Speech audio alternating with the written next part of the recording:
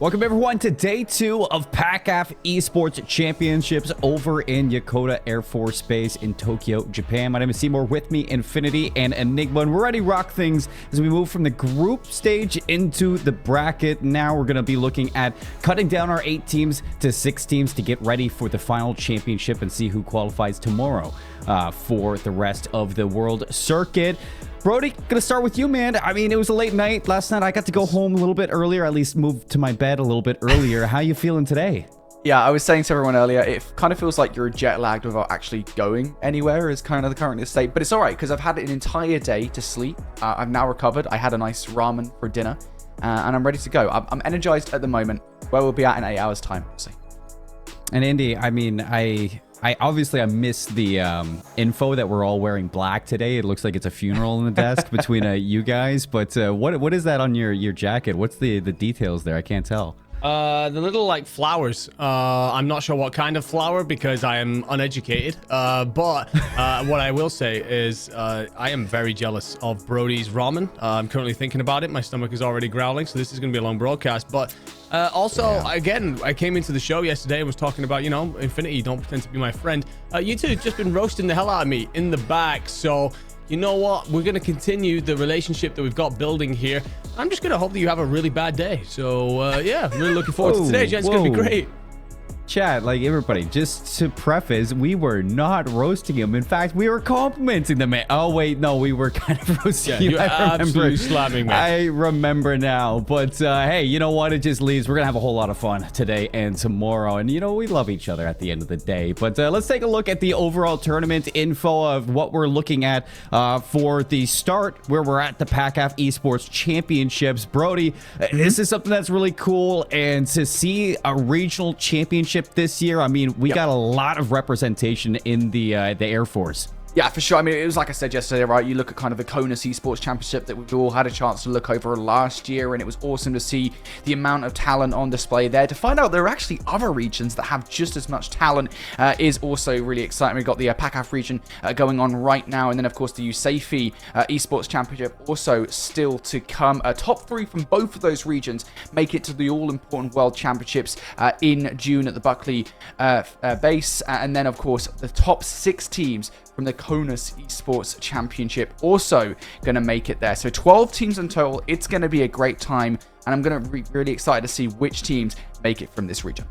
And we got the Pacific region right now, then we move into the European region, and then we move to the continental United States. And I saw a whole lot of trash talk in the chat yesterday from the players over in the US saying that they got it in the bag. Well, I'm expecting people today and people at USAFE to step up and show that they are wrong. But let's look at PACAF. Let's look at, you know, what we are playing for here inside of the tournament, because Andy didn't really get to touch on it yesterday, but we got a whole lot of goodies for the players. We do indeed, and you're going to see some of them on your screen here. And we touched on this a little bit yesterday, these gorgeous trophies that I really can't wait to hand out tomorrow.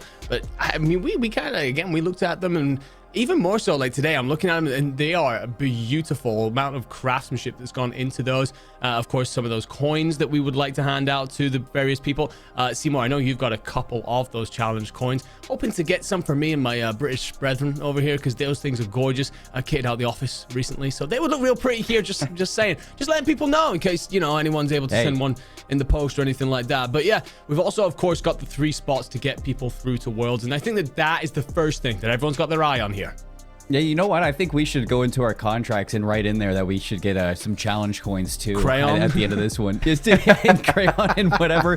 And then, you know, Rallycry, if they want to, they can just wash it off since it's not going to be permanent. Crayon doesn't work like that. But we got the standings from yesterday through the groups. Players move across their matches to play up against other bases. And then after that, seed into the bracket where we're going to be looking at today, Brody. And for Group A, I would say we were expecting a little bit more from Yokota, but surprised to see the outcome with Misawa on top. Yeah, for sure. I mean, I would say yesterday, looking towards Group A, this looks like a group that was absolutely stacked to the brim with talent. We saw Misawa and Hickam go head-to-head. We didn't actually see it, but we got the result off broadcast. That it went all the way to a Game 5 Round 11 to see Hewitt top that group. I'm also pretty confident that Yokota are a talented squad, as are J-Bear, if they step things up a notch. So Group A was stacked to the brim with talent. Group B, also pretty talented. Cadena will be finishing the group at the top at the end of day number 1. So they'll be going over top seed to bracket play. We got to see Anderson close out yesterday with a win over Osan. That was a big win because it got them second seed in the group. Unfortunately for Ilson, they ended the day with not a single win under their belt. So Group B, looking pretty stacked if you're a Cadena fan, but well, not so great. Over in Group A, things are pretty competitive over there. Yeah. And I need somebody from Eelson to just let me know. Please let me know that Chris isn't actually eating rocks. I need that confirmed. I need to check on his well-being because he was frying yesterday. And I hope that Eelson can turn things around. But Andy, we're moving into the bracket today, the start of where we're going to be cutting some teams down. It's a double elimination bracket. You got to look at the matches right now. Is there anything that's jumping out to you? I think that immediately I've got to go to that Anderson-Yokota matchup. I think that we saw a lot of promise out of both of those teams. I think, you know, we took a look at the groups there. Anderson were a squad that finished second in theirs. Yokota finished third. But we've spoken about how Group A looked a little bit like a group of death. So I'm with you guys in the sense of I think there's a lot to come from that Yokota team. And we saw, you know, we're looking at specific players on Anderson. If I remember correctly, OC absolutely popped off pretty much all the way through. Yesterday looked like a player that needs to be taken down. For Yokota, it felt like they had a balanced squad of players that could also really go toe-to-toe with some of the best players out here. So looking forward to seeing exactly what that one serves up right off the rip. Yeah, I think OC and Loading, those are two players at Anderson that were just taking over.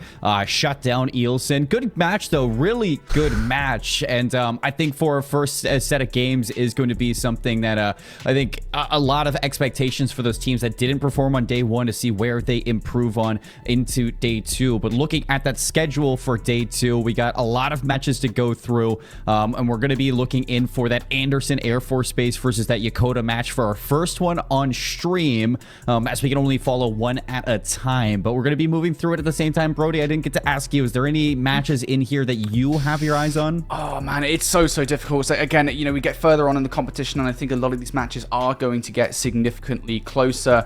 I actually will say, looking towards the first slot of the day, I'm kind of getting ahead of ourselves here a little bit, but I've got a feeling that Anderson and Yokota is going to be a banger matchup. Both of those teams, I think, in very similar positions. As for the rest of it, I want to see Osan come out and play competitively versus Hickam. Whether or not we'll get that will be a different story.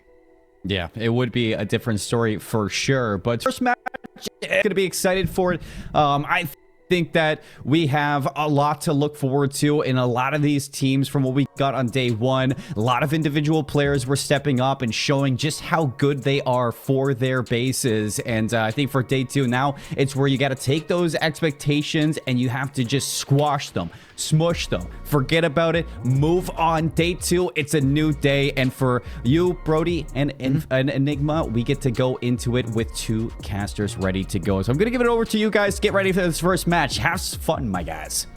Ready to go is one way to say it, Seymour. I'm not too sure if I'm ready to go for this matchup because I got a feeling it is going to be a banger, and I honestly don't know what to be expecting from both of these teams. They had very different looks yesterday. We'll get into it in just a second. I already kind of spoiled it a little bit. Sorry, guys.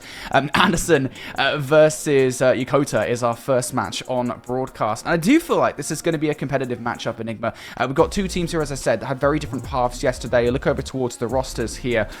Anderson, I think, you know, ended the day so well yesterday versus Ilson and Osan, especially that matchup versus Osan. We got to see it took a while to get there, but by the end of the matchup, Anderson were the ones to take the victory away. On the other side, then we've got Yokota that didn't have, again, the greatest start of the day. They lost both 0-3 to Misawa and Hickam, but dominant victory versus J-Bear. I think there's life in that roster yet.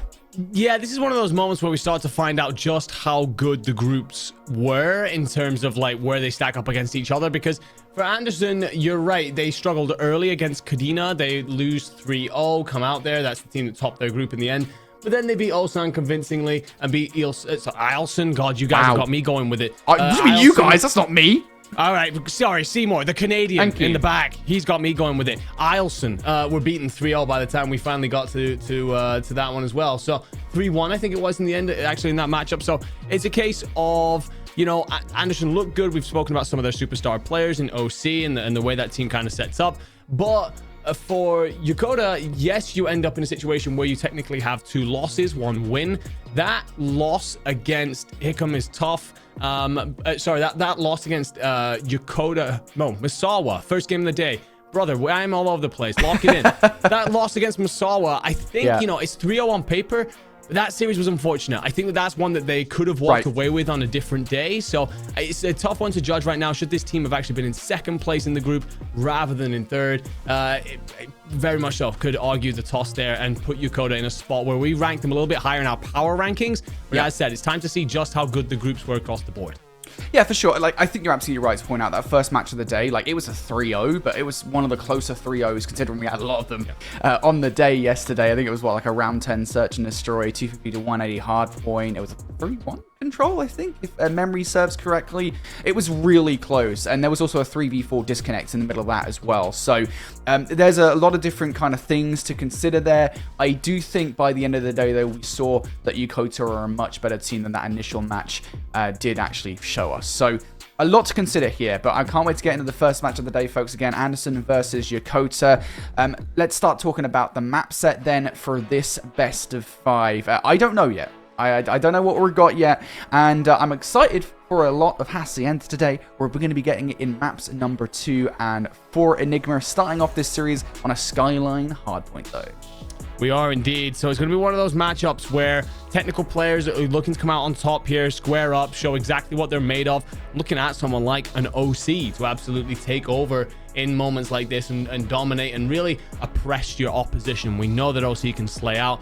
Definitely the kind of team that, you know, have squared up against other teams in this map mode combo and shown just how powerful they are. So this is, you know, an opportunity then for those players to step up. But again, for Yokota, I think there's a lot of players that could contest that and be a part of the conversation. So I think, my friend, I'm going to join you on what you said earlier. We're looking at an absolute banger to get us started here on broadcast. Yeah, for sure we are. Well, we both think it's going to be a banger, but who do we think is actually going to win the entire series? Well, I believe that we're actually going to be split on our prediction for this series. I'll start off. I've been behind Yokota the entire time. Every single time they've been on broadcast, I've predicted them, sometimes erroneously, apparently for the first series yesterday. I'm still backing them here. It's a 3-2 Yokota for me. Yokota, oh my god. We're having a wild time here on broadcast with the names, I'm not gonna lie. But Anderson is where I've gone. I'm also going game 5. I think we go game 5 and Anderson see it out. I think they clutch it up. I think they've got a little bit of that superstar sprinkling in that roster that will just see them through in those tight, tough moments. I'm expecting the squads to very much go back and forth throughout most of the series. But Anderson to come out on top 3-2, and for me to get back into this whole prediction drama, because I'm currently behind you, my friend, and that's not a spot that I ever want to be in. I'm just gonna leave that. We're gonna park that, no, and we're brother, not gonna come back to it. No. We're not touching that. That's brother, staying. that's staying there, right. and we're not going near that for Let's the rest put a of pin the in night. that one. Let's leave that where it is. To be fair, I think there is credence to the idea that Anderson could well win this matchup. I mean, yesterday they showed pop-off potential versus Osan in their last match of the night. They looked really, really good. But we did actually get to see a day of action for pretty much all of the air bases yesterday. So let's start talking a little bit about kind of what we expect from players individually. Let's start with Anderson then. If you had to pick one player in this roster, who impressed you the most yesterday? I think I go back to OC. I think, you know, he dropped a 42-20, if I remember right, in that matchup against Ilson. So very much so set the pace nice and early. Again, that's something I'm looking for him to come out and do today. But also was involved in the fundamentals. So often we've talked through this tournament about people who have come out and set the pace early in the slaying sense, but have not contributed necessarily on the fundamental side, letting other people control that. And well, we're off and underway, my friend, straight into Skyline Hardpoint. Yeah, I'm looking at loading for Anderson. If anybody's going to step things up, he had the most pop-off potential yesterday in their final series of the day, so he's definitely the player for me. OC as well, another guy that was just absolutely firing on all cylinders. So Anderson definitely have some star shooters on their roster, and it might well help them get that Game 5 victory that would make you even on predictions with me, Enigma. But right now, Anderson, off the start of this game, they get first look at the hard point, but right now, not in control of those all-important spawns for P2.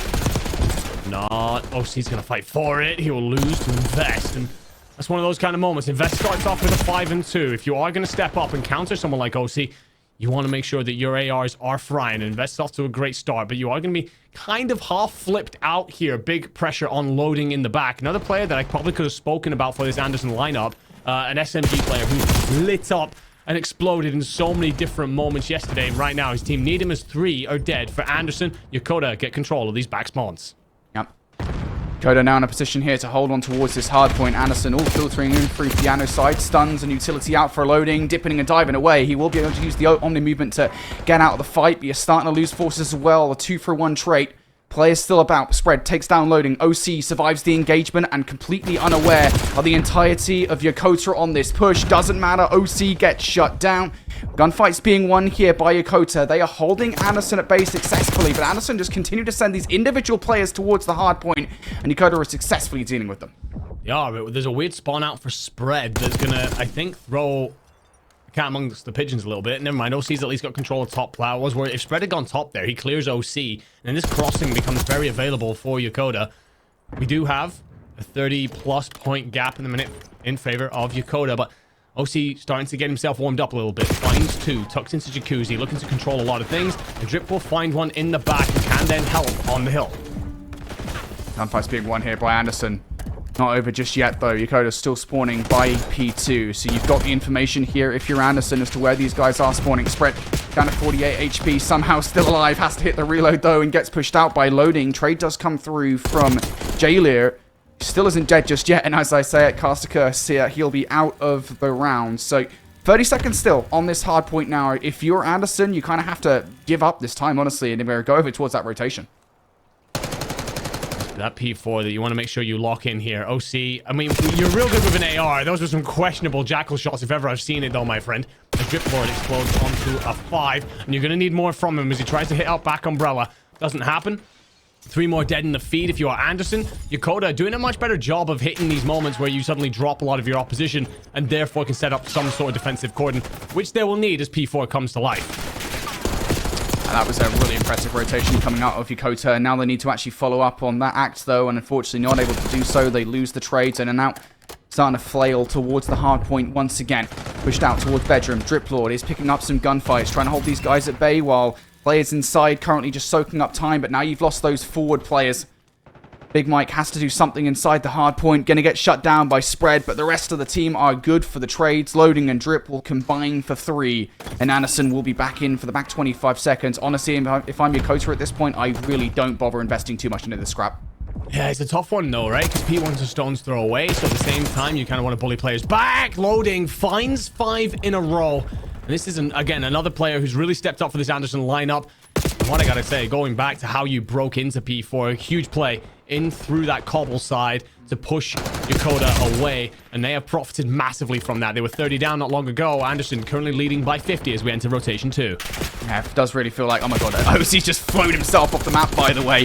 It does really feel like at this point, I think that rotation, that last hard point is going to be something we come back to at the end of this game. But for now, Anderson with a huge advantage. Drip Lord once again on 5 in a row, working his way towards that cruise missile. Spread in the hard point right now. A lot to do. Players right now in front of him. Looks good for the first kill. Switches the weaponry up top for the second and potentially the third. Down low. Doesn't quite anticipate the push coming through from OC up top alley. And the kills for the most part here in favor of Anderson. Once again, that's a big one from Loading as well. To stop these guys crossing that 50-yard line for the rotation. Big holding coming here from Anderson. That's what you're looking to set up here as Loading shows. I can do it with an SMG. I can do it with an Ames. Runs out of rounds, but still delivers one to the brain of Invest. Loading looking to hold the top side of this map. Stop anyone rotating through Jacuzzi. Invest going to try and shackle this again. And unfortunately, Loading gets shot in the back by Fax, who was all crisscross applesauce yesterday, but had Loading tied up in that one. All right, players starting to contest already. OC, big double from him. It's not enough to keep Anderson in control of this PT rotation. So all of a sudden here, Yokota in a really good spot to get control. And they suck up all of this time though. Anderson on their way. Pre-fire shots starting to come through here from all sorts of players. OC gets flanked by Fax, who will find 3. And that's a big clearance of Jim. That's going to waste a lot of time off the clock and realistically give Anderson only one more push towards this hill.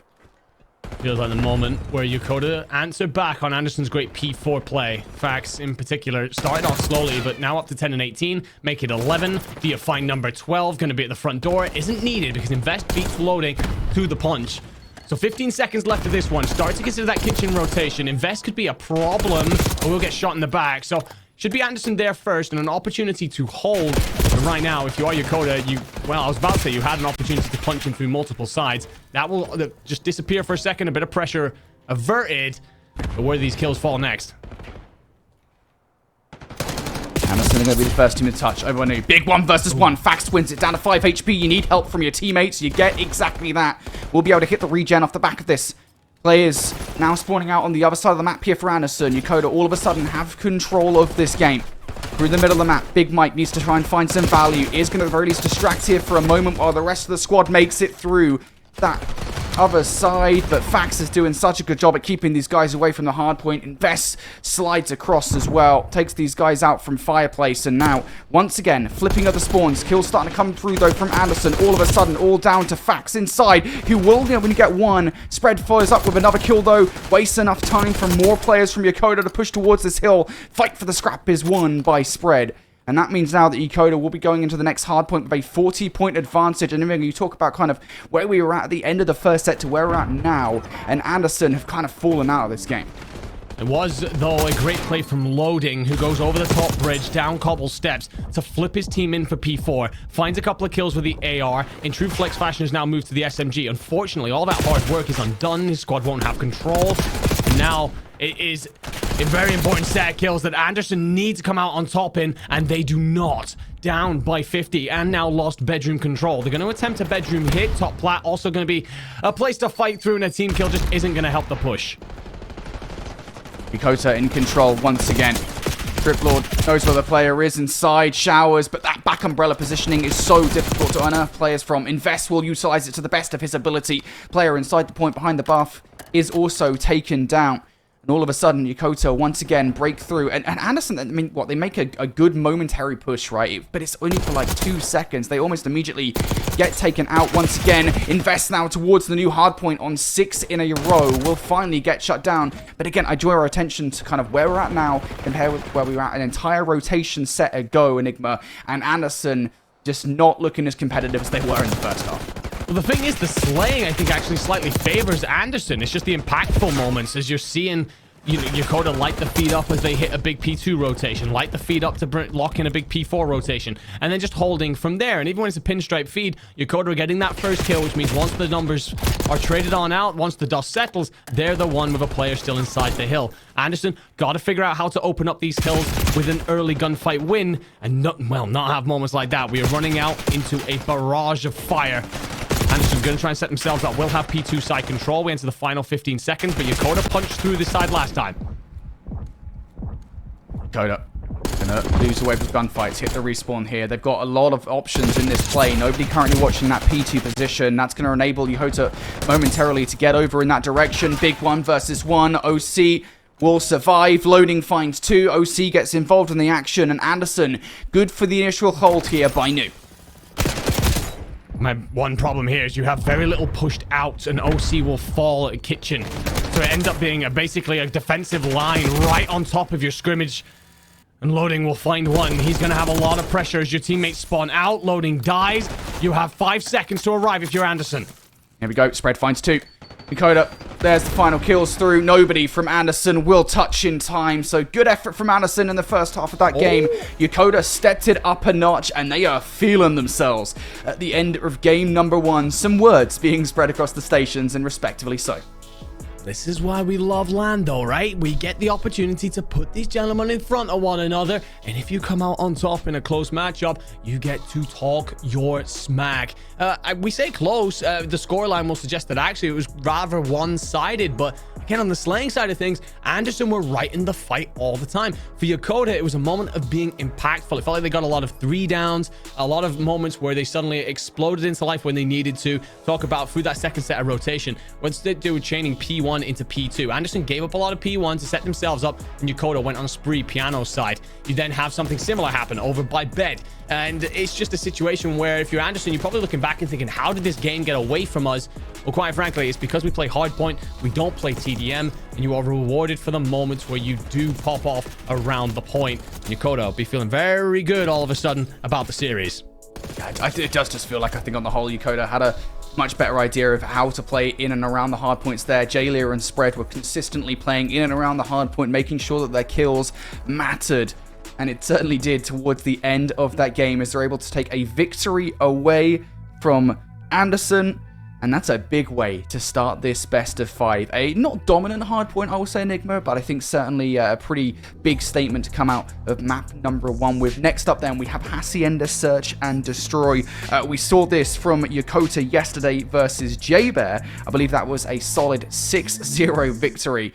And this is the thing with Yokota. I think they're a squad, and this is why I've kind of backed them in this series, that when they really start feeling themselves, they get really, really aggressive. And I kind of wonder, getting into this, how Anderson are going to deal with that. No, I'm with you. I understand exactly what you're saying here about this Yokota side. I think, again, they were unlucky to lose the S&D yesterday against Masawa. I think it was on protocol, if I remember correctly. I might be wrong there. I didn't write it down. But we saw a lot of life out of Yokota in their search. The one thing I will say is we're playing on Hacienda, so this becomes a map where I'm looking at those offenses to really take control. The map's so big, the defensive line should be spread very thin, and as such, if you've got that concerted effort, you very much so can overwhelm a set of players, or in many cases on Hacienda, a single player because of how big the map is, and get yourself that early bomb site control. In particular, I'm not necessarily looking for people to get the bomb down, which might sound ridiculous, but plant win percentage here is really poor. What it is, it's all about that first blood. It's all about the opening up with that first pick and then seeing out the numbers advantage from there. Yeah, for sure. I mean, it's always an interesting one with Hacienda, right? Because it goes back to the conversation we were having yesterday, right? That there's so many, pretty sure I was having it with you, right? Where it's like there's so many lanes that you can take on Hacienda. So there's just so many different strategies that you can employ on the map in Search and Destroy. It is almost unlike any other Search and Destroy map in the game, where I feel like other Search and Destroy maps here, I think like you look towards Protocol, for example, we saw Yokota, lose at the start of yesterday, and it's like, that's a very binary map. I don't think there's many ways in which you can play it other than just kind of rush a bomb and hope for the best. But with Hacienda, I think there are a variety of different strategies that you can employ. I don't know. It's going to be interesting to see kind of what strategies we do see these teams take, considering yesterday, I think, especially as we got further throughout the day, we did see a little bit more creativity from both teams here, both Anderson and from Yokota, and also I think just teams across the board here in the PACAF Esports Championship. I think teams are starting to take a few more liberties of Search and Destroy, starting to get a little bit more creative, and this is a creative strategy. I've heard of this one before. How about leaving the bomb in the spawn? I hate it every time. I absolutely despise it, so I'm very glad to see Driplord drop back, and that gives me a couple of concerns about Anderson. Feels like straight away there you come out and you don't manage to find yourself a correct break off, and well, Spread will just find 2 kills over by B. It will be traded back and forth eventually. We'll leave it at a 2-2, but right now, well, Big Mike left in a 1v2. This has been a poor break off from Anderson. Not the greatest. Big Mike now stuck between 2 players. Nice. Oh, I was going to say patient play from Jayla. It doesn't work out, though, because Big Mike smokes him. Now we're down to a 1 versus 1. No immediate trade from Fax. Does Big Mike have the tell? Oh, the COD timing on both of the players. They're going to pass like 2 ships in a night. COD timing always cracks me up. You can do so many things, right?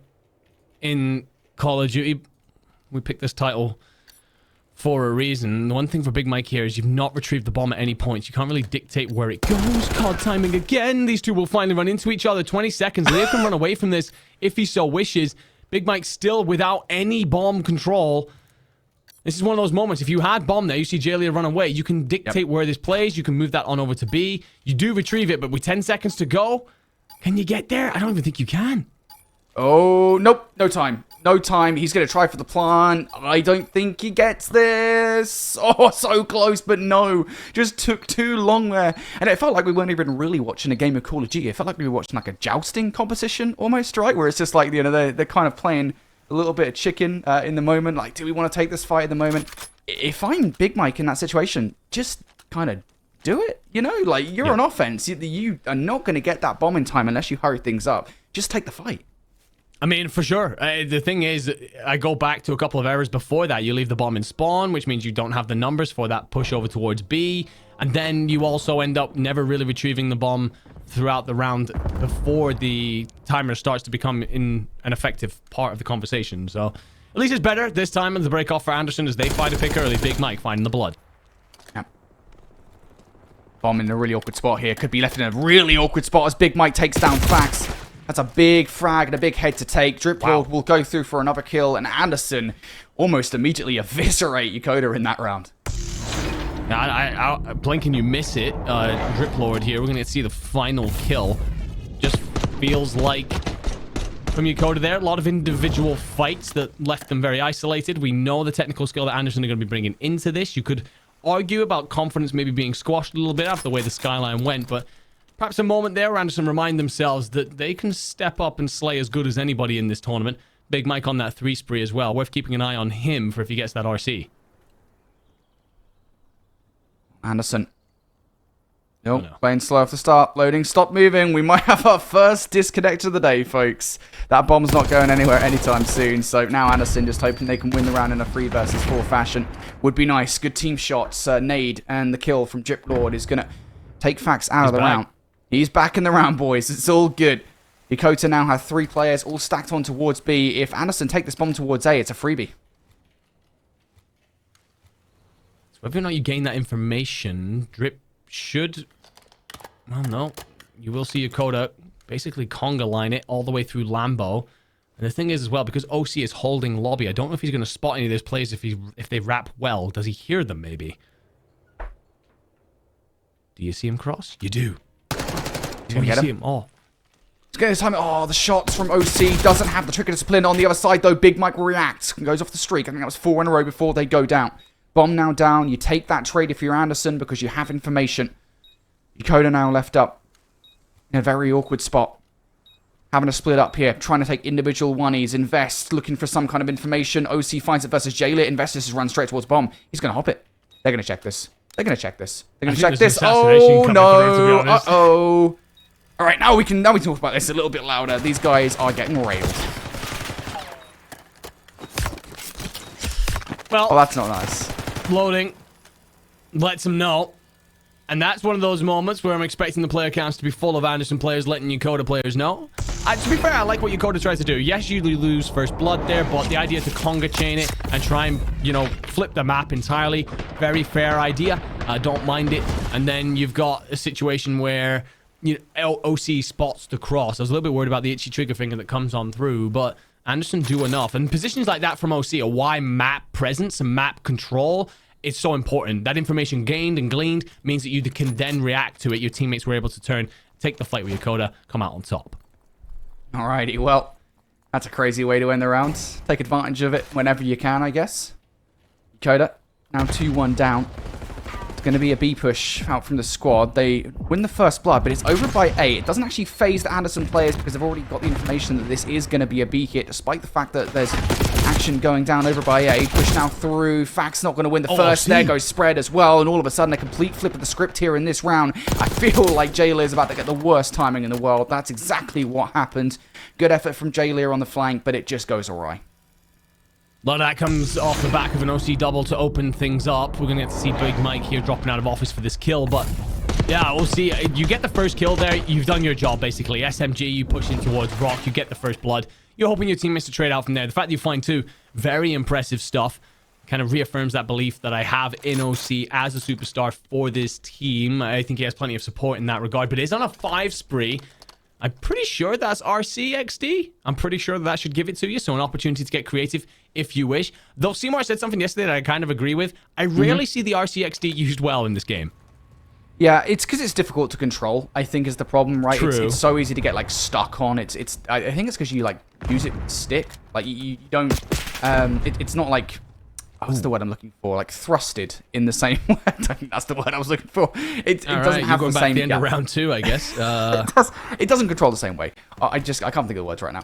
Regardless, the RC card's definitely not as good in this game. Yokota also not as good in this round. Right now, they're down a player. Fax is out of the round, and Anderson here not even really having to push. They've got full site control over by A, and Yokota now going to have to traverse the entirety of the map to get anywhere close. They've just lost Invest in the middle of the map as well, and it's the exact same situation as before, where Spread and J-Lear, no choice but to split up. J-Lear gets caught out, and Spread, well, it's got to spread himself quite thinly here. 1 versus 4. Finds the first kill versus Driplord. Gets away. 25 on the clock, though. This is difficult. Yeah, make it very improbable. As he goes sprinting out with very little information, and therefore gets shot in the back. Another moment where Anderson have found that first blood. Big Mike opens up with yet another one here. And I think that what you're starting to see is Anderson as well become very proficient at flipping the map, picking up information. Yes, you're getting those first bloods as well, but I feel like Yokota are often left playing blind, whereas Anderson, it feels like they just have a bit more of an understanding where their opponents are or aren't, and what that then allows them to do on the map. Very good breakoffs here, which fixes up a lot of what we saw wrong with round 1. And the fact that that was Yokota's only round win so far, and the only time they've looked close to winning a round, says that Anderson have really locked their S&D in through this tournament. Alright, well, Yokota just do not look that well put together in the search and destroy thus far. Finally, something of aggression towards A. You've got bomb site control. Get that bomb down. Plant it. Do something. Big Mike's now got information, and surely they do not let Big Mike have singular control of the one power position that you, if you're on offense, need to get control of. I can hear RC, so that might be why Yokota have paused in their tracks. As it comes rolling through top mid, and oh my lord, it catches Spread. He's going to feel a little bit egregious about that. And Drip then follows up with a second. So 2 bloods, Yokota down to a 4v2, but you do get the bomb down crucially. You got to get away. Oh, Big Mike's going to wish he finished that one. That bomb down. Again, play split.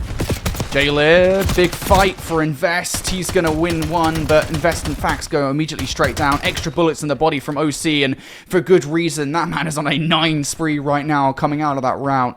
And again, it feels kind of odd to look at a roster like Yokota, who did look so well put together yesterday and has the end of search and destroy, so unwilling to make the right moves, right? You have full site control. Just get the bomb down. RC or no RC.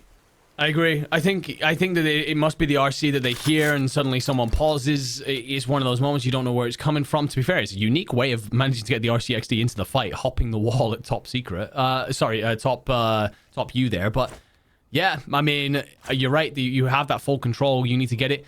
But also, someone should have played for top U there and found themselves that power position. You don't, it leads to too much trouble for you.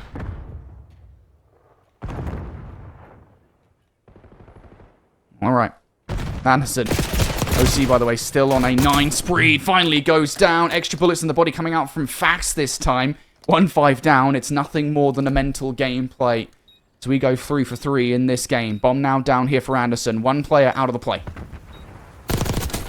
Big Mike's gonna get beautiful timing. No. And nearly absolutely slams Fax. Fax will stay up. Driplord might miss him. Check to your right. Vault. And then, well, you've got to be aware that you've probably played out of office if none of these timings have worked out for you. But 2v2, opportunity for Yokota to still take this. Driplord's just playing so patiently. Not getting over aggressive here. Waiting for the players to come to them. And just like that, it's going to be all she wrote in search and destroy. Anderson absolutely roll through Yokota in the entire time. 6-1, just 1 search and destroy round given away. How about that to answer back in the series? A lot of it comes back to what I spoke about just before we went into the map. Is that first blood count that's going to look real good for Anderson. 5-2 is exactly how it lines up at the end. And the thing is, for me as well, when Yokota did find those first bloods in those 2 rounds, they weren't exactly putting themselves in winning positions. So you end up in a situation for Anderson where you not only managed to get those bloods, but it felt like they also then did a great job of moving things around off the back of it. For example, Big Mike found a blood in the middle of the map. I believe it was round 4, and then round 5 potentially. And then you just rotate everybody with that numbers advantage over towards one site and control it from there. Again, we spoke about this coming into Hassie at Search and Destroy. Very big map, very wide map, and has a situation where you have a lot of lanes to try and control, lock down, or break into a site from. when you're trying to do that numbers disadvantage, you're looking for a pop-off moment, and that's difficult when we're talking about two great teams coming into our winners bracket. Yeah, Anderson do just, I think at the moment, look better in Search and Destroy specifically. Just the way in which they were playing as a roster, right? This is something we talk about fundamentally speaking.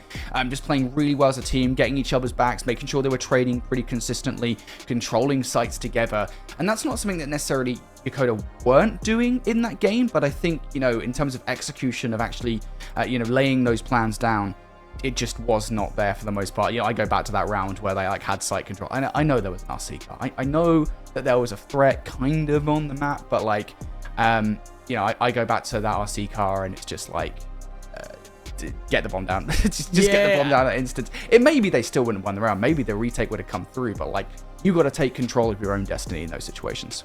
It's two things. First one is you and me hearing RCXD come in. You do get a little bit of fear about it. You hear that noise come on through and suddenly you remember every other time you've been blown up by an RCXD car and you're just absolutely popping them. But also there's that lack of information gained, right? A lot of players, you do get site control, sure, but you have no one at top. You have no look over mid. You have no idea what the set play is that's coming back from Anderson because you don't have that information gleaned. So as such, you're kind of okay, well, an RCXD is coming from somewhere and we don't know where any of their players might be coming from. And as such, there's no real proactiveness about getting control of the region. I think if you play that slightly differently, maybe you fight Big Mike for that top U control, you have someone who's looking out over mid, you know that this rotation, it has to be coming either well side or through the initial spawn, and as such you can turn your heads to where you need to be and worry about where that RCXD is coming for a different time.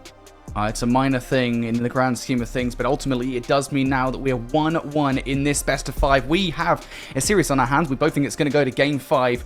Will it though? We're going to go to a quick break. On the other side, it's time for Control. Don't go far.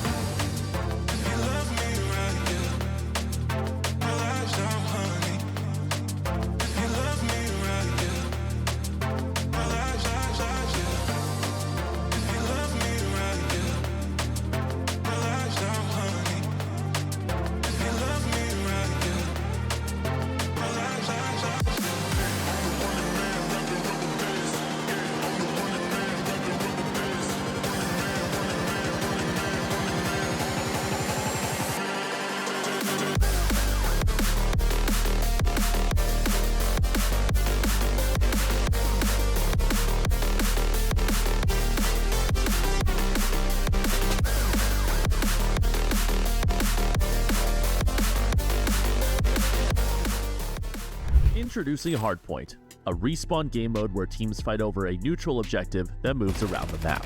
The first hardpoint has a short delay before it activates. This allows players from both teams to take their positions for the initial combat. Once it activates, teams can start earning points. To take control of the hardpoint, teams must have at least one of their players on the objective, where they will earn 1 point per second of control. If both teams have players on the objective, neither team scores points until the players from one team are removed from the objective. While a team is collecting points, the game clock is paused as long as points are being earned. Each objective location is active for 60 seconds before moving to a predetermined next location where players will once again be able to earn more points. The first team to achieve 250 points or have the most points when time expires will win the game.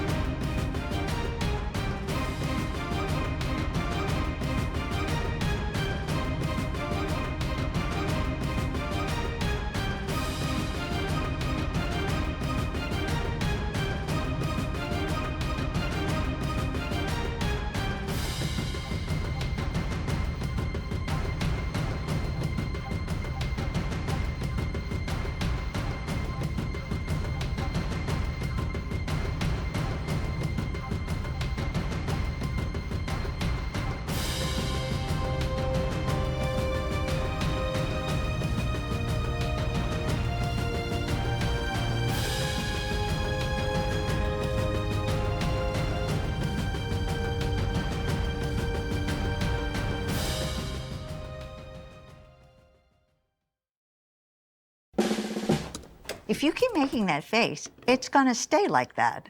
Funny. I'm trying to get my own car insurance. Well, that's easy. USAA. I thought that was for the military. And their families.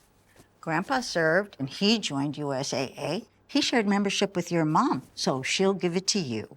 Really? And they'll take good care of you. USAA. Members who switched saved an average of $725 annually on auto insurance. What's up, you beautiful people? It's time for more PACAF Esports Championship action. Here we are 2 maps deep into our first series of the day between Yokota and Anderson. And it's been a competitive series so far, arguably more competitive than any of the action that we saw in day one, because we're actually not seeing a 3-0.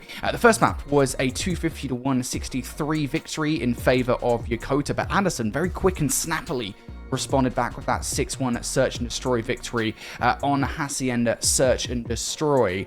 It has been a bit of a really weird one, I think, in just terms of how violent the swing from that Yokota victory to the Anderson victory, has been. So honestly, at this point, I have no idea who's going to win the protocol control. No, I'm with you. I think it's a case of we've seen great respawn products out of both teams. The Search and Destroy felt like it very much so went one way, but we come over to Control, of course. Mother contains a lot of tactical elements for sure that, you know, you can glean some things from S&D. You largely look at hardpoint performance and consider it a respawn mode and judge it accordingly. Skyline, yes, the 250 to 162 appears one-sided on paper, but we were there for that map. We know that it was not the story in real time to the eye test. So I'm looking forward to seeing how these players play. Of course, my prediction was that Anderson were going to take this series 3-2, so I'm looking for my Anderson squad to come on through there. I'm looking forward to seeing a lot more of OC, and I think that's something that also Twitch chat are looking forward to, because his picture came up during that break, and wow, some of you need to go and have a cold shower. That man is indeed handsome, but I'm looking forward to his gun skill out here on the Control, getting his team the edge. You really could have gone in any direction there. You've been wild already today, mate. And yeah, I mean, it's what I expect out of you at this point.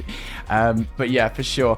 To be honest, I will say, if it is going to be a 3-2 at this point, given the way that Anderson played that Search and Destroy, I'm no longer confident that it will be Yokota 3-2 is all I'll say, only because of the way that Search and Destroy went. But that's something we'll tackle when we, or if, as a matter of fact, we do come down to it. With that said, got an update for you folks at home. I see somebody in the chat saying, where is J-Bear? They're not here.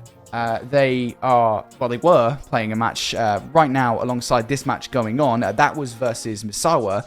The match is over, and J-Bear, actually it wasn't J-Bear, it's been edited. It was Misawa and Ilson, Ilson actually got 3-0'd versus Misawa. That's the update I'm trying to give out. Not surprising. I think Misawa looked so dominant yesterday. Ilson maybe struggling a little bit towards the end of the day. I don't believe they won a map, so they are now down in the lower bracket. Misawa Yeah, and I think Misawa are, a little bit of that final boss team that we're looking at, because we feel that Group A was the group of death. Misawa come out on top there, so yeah, not a surprising result. Ilson gonna try and build their way into the series through that lower bracket. And we spoke about this a little bit yesterday. If you are one of those teams that was sitting towards the bottom end of groups, you're gonna get a tough seed, which is gonna put you against one of the best teams. It's gonna be a little bit of a confidence denter coming into day 2 and suffering a result like that. However, there will be other teams that are sent straight down into that lower round 1, and therefore you can build up a little bit of confidence by playing against a squad that's more on your playing terms. So, looking forward to seeing what Alison can do when we get to spot some of those lower games later on. For now, though, of course, coming back to the Anderson-Yokota matchup, talking protocol control. My friend, you play a lot of ranked, a lot more than me. You put in the hours, put in the grind. I gotta say, if I'm looking at Anderson to try and come out on top here. You're looking at Yokota. Yep. Is there anything that you're looking for out of that team that says to you that they're looking real pretty here in map 3?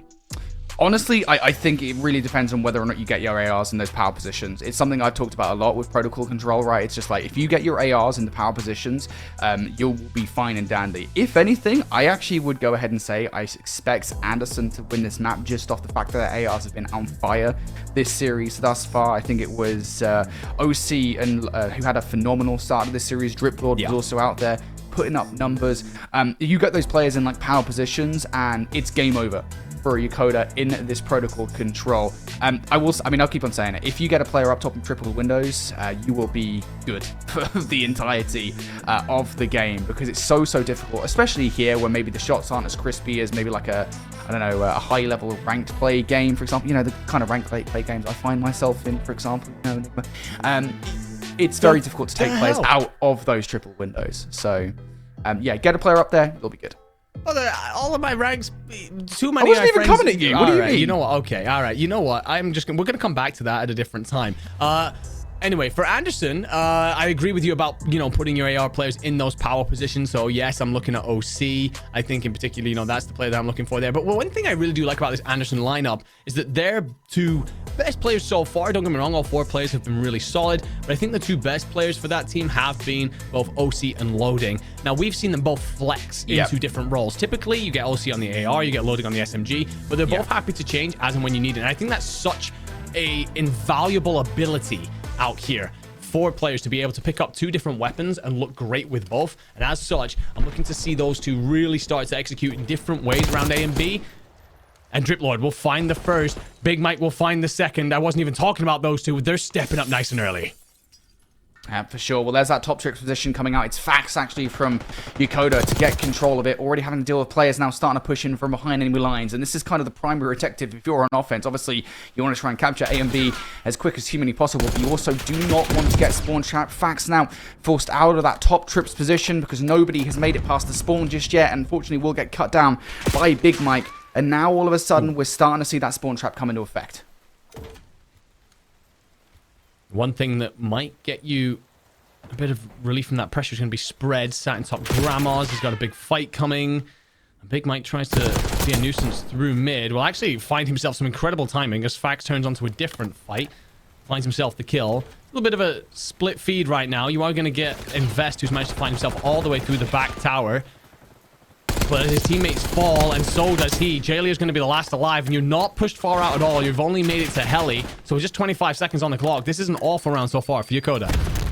Yeah, it's just so difficult to break out, and they're being really slow about it as well. They're not necessarily getting super aggressive. Here's that actual hit. 2-for-1 trade through the middle of the map. Spread does find a couple of kills, though. Now might even get number 3. Loading's trying to play around it. Looking for the pre-fire. Going to get shot in the back. So now an opportunity here. 9.8 seconds on the clock. One player potentially flanking, though. OC gets beamed by Invest, who now looks for more. Trades galore through the middle of the map. Fax now trying to provide some space. There's 5 seconds left. Really no choice but for Fax to just jump onto one of these points, try and grind a halt to that timer. But doesn't really have much of an option to do so. There's 3 players down. Once again, 1 player getting out of the spawn trap. Spread no luck whatsoever. And Yokota here not able to do much of anything in that round. Again, just being constantly cautious of players that potentially are spawn trapping you. Yeah, it's just one of the things, isn't it? You start slowly on offense, and it just leads to a world of pain. You do get Invest, who manages to push all the way out through tower. Feel like he could have done a little bit more. Maybe distract by staying on the site that then would have moved the defensive Anderson around. Or just stay up, stay alive, be a nuisance in the spawns kind of thing. Unfortunately, once you make that kind of play and you die pretty much immediately, it's been of no use, really, to your team. Kind of wild to see that Invest 1 and 7. Stocks might be going down, but the 1 kill that you did get was a turn and burn onto OC, so make sense of that one. It happens sometimes, right? Sometimes you're just not having a good game, and then all of a sudden you can pull an absolute miracle out of your cheeks. So Invest most certainly did that there for that 1 versus 7. Or a one kill he's got, excuse me, versus 7 deaths. But now Yokota start this round on the defense, so it's not quite as strong. They do find a wave of gunfights. Big Mac and OC taken off for the point. Checked up top was Spread, who was looking for some easy kills. Will not find them. Now the wrap underneath the map here from Loading. Could do a serious amount of damage. Those players looking to put a spawn trap together. They're waiting for Loading to make the play happen, and Loading is just unable to do so. And now we're seeing the exact same kind of apprehension coming up Anderson on the offense, but 3 kills, that apprehension now go away.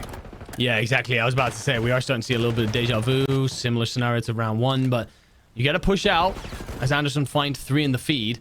Spread then to try and counter this. Might not see a player top zip. He helps support Invest, so that should give you top trips control. If you've got Grandmas, if you've got trips, that gives you a beautiful crossfire onto the point. And Jailier finds 2. but the progress is still coming on through, and 2 ticks as well. This is a much better round from Anderson. Yokota, they have to be careful here. You lose bodies in this kind of moment. As the transition comes through from A to B, it can spiral you into a horrible position. Yeah, and those players now starting to push through as well. Anderson in a really good spot here in this round. Currently up 1 life, having to deal with players potentially getting themselves back in that top position through the top windows. Big kill for Driplord. OC now looking to push forward here. He's the player furthest push forward for Anderson. Now players on the point. OC and Big Mike going to combine for 2 kills. Now players for Yokota coming off the spawn. First tick already through here for Anderson on B. Loading. Looking to do some damage. Up top, finds 2 kills. Really well done on the transition. Jalia, the last hope coming from computer side. Invest. Going to get stunned up here. Loading will find that kill. The Semtex doesn't actually do, I don't believe, any damage onto the last player, but it does not make a difference. Loading is finding every single kill. He is cleaning house right now for Anderson, and Loading almost single-handedly takes control of the point. Spoken so often about the superstar players on this team, and in Anderson you've got OC, but you've also got Loading, and he goes nuclear to lock in a zone all by himself. I think it's a 7 spree in the end. Strider 22. It's a decent pistol, but it shouldn't be able to do all of this damage. In his hands, he goes absolutely massive. The problem for Yokota there, I think they got off to a great start. I think you suddenly have 3 down that lets Anderson squeeze out. I feel like you should have taken better advantage of the fact that you had a player in trips and in grandmas on controlling that A zone. You never really do. But then to fall in that moment where just as you lose A, just as you want to get that B set up in place, you just don't rotate on over. You lose too many bodies, and that makes the rotation all too easy for Anderson. All right, well, Anderson now 2 rounds up here. Would have to get reverse swept in this control to lose it now. OC taking the early wrap through the building here, and don't start shooting bodies. The game is not over just yet. The threat, I will say, also isn't over by A. Getting shot by a teammate probably isn't going to help there. Doesn't matter for OC, flies out, and while he doesn't pick up the kills, Driplord will do so. Does not matter who gets them as long as they do, but they haven't quite dealt with the entire threat here in this defensive effort. Jayla is still alive over by B. It's a better attempt than investigate to try and distract this defensive cordon, and, well, you also find a kill as well. So it just continues to be a nuisance. But what this does is it forces the players to rotate out of those power positions and therefore end up in gunfights that they don't want to take. A couple of players from Anderson will be found. It will give Yokota an opportunity to try and press forward just a little bit. But Loading, we've seen the damage that he did last round. He starts to push up towards the zone. He then finds a kill. Big Mike activates elsewhere. He's looking pretty comfortable. Bit of a boat hit coming in for Yokota, but it's got to be good because that timer's ticking down. You've only got 60 seconds and only 1 segment on each zone so far. Nice little slide from Driplord to take Jayla down. Yokota effectively hitting the reset here in this round, dealing with advanced players once again. OC looking to take these guys out of spawn. Nice one versus Jayla, somehow looking still alive from the second. That's down to a little bit of help from Loading. 50 seconds on the clock, though. It is going to be stopped by players who have made a move forward. Fax is trying to create some space for his team from the middle of the map, and that Semtex is so unfortunate. Sometimes you don't realize when you're actually going to throw the thing, but OC gets destroyed anyway. And now Yokota, an opportunity here by B. 1 tick already through. Loading on 5 in a row isn't doing anything to stop this B zone. They need a little bit of help from the teammates to do exactly that. OC finds 1. That's going to slow things up. But if I'm Anderson here on the defense, I need to start sending players that they're right now. Don't just chill and wait for them to come to you. Get the point. Here we finally see it. Big Mike checking down low. Going to get caught out by Jayla. Driplord with the trade to find 2. That's B clear. And the thing is, as well, you suddenly see the dust settle, and, well, you're up by so many lives. Double, 7 to 14. There's more progress coming through from Yokota here, but it's got to be perfect. Fax will take a lot of damage on the way off a point that was never captured as Loading comes in through the back, finds 2, 4 against 13. Loading's on an 8 spree. Feels like this has been his map to take over and show exactly why Yokota should be running from him. Yeah, 1 versus 13. It would be a phenomenal play if Jayla was able to pull it off. That's not going to happen, though, and Anderson perform a clean 3-0. There were signs of life from Yokota in the closing round, but that really was about it. Beyond that, Anderson had total control all the way throughout. They looked absolutely phenomenal. Just really well played on the whole, and it now feels like they've started to take control of this series, Enigma. Yeah, that's the Anderson I'm looking for when it comes to the respawn side of things. I'm not gonna lie, after map 1, I suddenly looked at my prediction and started scratching my head a little bit. I was like, God damn, I got this wrong. But no, protocol control, they just remind you how good they are. You got OC, you've got loading, you know, starting to pop off in important moments for the team. Loading in particular, the way he played at the back end of rounds 2 and 3, I think 2 different 8 sprees. That kill there, by the way, from Invest was the only one he managed in the first round. Still absolutely beggars belief. But yeah, loading, for me, the man to hand all the flowers on over to, really put on. And it's in moments like this, just taking control of entire situations by himself. And the thing is, for Yokota, you're looking across at these guys who've just smoked you in a control, and they are getting hyped. Their guns were warm, and they're also starting to really feel themselves out here on the map. It's got to be a tall tower of pressure put upon you when you start to look forward to that Hacienda hardpoint. Yeah, it really does feel like Anderson have now taken full control of this game. A 6-1 search and destroy and a 3-0 control.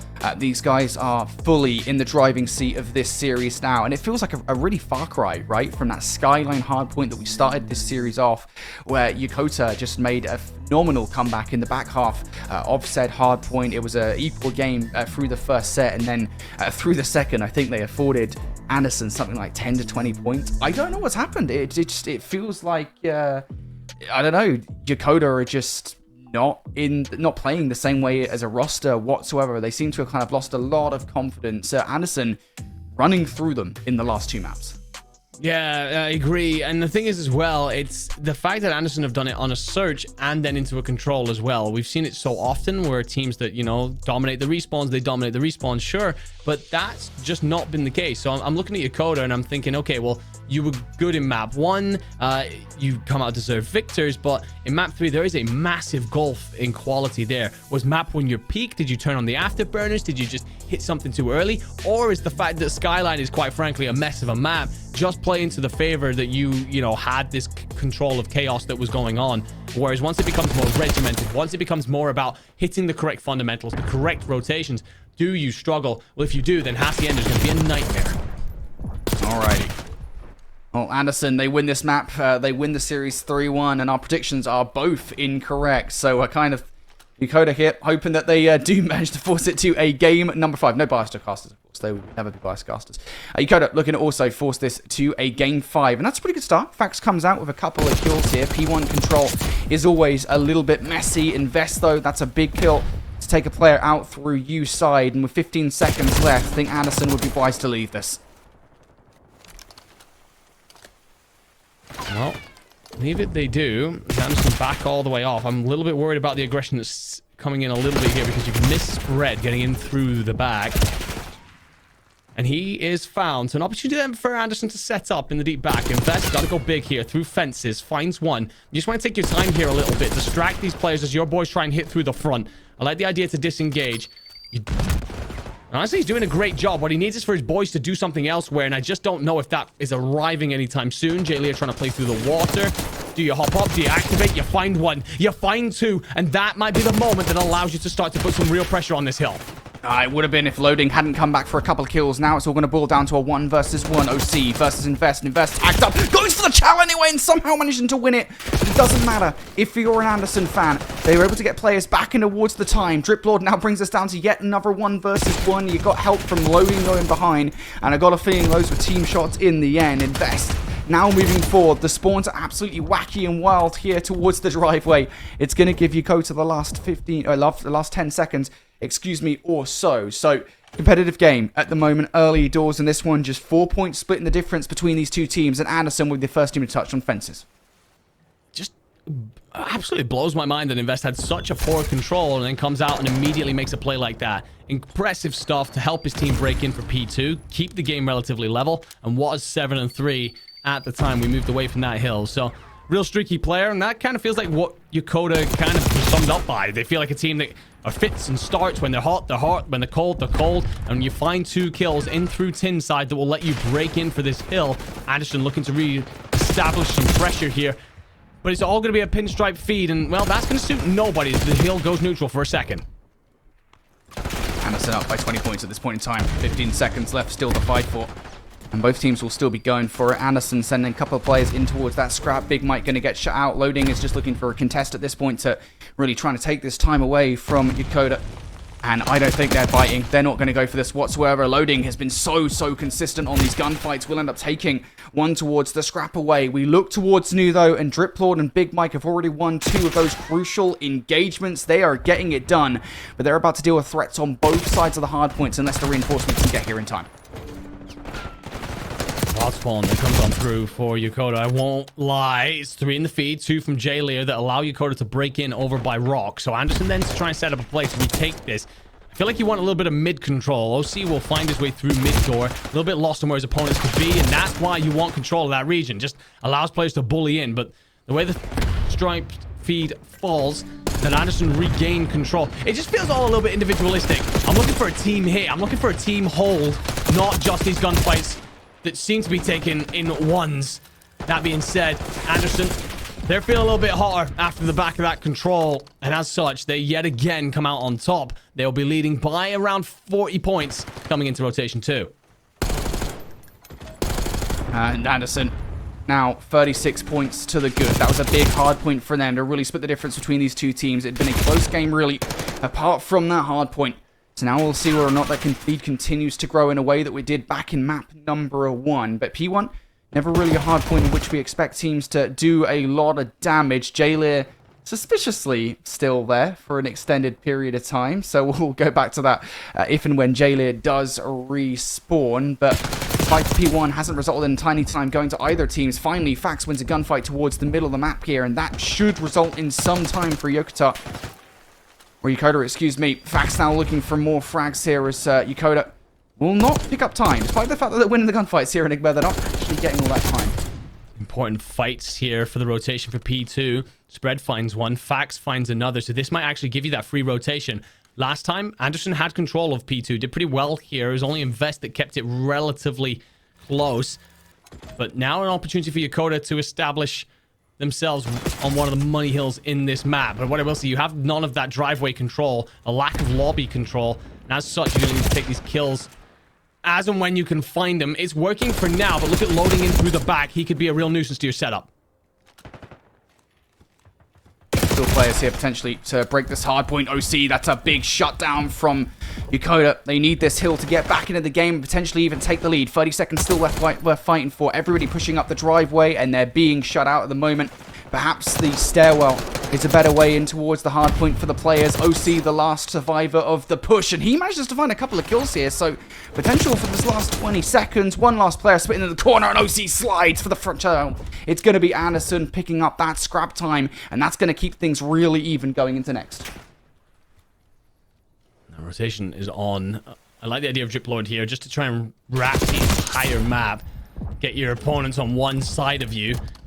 Wins an important gunfight too. You will have more company in the shape of Spread, but I think that he's going to get the worst. Timing doesn't catch him, so Spread deals with him in the back, and that will then give you a bit of a foundation to play out from if you are Yokota. Relatively tight, so an important moment to take control of a hill by the scruff of the neck.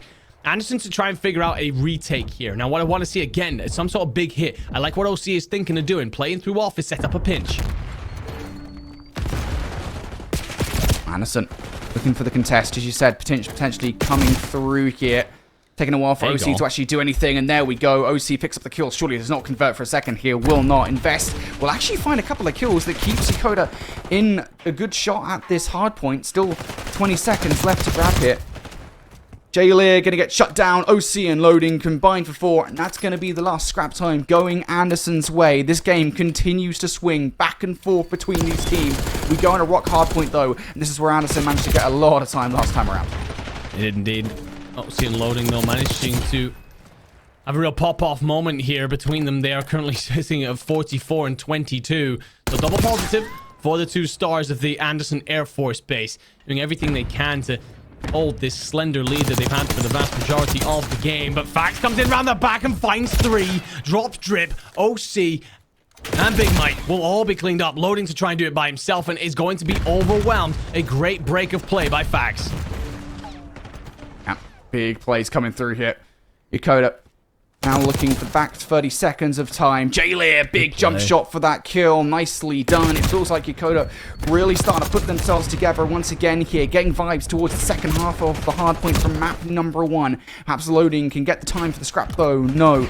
Somebody else from Anderson is going to have to do it. Spread is weakened up. He needs help from the teammates, and that comes just a little bit too late. Does not matter though. Fax's double will give Yokota control of the bit of scrap time. And again, the game continues to swing between these two teams. Jaylir finding a couple of extra love shots here towards the bodies. Going to mean that Yokota now in control ever so slightly with the third and final set. Fax, with a big gunfight that you lose, was on a 4 spree. Gets cut down. Important gunfight there in Wine. OC finds 2, activates from the top with the Jackal. Again, the man can flex, finds 3. 4th arriving. Oh my god, I thought he'd found himself a way of just clearing up the entire team. But Invest finds an important kill, then's traded out by Big Mike's. You get no control of important areas if you're Yokota. And Anderson then with an opportunity to lock things down. I like Fax's idea. I hate the execution, quite frankly. We got to start to consider that P2 rotation. And someone who already has is Invest, who knows how important Lambo has been great there so many times. He's in behind the Anderson lines. Will be found, and it's just all over the place. You tell me, you look at this mini-map throughout this map and tell me that you're understanding team plays. Right now, I just want to see a player or two grab a hold of the game. Yeah, and it's just looking for something to, I guess, like these players to actually play around rotations, around like spawns and such. We're seeing efforts, but rarely do those actually go through. We're looking at kind of, at this point, just kind of team butting the hill and hoping for the best. That's certainly what we're seeing right now. This one player isolated towards the hill. RC car, I believe. Did I see an RC car? I'm yeah, not too I heard sure. an RC as well.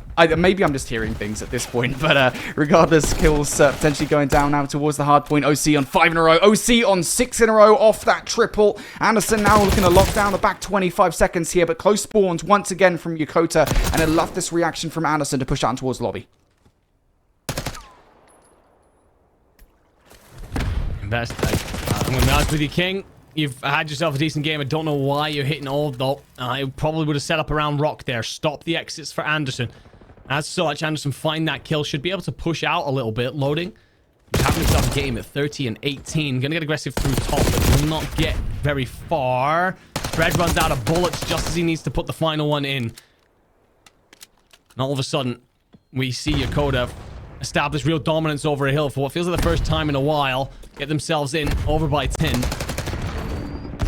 Anderson's here. I mean, it's all a bit single line for me, and this is the problem. You're running into players sitting defensively, and you're not hitting different angles. You're asking for trouble.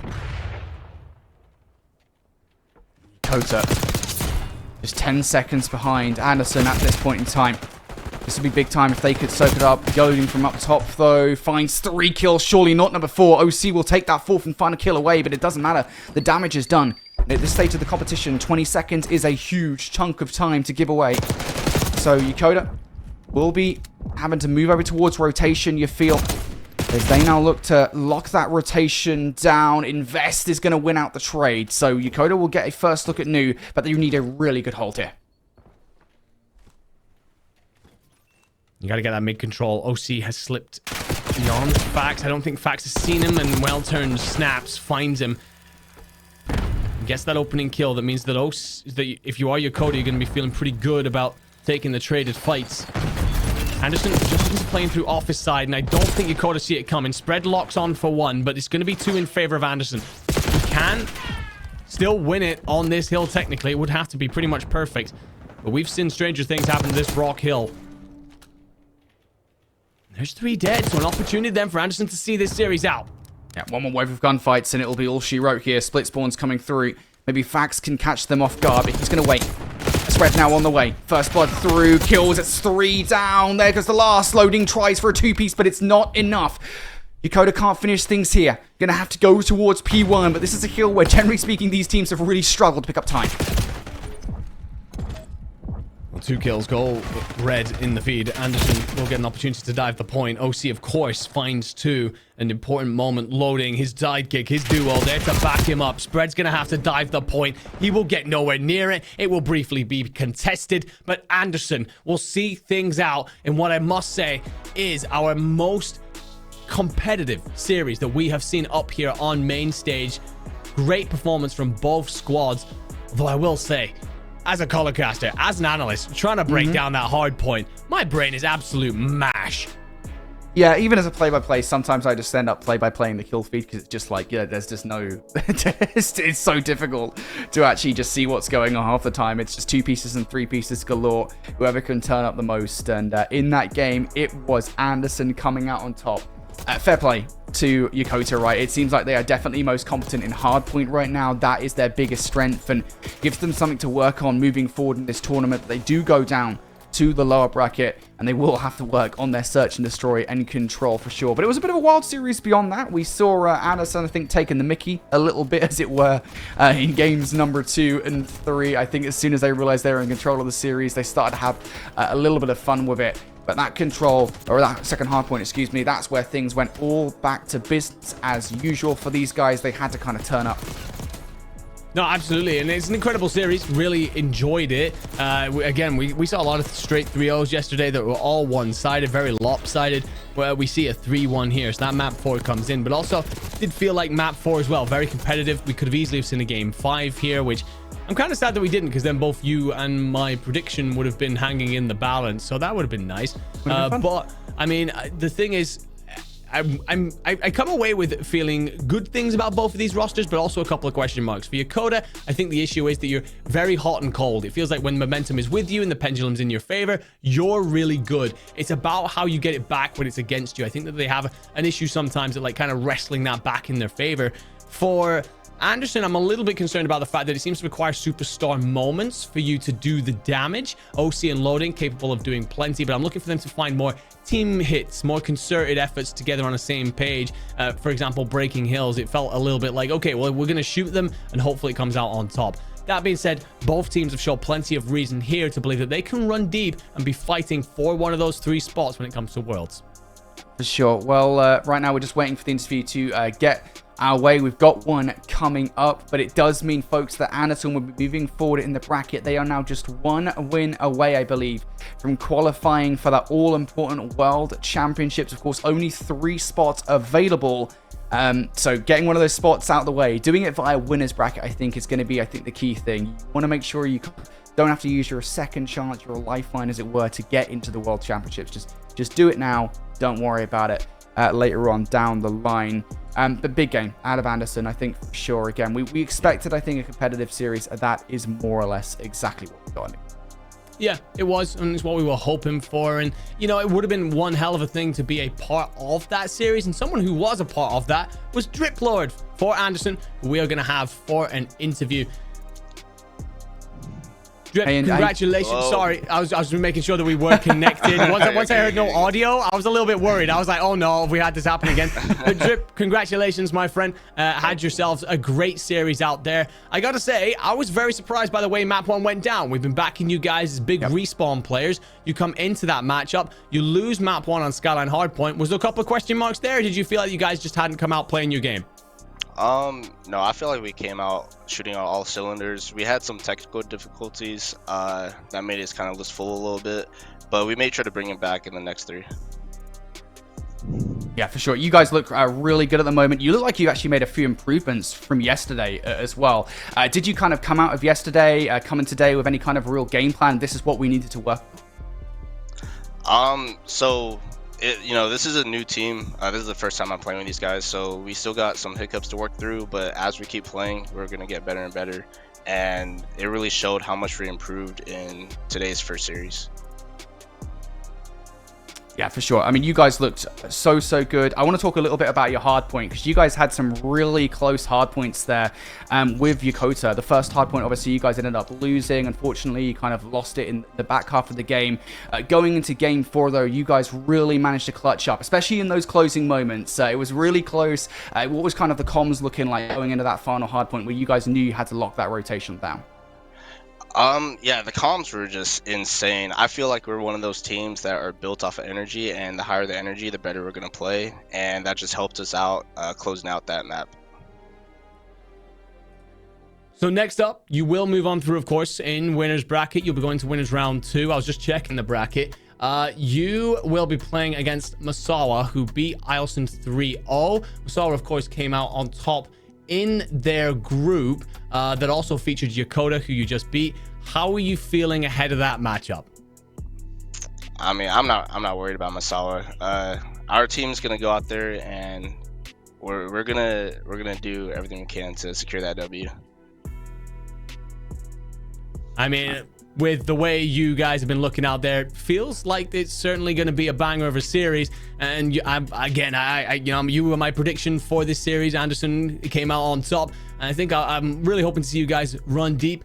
You've got to obviously get to top 3 to make it to Worlds. Who is your biggest threat though in terms of getting there? Biggest threat, I would probably say Kadena. I don't think we won a single practice round against Kadena, so probably them. Okay. All right. Well, Masawa up next for you guys. Kadena, the team that potentially are going to be the roadblock, but right now with how you guys were shooting in your respawns towards the back end of that series, don't think there's many teams that will stand in your way. Drip, thank you very much for the interview. Congratulations on your victory. Looking forward to seeing what you guys do through the rest of the tournament. Sure. Thank you. Alrighty. I mean, Drip Lord looks awesome. Those guys look pretty confident right now. They don't want to face Kadena. That feels like a bit of a curveball for us. Obviously, I know we've been hyping up a lot of teams from Group A. Those guys, of course, I believe will have already faced Kadena. So I'm intrigued to see what things will look like down the line for them. Yeah, absolutely. I mean, the thing is, if you are Anderson, that comment that comes through there is pretty powerful, that they've not won a single practice map against Kadena. Maybe we have underestimated just how good this Kadena roster are. We knew that they were good because they came out on top of their group, but we were kind of like, okay, but is this the weaker group? How strong are you looking? So Kadena, who, are going to be playing against J-Bear later on today, very soon, in fact, maybe that's the team that we've all got to be putting our magnifying glasses to just a little bit.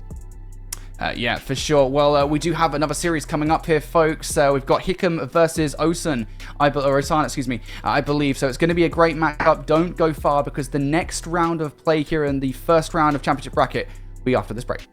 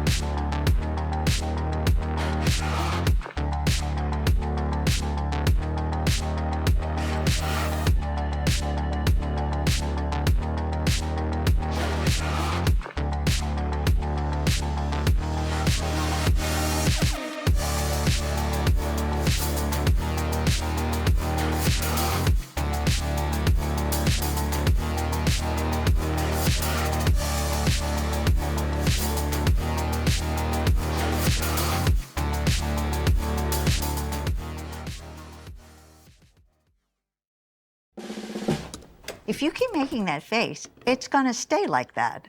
Funny. I'm trying to get my own car insurance. Well, that's easy. USAA. I thought that was for the military. And their families.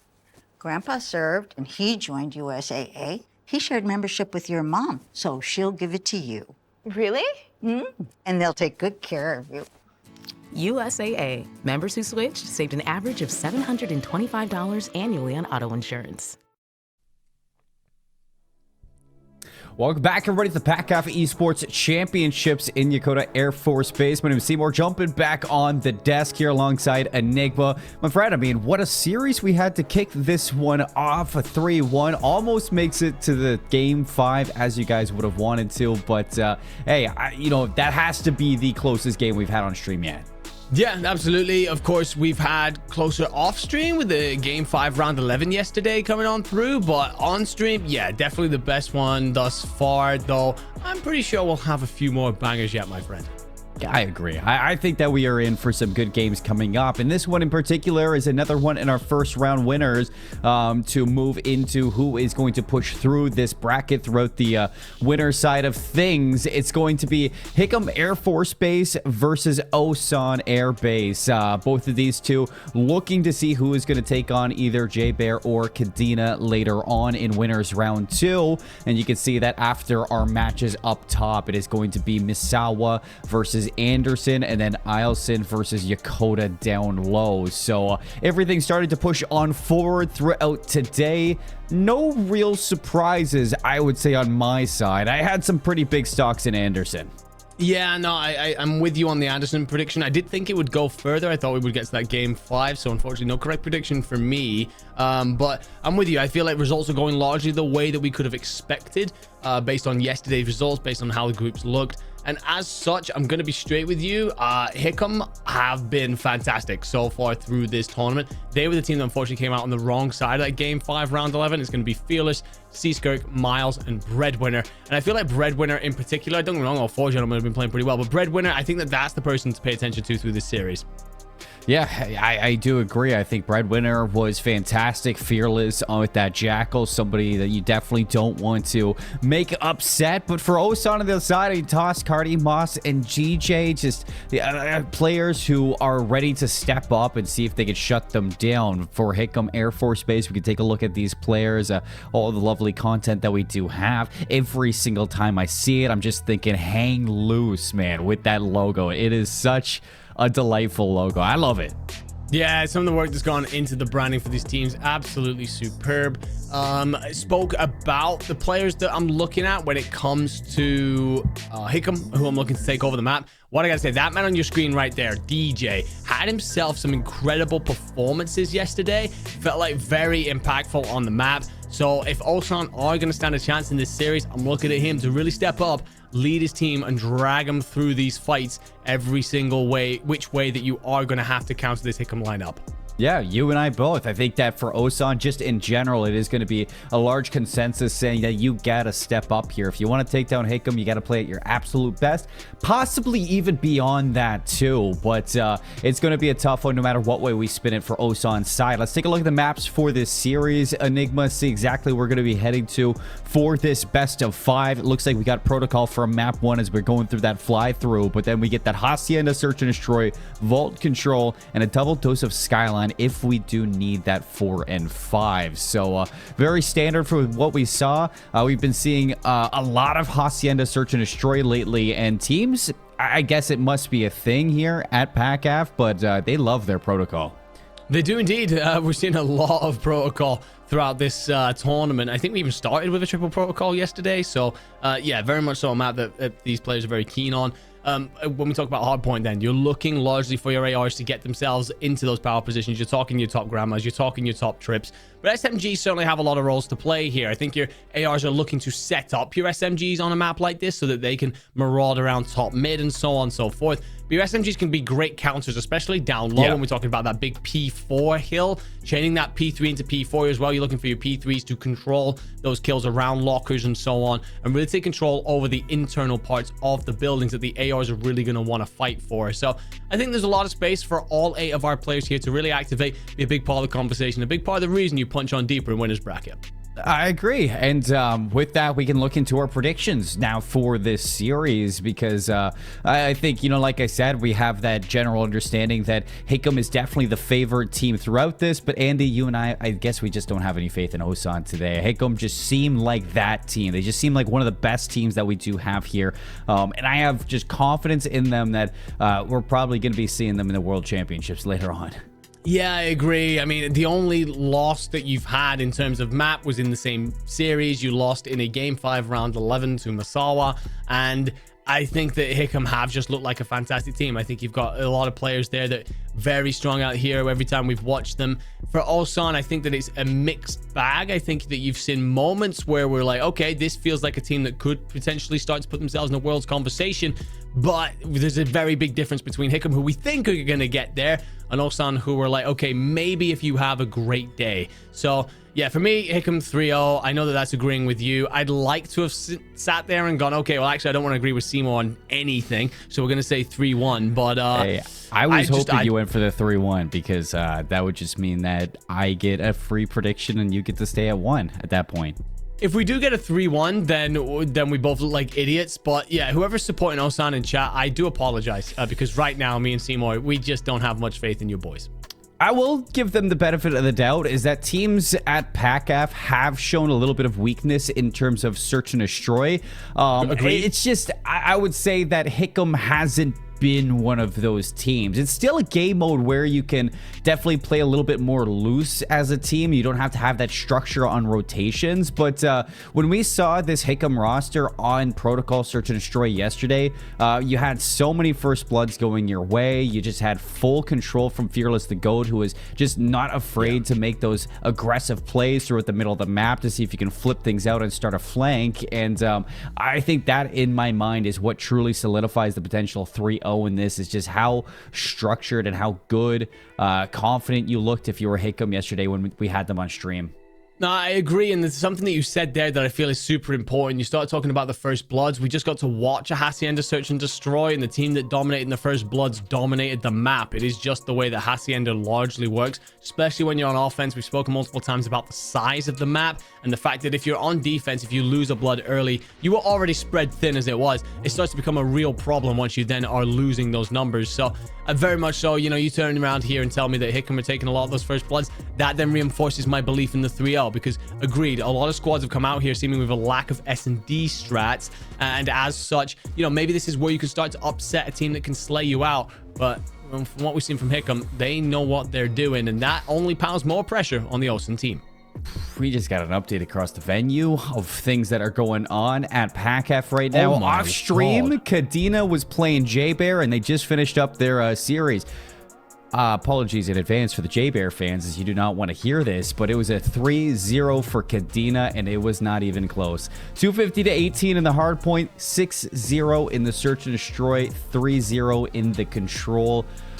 Andy, that has to be one of the most one-sided games I've seen so far this weekend. I mean, I gotta check. I gotta ask Evan if that is not supposed to be 250 to 180. If that's a 250 to 18, that is a demoralizing punch in the gut right there. Good lord. Maybe Kadena are the team that we really should be looking at as our #1 team through this whole bracket. That is a quite frankly ridiculous performance coming out of those boys. 3-0. I'm glancing quickly over at chat. I think there is going to be quite a few J-Bear fans who are a little bit devastated about how that has gone down. Hopefully they can make something happen in lower bracket to put a couple of smiles back on faces, because good lord, you're going to need a confidence boost after that one. Oh yeah, well, we got lots of COD, fortunately enough, for these teams to still play, but while we get things set up for this match on stream, it seems like we're resetting the internet in the venue, so Andy and I are going to take a step away from the broadcast, make sure we're resting our voice for this hard point to come. We'll come back as soon as it is ready. As you're watching the PACAF Esports Championships, we got more COD after the break.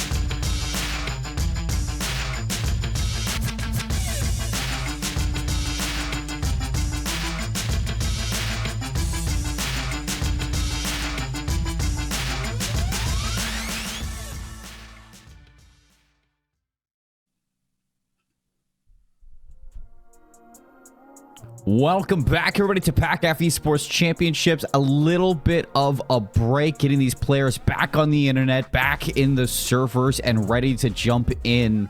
We're going to be looking towards the bottom side of the winner's bracket just for a reminder, and this one's going to be Hickam versus Osan. Starting off in the protocol, Hardpoint. Enigma, you and I both guessed this to be a 3-0 sweep for Hickam, so I guess we should be putting a lot of attention to see what Osan can do. Well, it's going to go straight against what we were predicting as Osan find 2, make that 3 of the first 4 kills here to get control of P1. Maybe they heard us and decided, you know what, boys?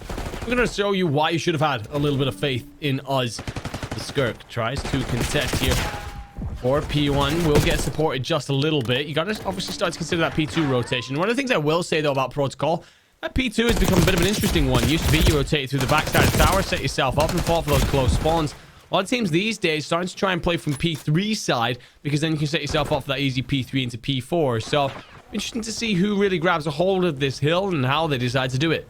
Then, hey, whoa, look at this. 35-2 for Osan, coming out hot through these gates of Protocol. Skirk can take down a couple through mid. Immediately going to look towards the rotations down in open. And a nice cutoff there onto Mossy. He wants to go rogue, but essentially what Hickam Air Force Base are doing right now is just flipping these spawns and looking to hold this one from the front, but instead, because they have Breadwinner sitting into top triple, it is forcing these spawns all over the place. Yeah, Cardi does a great job there on the ladder to find 2, just to at least leave the hill open for a moment. Gotta say, Mossy somehow dies off the randomly off the map, just falls castle side. So I'm not sure what happened there. It's Fearless, I think, gets a stick onto Toss. And, well, for Osan then, you've lost your lead, but can you stop these exits? Can you hold down P3? We've spoken a couple times about it. That P3 into 4 is the important set of kills that you want to have. Sorry, important set of points that you want to have. And for Osan then, you're going to decide to turtle up around this hill and play Hickam at these close range fights. DJ locking down this right side, and maybe even top mid, really important part of his job. We get a tie game now. Fearless on the flank. He's going to pick up a kill onto DJ through the front doors. Mossy slides in. Wow. Seaskirk alone. He's traded out. So a little bit of a 1v1. And Cardi just decides he's going to opt out of that fight. Look for the rotation in behind and see if he can find a couple of these players off the respawn. Breadwinner shot in the back. Cardi in behind. Can't find a second one. Fights inside, going the way of Osan for a little bit extra time. But nobody really picking up a whole lot of time here at this hill. I feel like this is going to come down to who gets that first rotation of P4. Great play by a Hickam player there. I'm not sure which one it is. I think it's Bread who pushes all the way through boat side and flips those spawns so that his team are going to be close. That keeps them in the fight if they lose those early fights. But Osan looking to contest this rotation over towards P4. For me, if you are those Hickam players still on P3, you just want to get off it. P4 is definitely the one you want to hold down. Set yourself up for controlling the 3 different entryways. And well, as Mossy gets in and Carty finds a kill as well, the players who remain for Hickam got a lot of work to do, and Skirk will find 2 to reset the balance just a little bit. Well, not set too much as Toss is going to find 2. Getting back into the hill for Osan, not for long. Still back and forth. Breadwinner now. Can he do the damage he has? Skirk gonna help him out as well. Skirk finds 2. Back into the hill is gonna be Hickam Air Force Base. Is this lead by 40? Now pushed to just about 50 points from Miles in the back. He's not able to lock down that time, but you see 3 down again in favor of Hickam Air Force Base in this chaotic battle at P4. It has just been going towards Hickam for grabbing this time. Well, then an opportunity for teams to start to consider second rotation. P1, Carty, well, shoots out the trophy, not recognizing that Miles stood right next to him. And, well, no one can really stay alive for long. Toss holding top trips. It's going to be all about also then top grandmas. And Skirk was up there, but Mossy has managed to push it out and find the kill. So all the windows in the hands of Osan, and therefore you've got a great opportunity to lock in some time here on P1. Cardi on Roto looking for triple control. P1, Osan, they're in, but it's just not getting the time that essentially you truly want to grab. Hickam doing a good job at turning kills into time, where Osan have been fighting, at least in that kill category, but they have been struggling in fighting towards this hill, as every single time they get in, it's just a contest, and not for long, as Hickam have been just good at clearing it out. Nolan tossed there, was just trying to find something to get him closer and closer towards that Hellstorm. Ends up falling.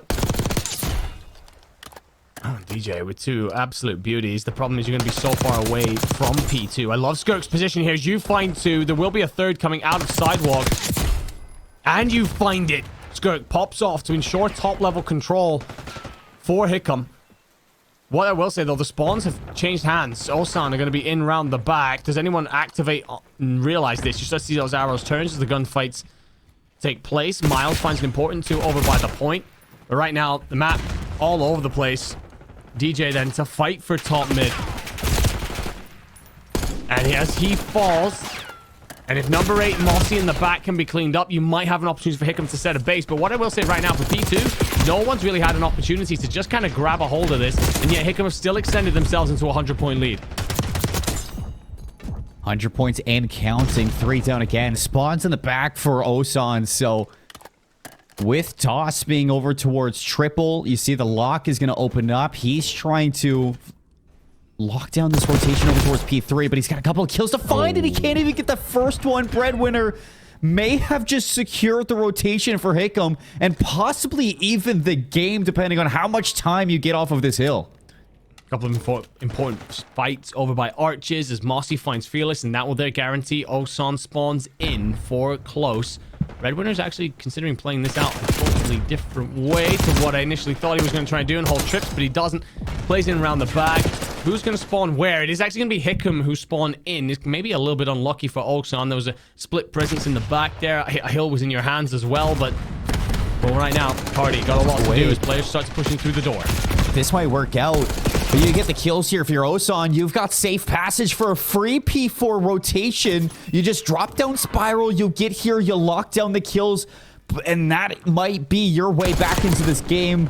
Fortunately enough for Hickam is that they recognize that, and with the spawns over towards Grandma's, they just drop down the elevator. They even break old for a little bit of scrap time, and they have secured the setup at New with a 90-point lead.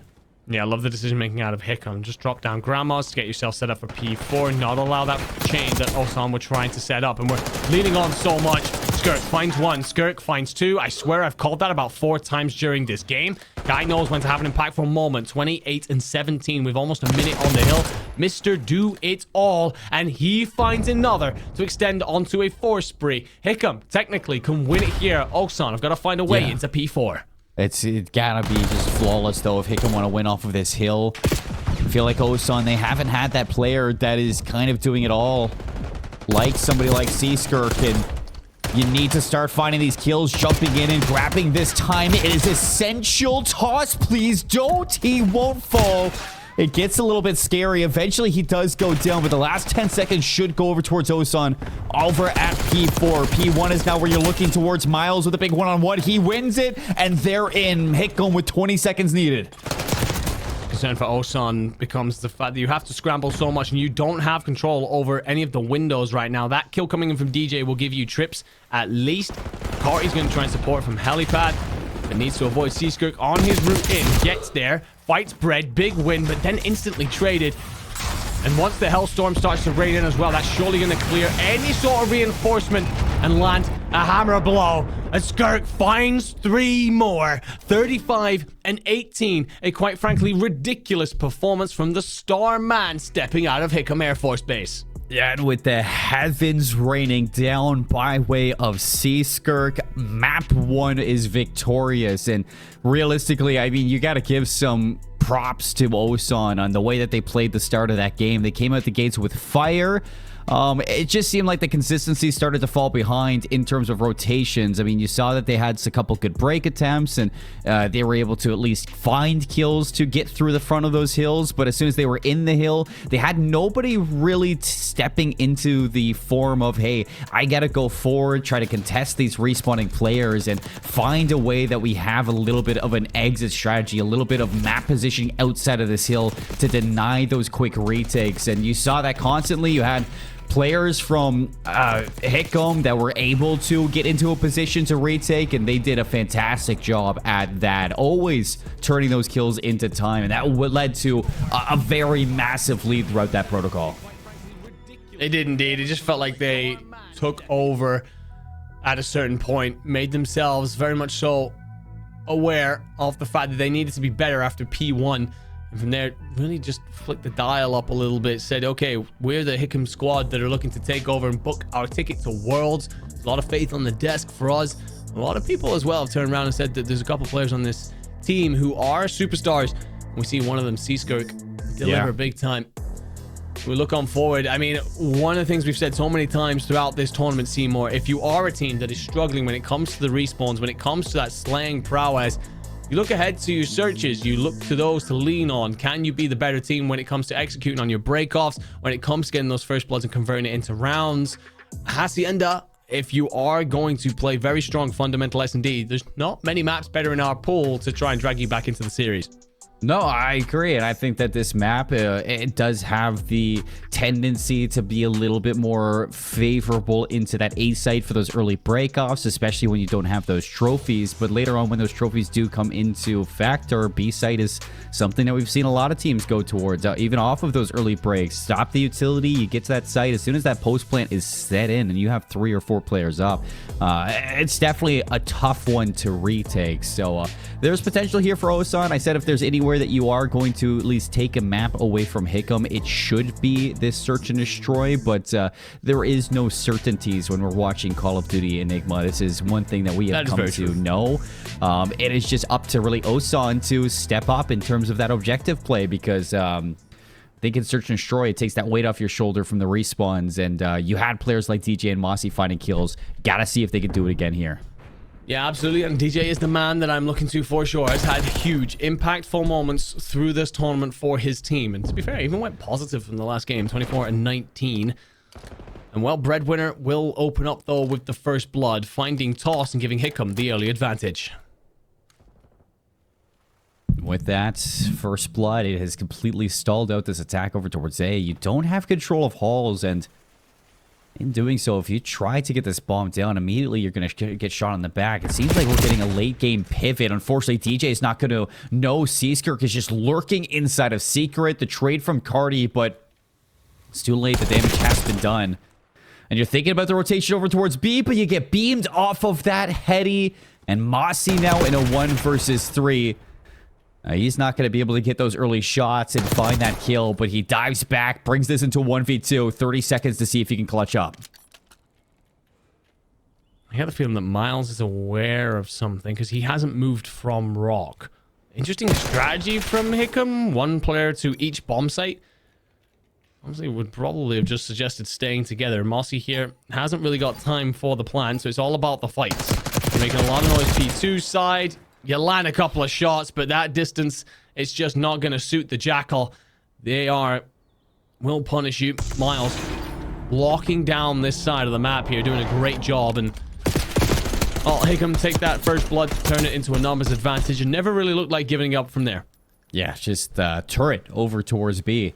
Fantastic from Miles there. Stops the bomb and stops the last players. So 1-0 up for Hickam after the hard point goes your way. You swap sides on over. It looks like we're getting a little bit of a peek at the players, too. Just locked in on this one. But bomb in the hand of Fearless the GOAT over towards A. They're setting Seaskirk way down the middle of the map into towards this hallway. He wants to contest Mossy, but the first blood goes to Osan. Big fight to win. Because Hickam will surely have A site control, but not a convincing hold of it in terms of the power positions relating to locking down that post plant. I gotta say, I want to see an earlier rotation coming out of the Osan players. Well, no, Toss doesn't need... Sorry, Mossy doesn't need a damn thing. Never mind, Breadwinner finds 2. DJ will trade that out. So 2v1, Fearless against Carty and DJ. Bomb is down, 35 seconds to go. Yeah. They come the 1 versus 2. I like this from Fearless. He's playing off the site. He is gambling that Osan aren't there just yet. No information. He doesn't spot either of them, but they don't either. And that stun check isn't going to land, so they have no idea. 19 seconds. He's gone up top. And he has forced them off this bomb. Now time is a huge factor, and you were too afraid to jump it. You need 7 seconds. Fearless makes sure that it is a clutch, and he is going to deliver in the 1 versus 2. Finds the kill anyways, and brings Hickam into a 2-0 lead. Superb stuff from Fearless. Stayed alive for so long. Pushed the Osan players. Put themselves in that horrible position. One player dive the bomb, one look over. And we know how that goes on the best of sites, let alone when we're talking about Hacienda, where you can approach that site from about 4 different angles. And as such, Fearless clutches up in style. Beautiful work. I believe we'll be fixing some sort of issue here that comes on through. But it will be 2-0 in favor of Hickam. I got to go back and talk about the way that round goes for Osan a little bit. I actually thought Toss had done you a solid. Wins that first blood fight at top U. That then gives you an opportunity to control that bomb site a little bit better. I think the one thing you were looking for was a quicker rotation from the other Osan players. I don't know if you just had a lack of intel to tell you how many players were in the vicinity. Obviously, we're blessed with X-Ray and Codcaster and everything else. But at that point, you know the gunfights are going on over by the AE bomb. You've seen nothing over by Rock. I need those 2 players to rotate across quicker and support that retake of the site. You do a lot of the things right, though, and then it doesn't matter because Fearless shows that it does indeed have a pair of cojones lost in the 1v2. I think we learned that yesterday in the protocol search with Fearless. There were so many times where the guy's just a walking montage. In Search and Destroy. With that sub in hand, there is anything that he can do.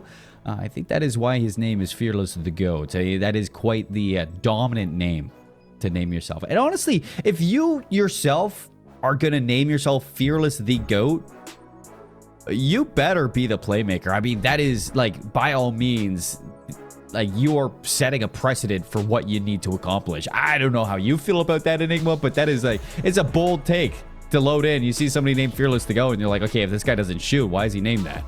Yeah, 100%. Your prox chat is going to be getting pretty loud if you're having an absolute dumpster of a game. Your name's Fearless the GOAT. You know, but it shows right there that he was indeed fearless about the way he approached the play, continually just making sure to check that bomb site, but it wasn't always from the same angle. Sometimes he's hitting it from the top, sometimes hitting it from the bottom, kind of continuing to move things around a little bit. Always keep the Ulsan players guessing, because in that moment as well, for the Ulsan duo that were alive, you end up in the spot where you feel like you've cleared something. There's you've cleared maybe the bottom part of you, but you didn't get like the stun check to come through or anything like that. So as such, because Fearless is doing a great job of dipping in and out of this fight, you're never fully aware of where that opponent's going to be, and therefore you can't set yourself up for an early defuse, and you get pushed into that situation where the time is completely against you. Fearless, very much so, just taking control of the situation by himself, being very proactive in the fight, and well, that's why Ulsan ended up getting clutch on. And it seems like it was Mossy who had troubles at the end of that Search and Destroy, and why we are getting this reset going. But it is going to be a 2-0, still standing for Hickam. After that second round clutch from Fearless the GOAT, it was Breadwinner First Blood back in round 1. Round 2, Mossy opened up the round. Round 3, we get to load in with Hickam back on the attack. It actually seems like Osan's going to be attacking here. And possibly a way over towards B. They're not going to have trophies for this. No, they aren't. They get very aggressive. Toss will find your first blood, but DJ then gets cleaned on up. We got the offensive defense the wrong way around, or am I absolutely faded? Anyway, no. We'll just carry on playing. Fearless then to clutch up again. Managed the 1v2 last time. Kills Carty before the bomb even goes down. A 1v2 in one round, surely then doesn't get a 1v2 as well. Should know that that was bomb on its way down, surely. Might not. It would essentially be a 1v3 for Fearless, but the bomb's going down now, and it was stall out 1v2 from the attack. The post plant from Fearless. Now it's going to have to be the retake on the defensive side. Both members from Osan grouping back up over towards the rock. They have no idea where Fearless is coming from. He does have the AR if he wants to slide out, and now he knows there's a player to his right. The information is there. He's waiting for the peek, finds one, slides out, almost finds the second. But Osan say not this time, and they're going to put themselves on the board finally. Fearless in name, fearless in nature, happy to take this fight on. and must have left Mossy one shot. But he just about holds true. Sees the round out for Osan. I think the one thing that I can say that Fearless does wrong is I think once you kill Carty, you should be aware that that's bomb down.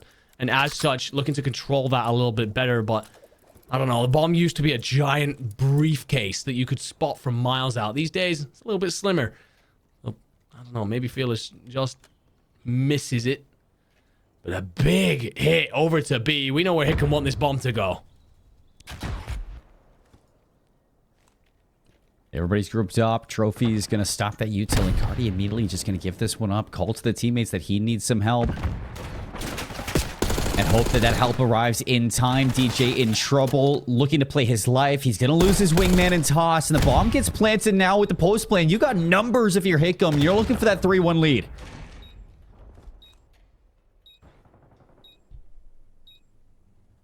Trying to set up some sort of pinch play here, I feel. I'm not sure if Bread is intentionally dropping into water. Yes, it is. Try and reset a potential pinch coming through Lambo and finds an important gunfight win onto DJ. Will be traded out, but you've spent enough time shutting down this push. You've got just 15 seconds if you're Carty. If you're Mossy, Carty falls. Mossy in the 1v2 with very little time to go and will not do a dent in the Hickam post-plant setup. I gotta give it to Bread there. I was a little bit worried about that drop into water, but I like the plan. He sees that there's a pinch coming on through. We're probably going to have players coming in through Lambo, potentially off this side or through mid. And he then decides to take control of that situation over by Lambo and wins a very difficult gunfight to give his team an opportunity when it comes to the numbers. Well, from there, despite Mossy's best efforts at 4-1 right now, teams are tied. Teams are tied up right now on stream. However, after the reset, it is Hickam up 3-1 now. So something to keep in the back of your minds as it is back onto the offense for Osan. See if they can repeat this. And Mossy with the bomb. He is getting aggressive. He flanked it last round. Surely they read it. And it doesn't happen a second time. Toss is going to be spotted. Feet are out. And still, Mossy hasn't made a play on the flank. And now Hickam are starting to contract on this play. They got players in behind. Carty's in trouble, surrounded. He needs Mossy's help, but he is nowhere to be seen. I'm just not sure what happens here. I think you're right that Mossy is maybe supposed to activate through office and set up some sort of pinch that then allows the Osan players coming from Lambo side to kind of break through and get that plant down, but it just never comes in from Mossy. And then by the time you kind of get yourself into a position where you're starting to take gunfights, the Hickam players are then starting to actually flank on you. It's just too slow. It's waiting on things to happen. It's, again, just not taking a real hold of situations, not being proactive enough. Not sure whether it's a miscomm. I'm not sure whether it's a misunderstanding of what the play should have been. But either way, Hickam won't care. They go up 4-1 in this. Miles also on a 3. Let's keep an eye on in case he gets to that RCXD. For Osan, I feel like you got to stop the bleeding here. Hickam have well and truly taken control of this map. Yes, they have. So, 4-1 you go. Back onto the offense. Quick hit over to A. Skirk has the idea that a player probably snuck through Newhall, and he has. It's Mossy. He's going to be looking for a quick flank through well. Toss. You do have a Semtex to potentially flush that out with. Mossy, he's going to be back down well side. So the problem here for Osan, you are trying to set up a pinch, but both of your players have been back down. You need to kind of activate around the same time. DJ Carty looking to play out through you. Toss, though, is going to be cleared out of Garden. Oh, Breadwinner wins a beauty. Breadwinner wins 2 absolute stunners.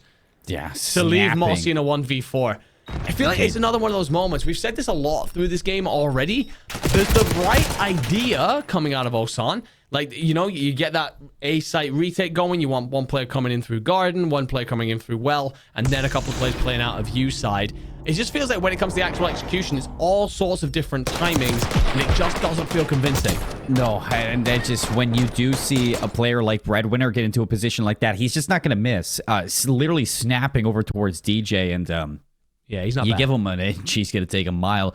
But one of those moments where even you had players essentially top Newhall, you had a stun and nade on both Cardi and DJ. And no utility is going to get used to assist Mossy in trying to get through well. I feel like that is immediately what you look to, is just trying to get your player into a successful flank position, but you never truly see it. Seaskirt, he's going to be slid on, and first blood going to DJ. Yeah, I think Seaskirt doesn't see DJ there. Or maybe he's like, wait, did I see something? Toss deals with the RCXD. He took a lot of damage, though, so we'll be back down. Breadwinner. This side of the map, the guy that we've just been hyping up for how good his shots look. Only won't get number 6, but preempts the idea of a Chow coming in from Toss. Great read. Blind himself is 6th. 3v3, make that 3v2. An important kill from DJ to continue to have a numbers advantage, although you give it up 25 seconds 2v2.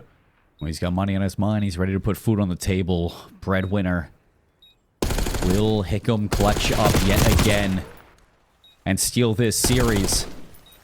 1 versus 2, 14 seconds against the clock. He's taking the scenic route over, and there's just no time to get this done. Even if you find the kills, you're not getting the defuse. So kill number 7 in a row for Breadwinner, but it is going to be the second round for Osan, as they stay alive in the Hacienda search and destroy it, and really coming off of what has been a couple of successful first bloods against Seaskirk up in that new hall, giving them the chances to get that A-bomb down. Hickam. You see the looks on the players' faces on the right there. Maybe just 1 point away from seeing this map out, but you can tell that they're still very much so making sure they're locked in at this point. 5-2 currently. Those of you who missed the reset. DJ's stun goes out, it catches, but is he ready for all of this pressure? It's overwhelming, surely. Caesar finds his revenge. 4v2, the B site has fallen. Dominoes. That's Osan to Hickam, and Breadwinner's gonna make this a 1 versus 3. 1 versus 4 for Mossy, as he gets that first kill. But what a moment this would be to keep your team alive. 6 and 4. If there's anybody in this moment that you want to have here, it is going to be this player on our screen. But you needed that kill to come through. That's tough. Mossy then, SMG in hand, he's gonna chow close, finds one, and well, doesn't read that Bread had come back for the extra fight and leaves a little bit of extra love at the end of map 2. Bread absolutely deserving of getting the final kill in that one, because it feels like he was the guy that decided to take over just as Osan tried to put themselves back in the contest. Hickam's superstar pops off to put them 1 map away from the next round of winners bracket. Exactly that, and they make it look quite simple. They walk through the park for this Hickam team. We both expected this team to be strong, and they are delivering. We hyped up Breadwinner going in towards it. He's had some beautiful moments, I'd say, throughout the entire series. I think he finishes that on a 9 spree, as he did have 8 in a row after that kill. He got towards the top of lobby, but what a game just in general for Search and Destroy. I feel like when you have a player in Search who's finding sprees like that, the game feels nearly unwinnable. There are moments for Osan where they probably could have won those rounds, but they just couldn't win some of these important one-on-one gunfights. It's just, you have players like Fearless, and you have players like Breadwinner that at any given moment they could find a double kill, maybe even a triple kill at times.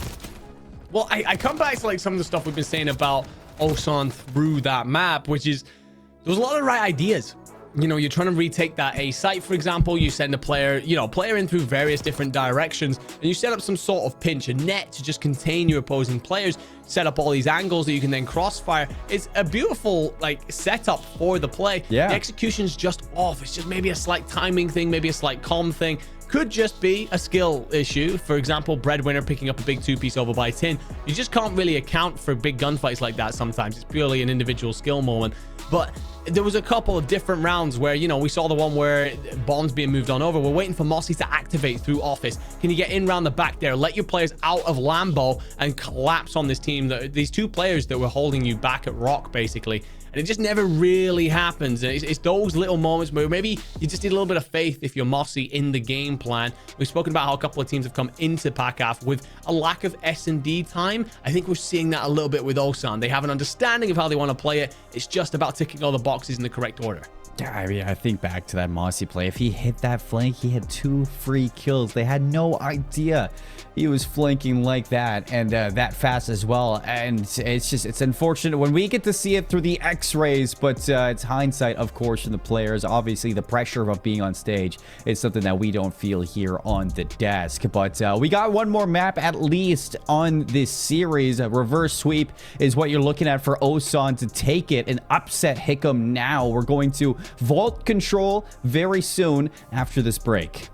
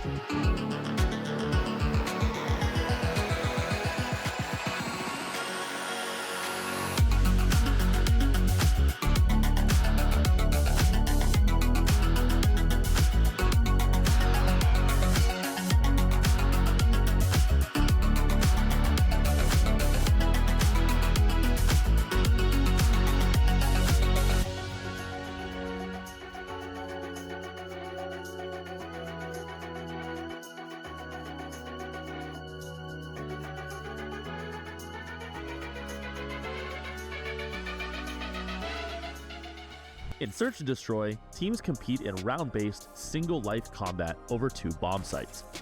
One team is designated as the attacking team, where their goal is to plant a bomb at either bomb site before time expires. The other team must defend these bomb sites, preventing the attacking team from planting the bomb at all costs. Additionally, either team can win the round by eliminating all members of the opposing team. If the attacking team plants the bomb, a 45-second timer will begin where the defending team must now defuse the bomb before time expires, even if they have killed all enemy players. Defusing the bomb takes 7 seconds, so players must ensure enough time remains to secure the round. Teams will switch sides after each round, and the first team to win 6 rounds will claim victory.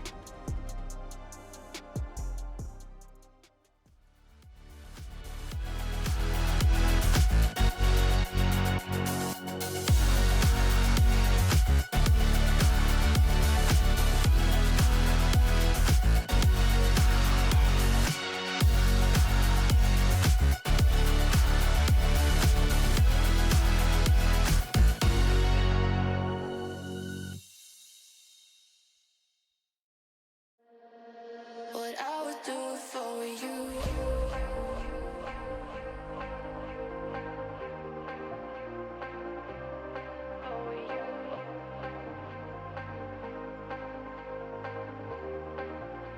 What I would do for you.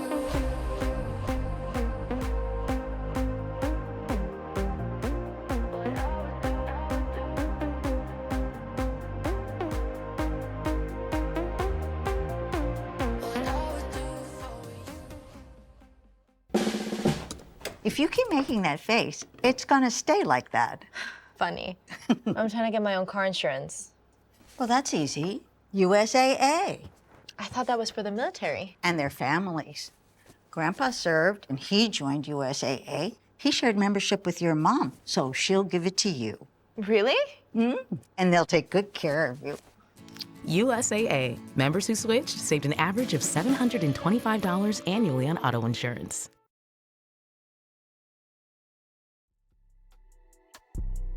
Said it was going to be a quick little break. We're back. We got Vault Control getting ready, and Hickam versus Osan. It's been a treat of a match, Andy, I'll say, and just kind of recapping what we've seen so far. Hardpoint and Search and Destroy hasn't really been that close in terms of score, but the small moments that we get from Osan, they're really showing us just glimpses of what this team truly can be. I've been impressed with the plays that we've been getting from Mossy. I've been impressed with DJ as well. Toss at times was grabbing some first bloods over towards that Search and Destroy, but you made a good point before we went to a break and saying that this team, they're just lacking some confidence, and if they can find that confidence, I feel like they would find some new strides throughout this tournament. Yeah, right now I'm looking at this Osan team as one of the ones that could make a bit of a run through the lower bracket once they do find that confidence, because it feels like all the right ideas are there. I think they're just a little bit scared about executing them up against some of these big names that you're looking across at when it comes to Hickam. And we've seen, you know, map 1, they came out Osan and picked up like 35 points off the first hill immediately, really put themselves into a great spot. But it was once Hickam kind of took a hold of the game, you just couldn't wrestle that back from them. S&D, that's 6-2. We've spoken about multiple rounds. That could easily have gone all the way down to around 10 or 11. So yeah, Osan, you've got yourself then into a spot where you've got a reverse sweep if you're going to manage to pull something off in this series. It would definitely be an upset. We're then looking at Vault Control to begin that whole process. For Osan, we've spoken a little bit in the back. Usually, Vault is the hardest map to win an attack round on, I feel, when it comes to control. Hasn't been the case this weekend, though.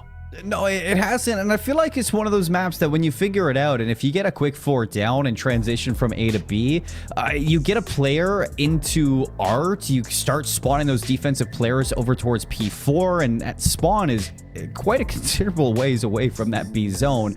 That's when you start seeing that B zone is capable, and this is a very, you know, big map in terms of control where teams are starting to figure out the offensive rounds. And I think if there's any map I would prefer to go to in terms of winning offenses, it would be a map like Vault, where your subs or ARs can overextend, flip those spawns, or at least force those spawns away, and set themselves up into positions to allow you to transfer over towards B safely. This is one of those maps that I think is winnable for offense, and people don't really go here as often as I'd expect, and possibly it might be because of how easy it is to get spawn trapped at the same time. Yeah, it can be one of those maps where if you get off to a really bad start, you're about to find out what spawn traps looks like, and that can be offensively or defensively. You give up art control, you suddenly get bullied all the way back towards P4.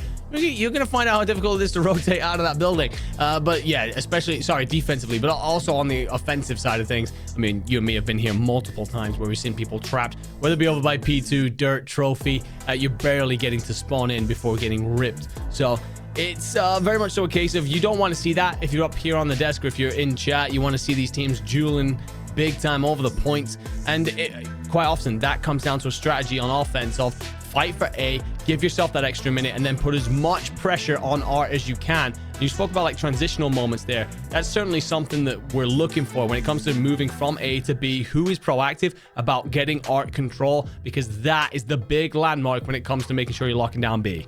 Yeah, and it's not like, I'd say, like, even if you want to go further than that, if you have a player who's like struggling to get out of your spawn and you're spawning on the offensive side over towards P2, if somebody can like sneak through poolside and get over towards even that like P4 building area, get up top, and you have a good chance at, like, again, forcing those spawns deep art, and then that allows your teammates to get towards A, and you have somebody blocking off those respawning players and giving a lot of attention over towards where your position is and where, you know, the opponents need to focus on taking you away from. So I think Vault is just one of those situations on defense where it's like a teeter-totter in terms of like give and take. Is like you're going to be forcing somebody and manipulating those spawns all around on this map, and you just have to hope your teammates are going to pick up those routes that you're kind of leaving open.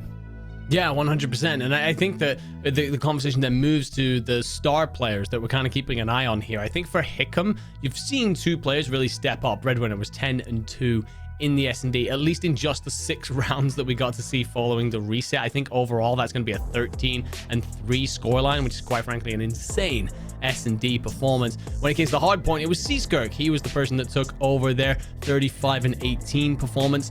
So I'm looking then over at Osan and I'm thinking, okay, well, who's the player that's going to step up? We've seen great moments out of a few, but if I was to pass that over to you, my friend, is there anyone that you're looking at and thinking, all right, you guys have really got to start to do something if you're going to punch your team through to later stages of this series? You know what? And it's easy to just kind of single out anybody, but from Osan, it's got to be the entire team, because it's like, this is a situation where Hickam, as a squad, you plug and play any one of these individuals and they can pop off in those key moments. It hasn't been the same for Osan, and you can't just look at one player from carrying a single series. I think it has to be the whole team playing their roles and playing them as good as you possibly can play those roles, because when you're in a match like BO6, where it's like, it's a very fast game, in like response to recent titles that we've had, it's quick maps, small maps, and it's easy for those pop-off players to really make those plays and hit those flanks. You need to have somebody on Osan ready to catch those plays and shut them down, and it just can't be one player. It's got to be a full team. Very true, very fair. I think you know, it is a case of, you spoke there about, you know, the potential transition from A to B. That's one of those moments where you are looking for certain players to just step up and kind of, you know, all right, well, have we got all the information gained? Are we coming on through exactly where these players are spawning up? You don't want to let someone slip through, for example, over by elbow side, solo side, and get themselves in through P4 and then get caught in with a player coming through your back door at R. It's just some of those moments that we sometimes see quite often. You know, we see these even at challenger level, where we suddenly go, okay, you've not counted your players off. You've not done some of the intangibles that really ensure that your fundamentals are really good in COD. So yeah, if Osan are going to stand a chance here, the last thing you want is someone like a Breadwinner, a Seaskirk, getting in through your back line. You got to make sure that at all times you're counting up who you've killed and you've got information around the map. So we're just getting these players loaded up, and right now I'm taking a peek at the monitors. That does look like Vault to me, Enigma, so possibly loading into this map. We are loading into this map 3 between Hickam Air Force Base and Osan Air Base. Both matching up here for a chance for Osan to kick this reverse sweep. Hickam looking to shut that down and push further into the winner's bracket. We kick things off with Toss finding a kill into Breadwinner. DJ doubles down. It's a 2-for-1 trade as they got their eyes set on A. DJ gonna get aggressive through square, holding Lion. Guess the first fight should have information on the second. Does well to just get out alive, though. No important lives can be. The problem is the player you leave alive is going to be Fearless, and he then activates through mid to really get control. DJ, though, still being a nuisance. Oh my god, and absolutely having a pop-off moment here. We said certain players, are you going to step up and deliver? Well, 4 in a row. Make that 5 for DJ. He starts this map off. Miles in behind the play towards A. He finds 2. Little drop shot action. 56 seconds. That A zone's going to be depleted. And they even find Cardi, who is looking to flank all the way through pool. So eyes forward for Hickam, as the spawn trap now for Seaskirk is looking to get work done, as he's going to be shooting a couple of these players in behind. And fortunately enough for Osan, I think you're looking at this one and you are not down in lives. The issue is you just haven't been able to turn these kills into objective pressure.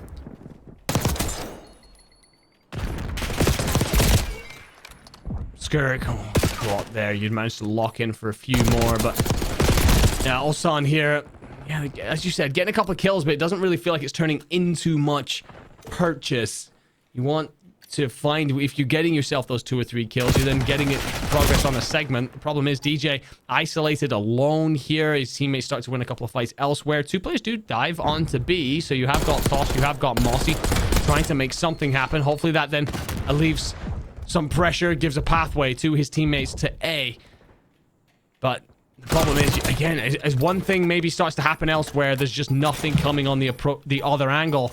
And as such, Hickam will find it far too easy to send you packing. Yeah, they're just so good at finding the kills from site to site and ping-pong that. Back over towards A. One last shot. 0.3 seconds. You die, you're done. But you haven't gone out just yet, and you're going to get extra progression over towards this A zone. Fearless finally gets the player off of it. And that's going to be Hickam finishing off this round 1 defense, giving up 2 segments to Osan. think right now, if you're Hickam, you'll happily give up those 2 segments, because on the slaying side of things, the lives until the very end there weren't really too far apart. It's just a case of, I think you called it spot on, where any kills, any pressure, any presence that you did get from Osan just didn't turn into the most important thing, and that is ticks on the map. You talk about moments like DJ, for example, popping off with a 5 to get things started. He's doing all that great work around the cat, around square, trying to cut off Lion, and the one fight that he can't take because he's weak is against Fearless, and then Fearless walks straight through the map and finds a 2-piece. So it's moments like that where, you know, DJ explodes, he has himself a hero moment, his teammates have got to make sure they're then delivering on that. And well, Mossy 1 and 7. That's not the start you want to see. 3 down. Hickam working over towards A. They have the stack as well, so this is going to go fast. Players off the respawn. Going to have to wait for each other to set up. But Breadwinner already on the case to look to see if they can cut off some of these players looking for angles. Toss is going to win that fight. Now up top, can you stop the progression? You can. So third tick's not in. You get the kills. You hold on. Concerning thing for Osan becomes that you only managed 2 ticks in the whole of the last round, and Hickam already have 2 with over a minute to go. Bread 10 and 5 will get dropped by Carty, who has more company, but he finds 2. Player left, player right will get cut down. More pressure over here by A, but a great clear by Osan, who then are able to push through and might get lights control as well. So, but and DJ as well reads that there's going to be players heading on over towards B. I tell you what, DJ doing his utmost here. 15 and 7, having himself a map. And what he needs is for the rest of his boys to help take back that B zone. He's like, guys, come on. It can't just be me right now. But he is the hero his team needs. And deserves at this point. Segment over towards B. Second one getting worked on. Double stack. You lose a player out in palms. And now you're threatened by the potential flank, which is coming by way of DJ. Cardi's going to drop down. You got a pinch play forming. Only able to find the one. Fearless still working on this third segment. He's going to drop. So you're not going to get a capture just yet, but you got 33 seconds to capture one of 2 progress bars at A or B.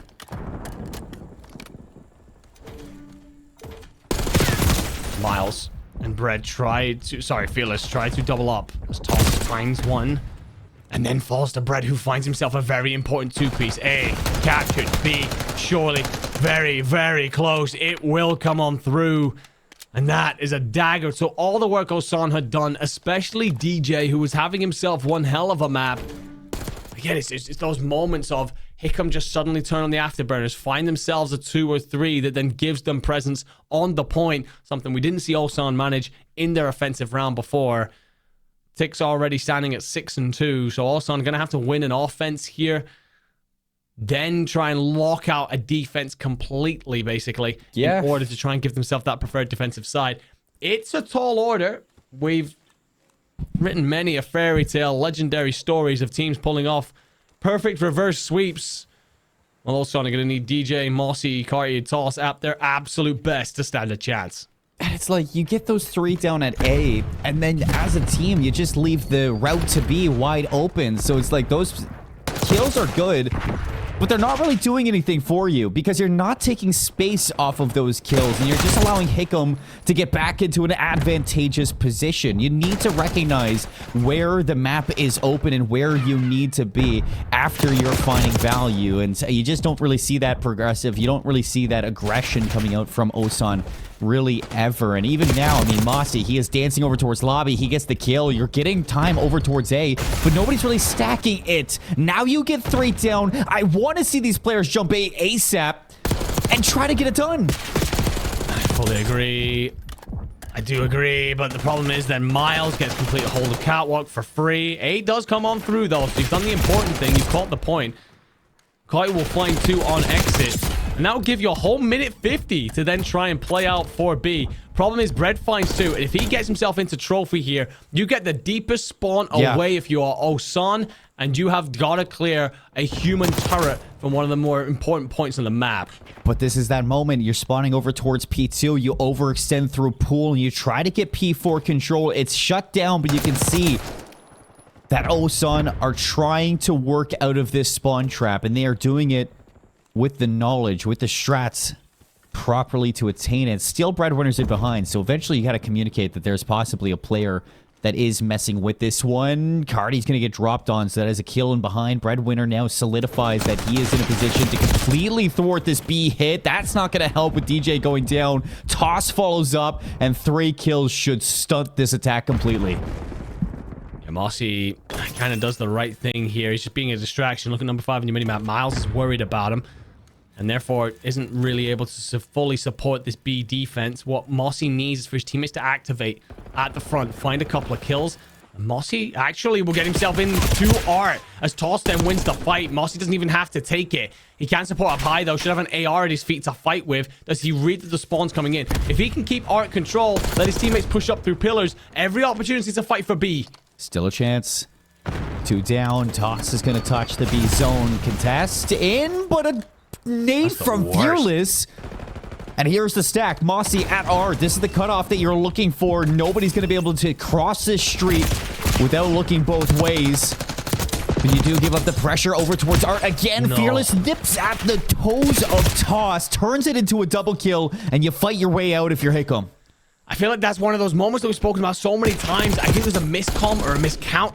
That can't happen. That can't happen. Toss gets absolutely buried by Breadwinner. We're going to come back to the point that I was trying to make because Ulsan have got to send it. 5 against 12. 8 seconds on the clock. You got to at least give it a go. Try and touch it. And there is nothing. Cardi, I don't know where you're going, my friend. We're playing control. Unfortunately, that'll be too easy for Hickam.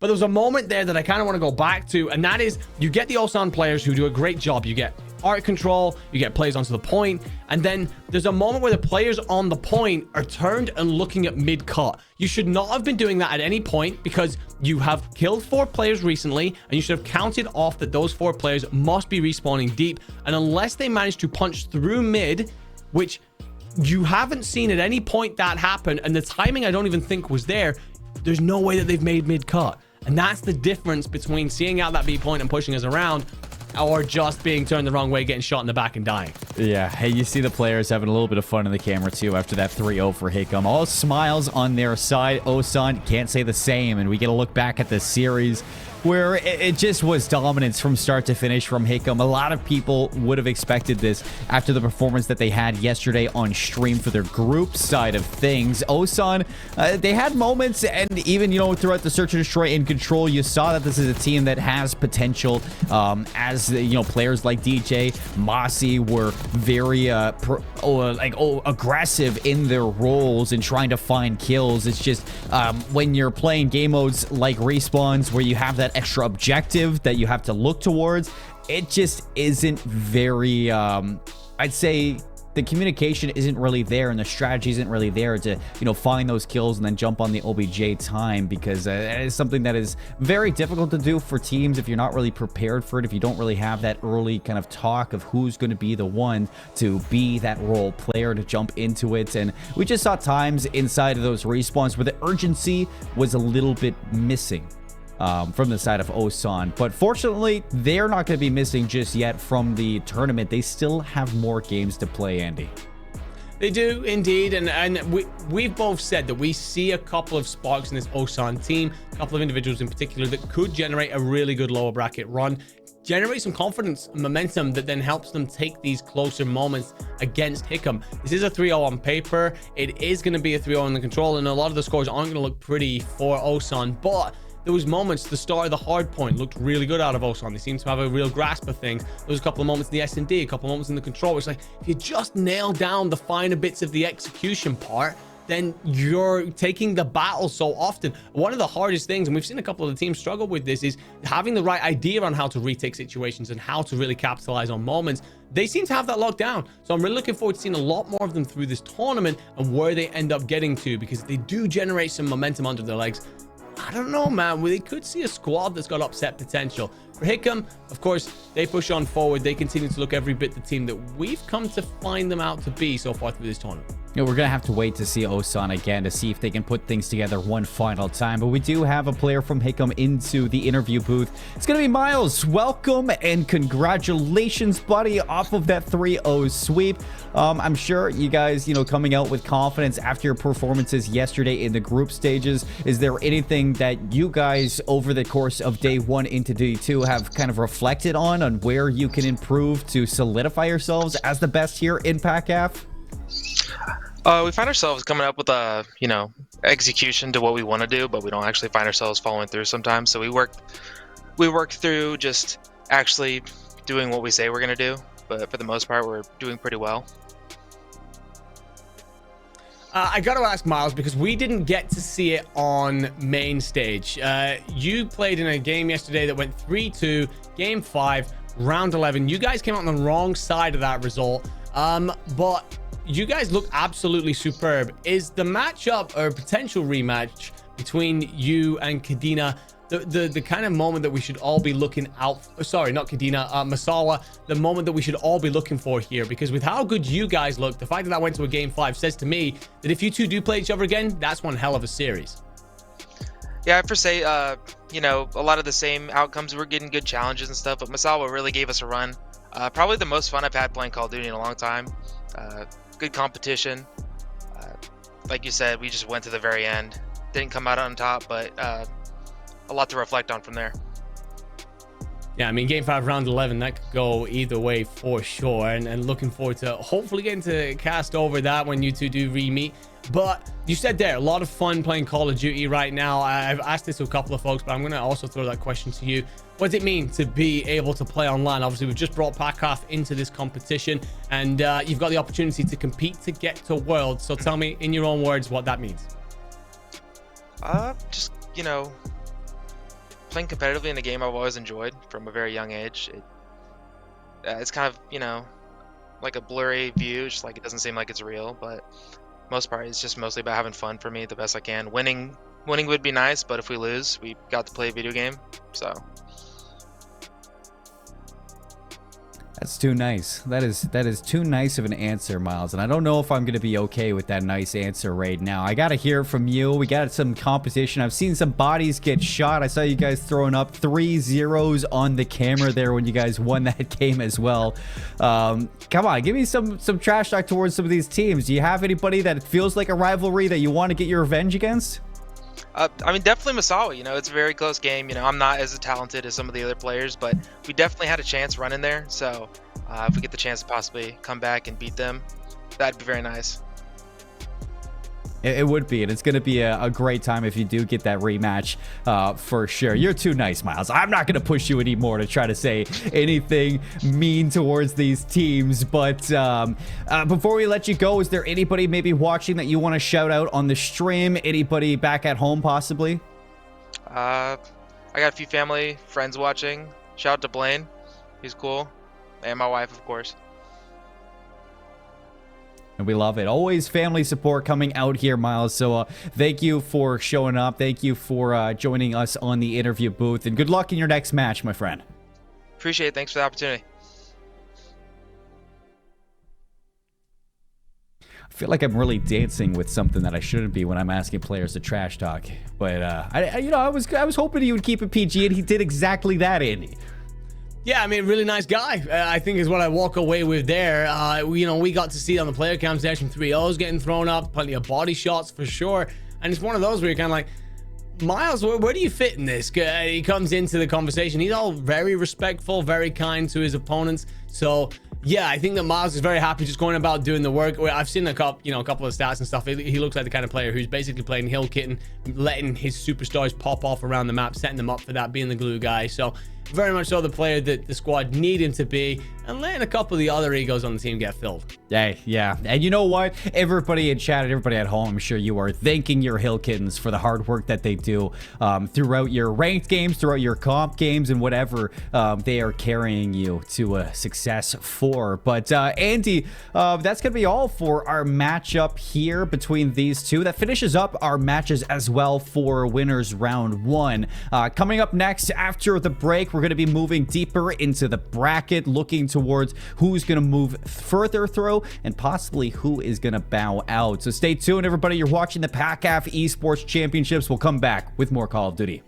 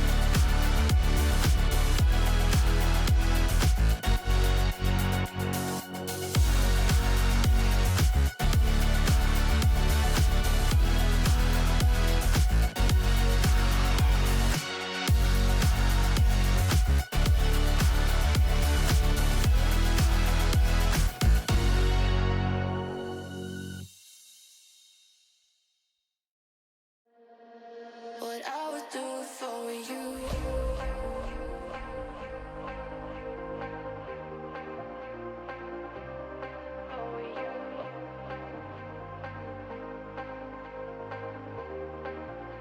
What I would do for you.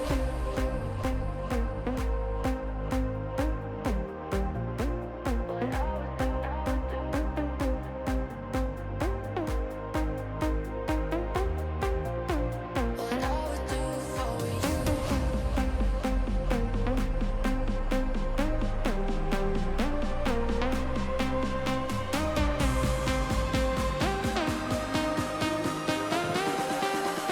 What I would do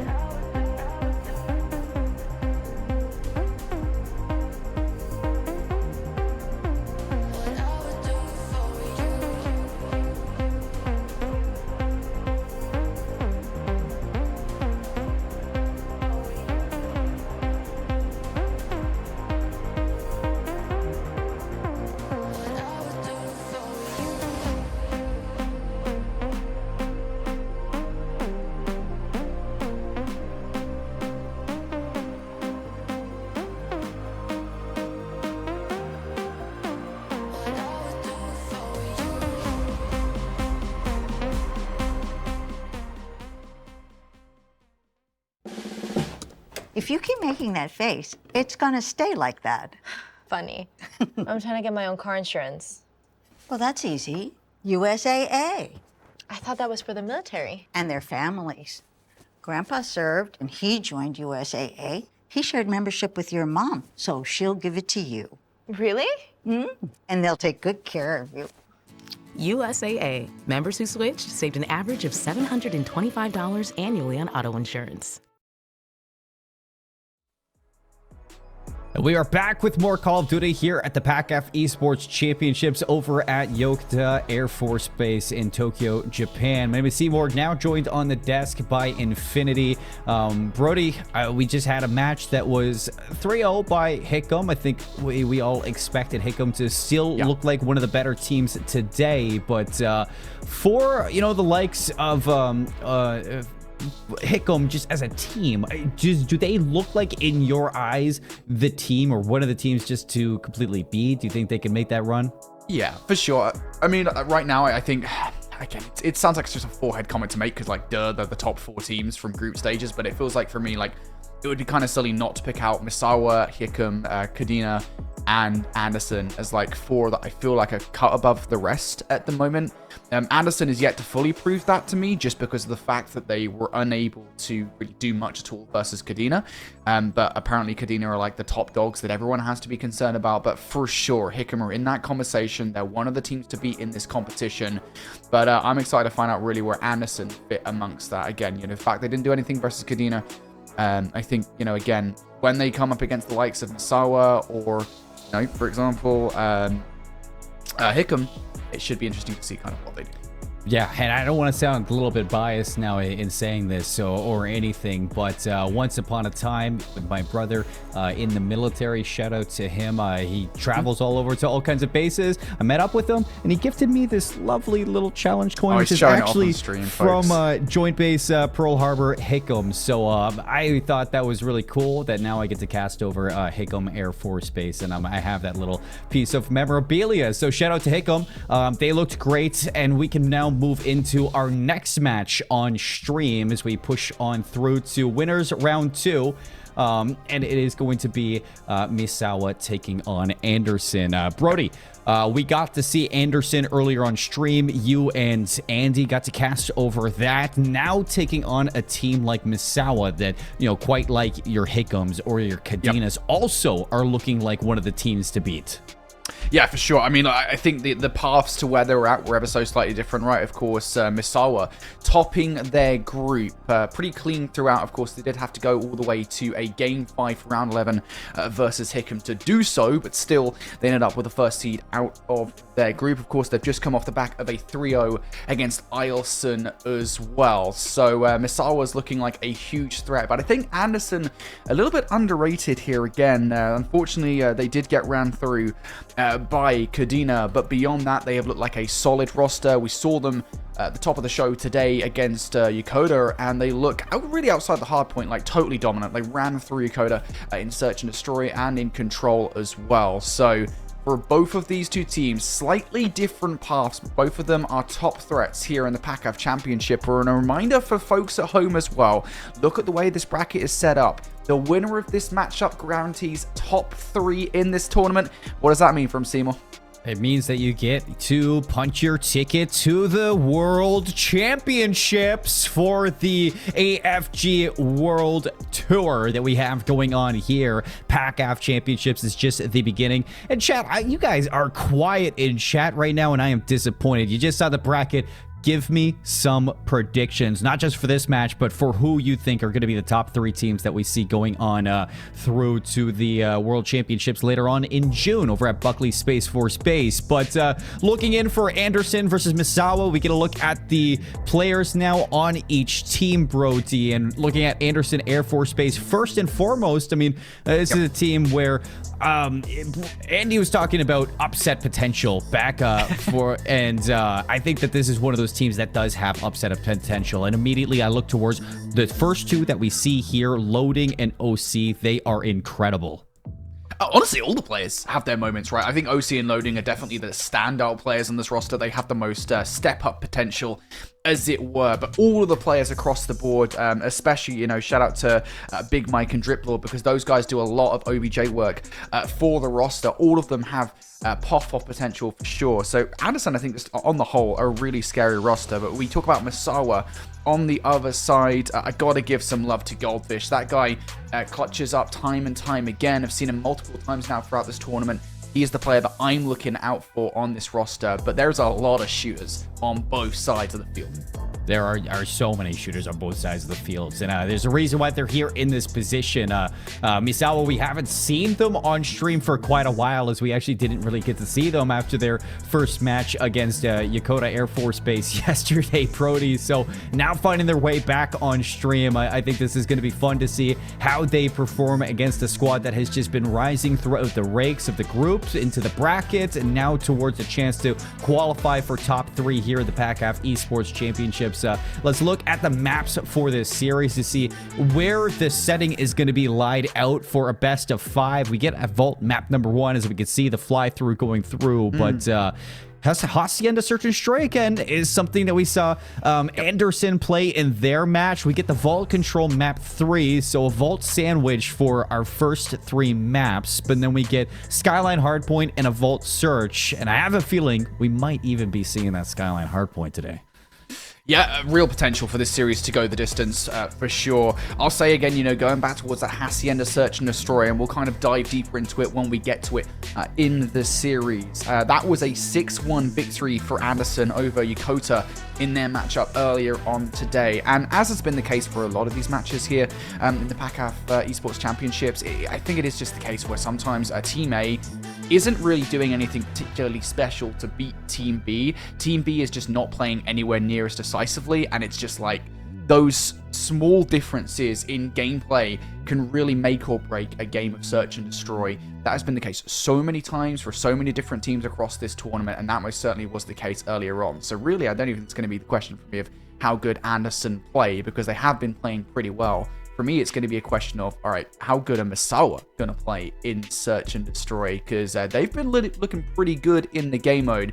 So I think we might have a competition on our hands. Yeah, I think I agree with that too, because even yesterday, in the matchup that we didn't get to see on stream where they were playing Haycom, they had a round 11 in the Search and Destroy. Obviously, a little bit of contention inside of that game mode where, you know, it's not as easy going and straightforward as you would have expected. But versus Anderson, do we still see those troubles? Are they still going to wake up to be one of those dominant teams? We got questions that need to be answered, Brody. And I think that first and foremost, that one of those questions also comes down to our predictions as well for this series, because you are going for a little bit of an upset here, which honestly, I tip you for that one. That is very bold for somebody who started off the day as the leader for the predictions off of day number 1. You're going for the 3-2 on Anderson. Tell me about it. Come on. Why are you going for this?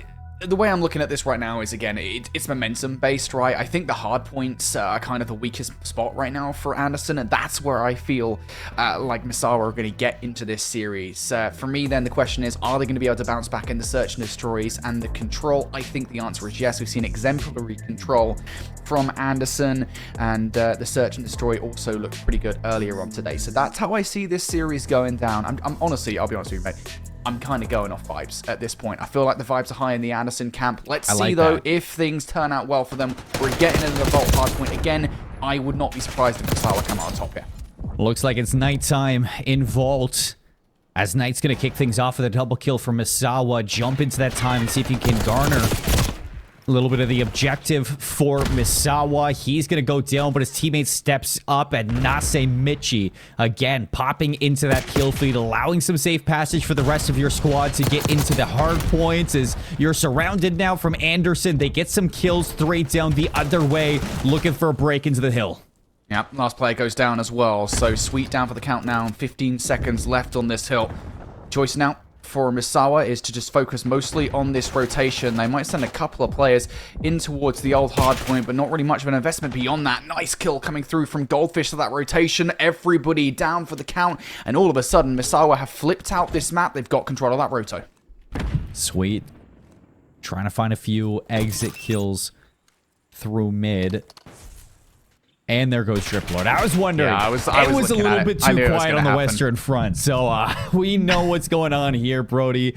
We're going to be resetting the map. Headsets off, smiles. Everybody just, they know the drill. It's let's get them back into it. Let's restart this thing. And, you know, fortunately enough, it was only one hill in.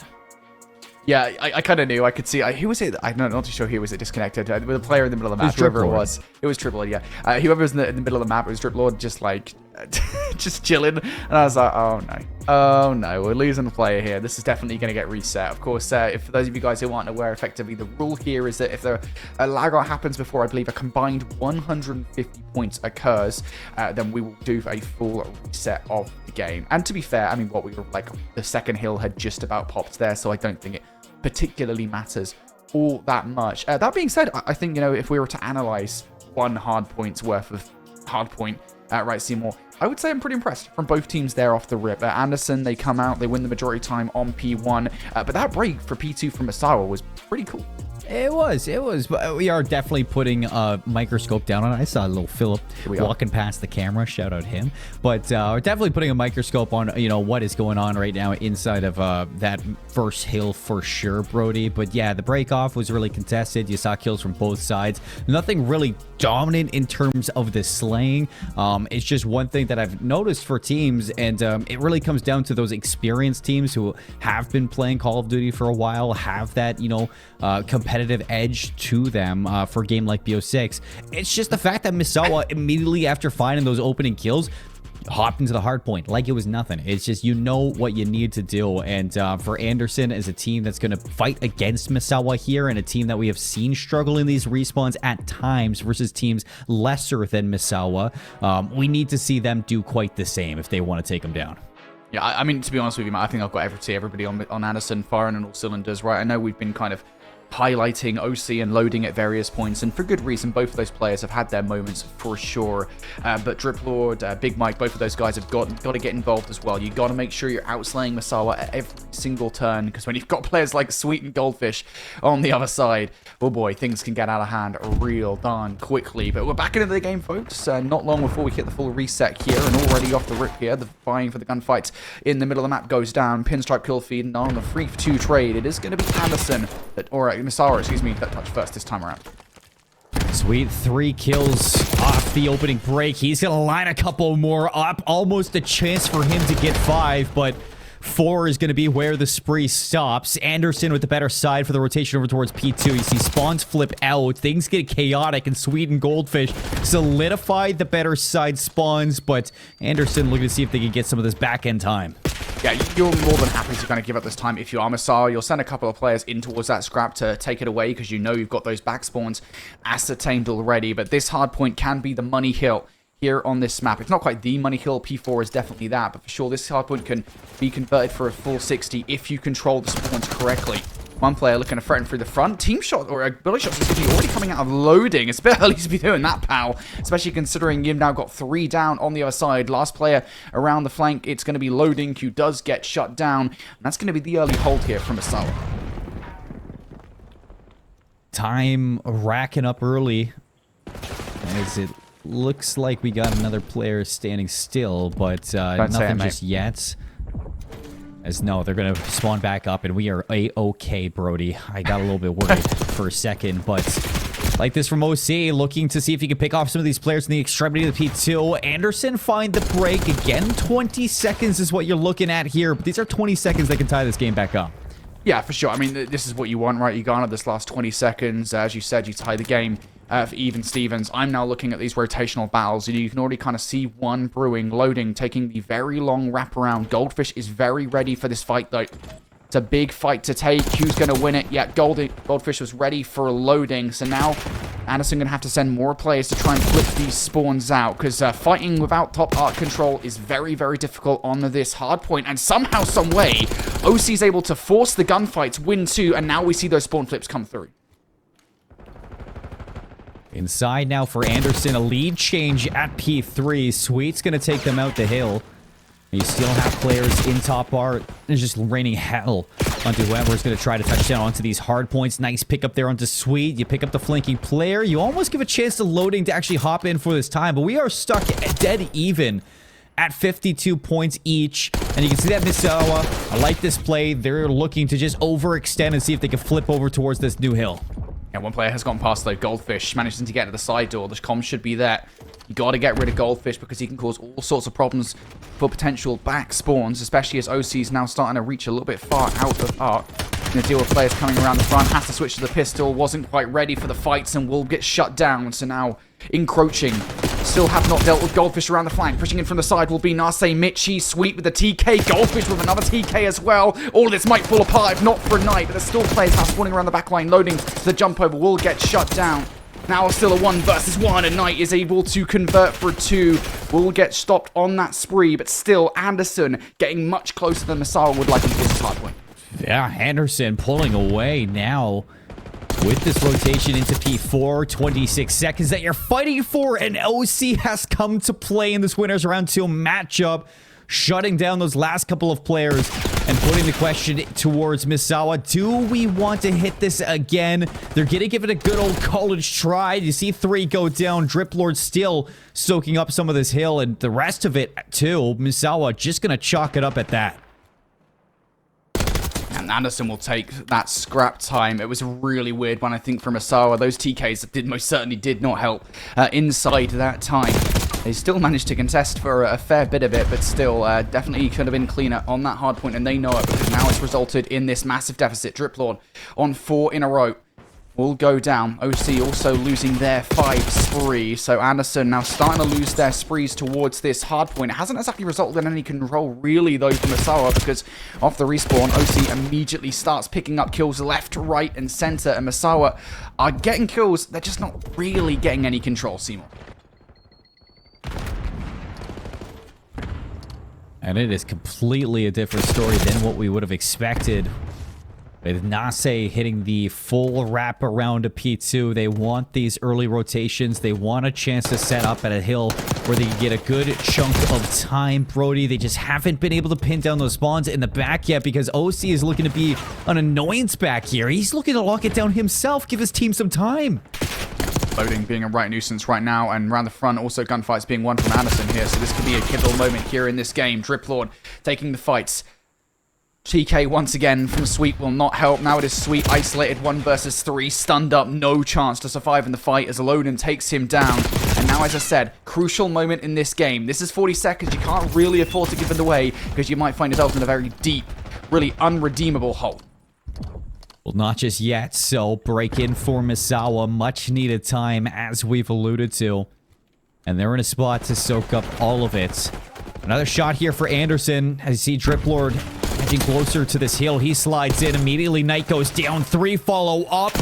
They know where Goldfish is, and it's a good heads-up swap from Drip Lord to take care of this last player. 11 seconds to Anderson.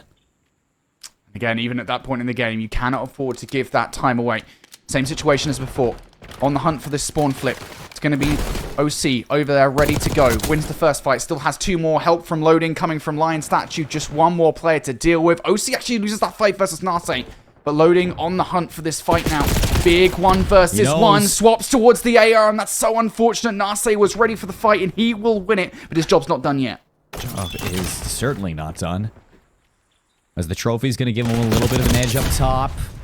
See if he can win those fights. Loading sneaks into the hard points. He's going to steal away some of the time away from Misawa when they desperately need it the most. They just lose the kills towards the objective, and you just cannot be letting that happen right now. This is a lot of objective time being given away. 15 seconds still to go for. Loading choosing to play the life instead of the point. And still not activating. Still 2 players ready to go, Loading. If you want to take those guys out and not give the time away to Misawa, that would be great. Loading, fortunately not able to do it. So again, Misawa, same position as before here. They're being afforded a lot of space. Anderson have all kind of turtled up towards the point itself. And that's going to allow a couple of players in towards Art. One of those has now gone down. Goldfish still really the secret weapon as the rest of the Misawa players make their way through the front, but Loading shuts down the 2 around the side. They're now keeping eyes on the back as well, so Goldfish doesn't really have the path he had before. Everything going the way of Anderson, and they have completely shut Misawa out of this map. 30 seconds, that is going to put you in spitting distance of a map 1 victory for this vault hardpoint, fighting the back from Big Mike, the two-time, and he is just hot on the tail of Nase, not able to finish that kill off, but inside the time, you are sitting pretty. If you're the rest, not going to cross that 200-point marker, but this might be a blessing in disguise. You have flipped things around for the P1 setup. Anderson in a really good spot here for a P1. Don't even worry about those P2 spawns just yet, because when you're 51 points away from victory, if you're Anderson, you can win things off of P1. You actually do have to have players soaking up the time, though. I will say, nobody touching the time just yet. Instead, we're preoccupied by trying to get some kills before that they do so inadvertently. Now, they've afforded a lot of time and space here to Misawa. 2-for-1 trade now towards the point. OC now on the hunt for some more kills. Big Mike able to find one. There we go. Players all funneling through you, and Anderson are there to meet them for it. Drip Lord pushing out towards the side door. Comm should now be made towards alluding that there's a player coming from that direction. All this while, Anderson are picking up crucial time. They flip the spawns in their favor as well. This is not going well for Misawa as OC finds 4. It's a full wipe in the feed. He's even going to put his controller down. I assume probably to talk smack across the board. He definitely just stood up. OC. Lights out performance so far, 27 and 16. Drip Lord 24 and 18. Loading 23 and 16. As the whole team has showed up to see if they could put down Misawa in map 1.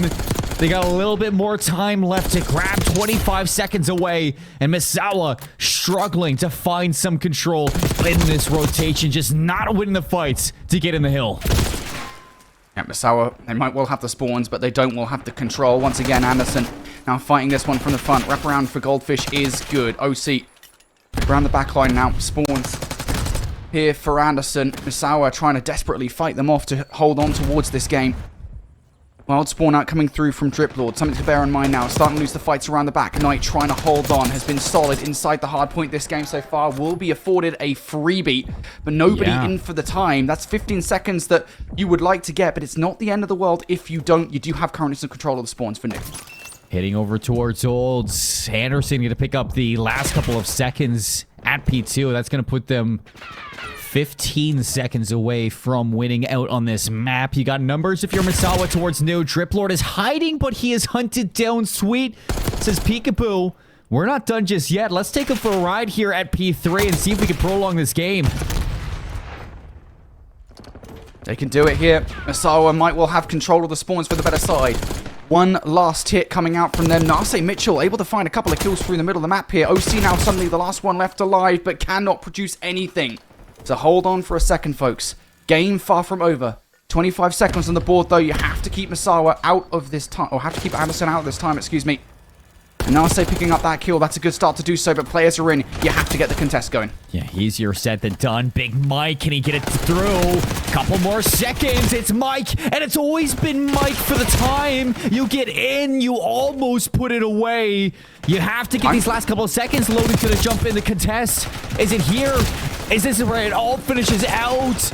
Goldfish, now we go to a new hill, and it is a foot race to get there. You have the spawns. Yeah, and last time around, this hill has been pretty impenetrable. It is an Anderson on the other side, though, for the first time. Nobody watching the side door. Keep an eye on the minimap. Loading's making the wrap in behind enemy lines. He's already caused damage in behind 1. There's number 2. Loading does it all. You just need 1 second. Nobody else was in the time. And Anderson take game number 1. Misawa not watching all their entry points. Fist bumps out for Anderson Air Force Base as they have just dominated through map 1 of the Vault Hardpoint. Misawa, a couple of question marks. Definitely not the way that you would have expected to jump into this series, but you could just see that there are players who are prepared coming into PACAF on the left side of our screen, and the vibes are there too. I think that is one thing that I am noticing a lot from this Anderson team is that they are having a great time on stage.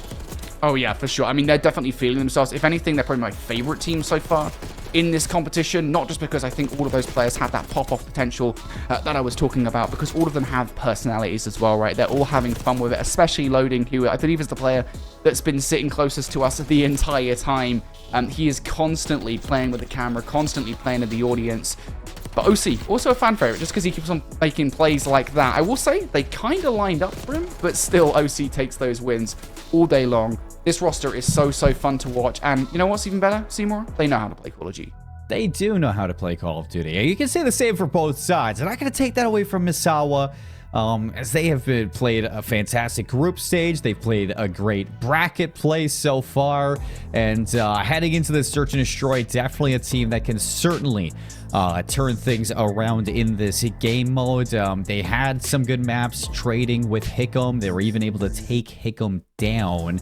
And so with that, they just got to channel some of that energy that they had from that series yesterday. I hope they didn't expend everything back in day one, because I'm sure they know it's a 3-day event, bro. You don't want to just throw everything out the window right away. Yeah, I mean, you do have to pace yourself ever so slightly in these kind of tournaments, right? It's a very long event, right? Nobody's been eliminated in group stages. Everybody's made it through to bracket play, excuse me, and that sort of makes everything even longer, right? Because there's so many games. It's a double elimination bracket as well, so you definitely have to pace yourselves here. And I will say as well, another thing for sure is the fact that these guys have been evolving strategies, and I think we're seeing a lot of that through the tournament thus far. Yeah, we definitely are. I think for Search and Destroy, one thing we've seen a lot more today than we have seen yesterday is that teams from behind have been putting up quite a fight in this game mode. And Brody, I think for Hacienda in general, I know, we've seen a lot of plays on this map in Challengers. We've seen a lot in CDL. For PACAF in general, what have you noticed from these teams in this map? Because they've been loving to go to Hacienda quite often. Has it been a little bit different from what you've expected? Yeah, I think everything's been different across the board, right? Hacienda, I think, isn't really special to that. There's kind of a lot of mistakes in the gameplay, but kind of a lot of just teams kind of running at each other. So that's kind of where I'm at here.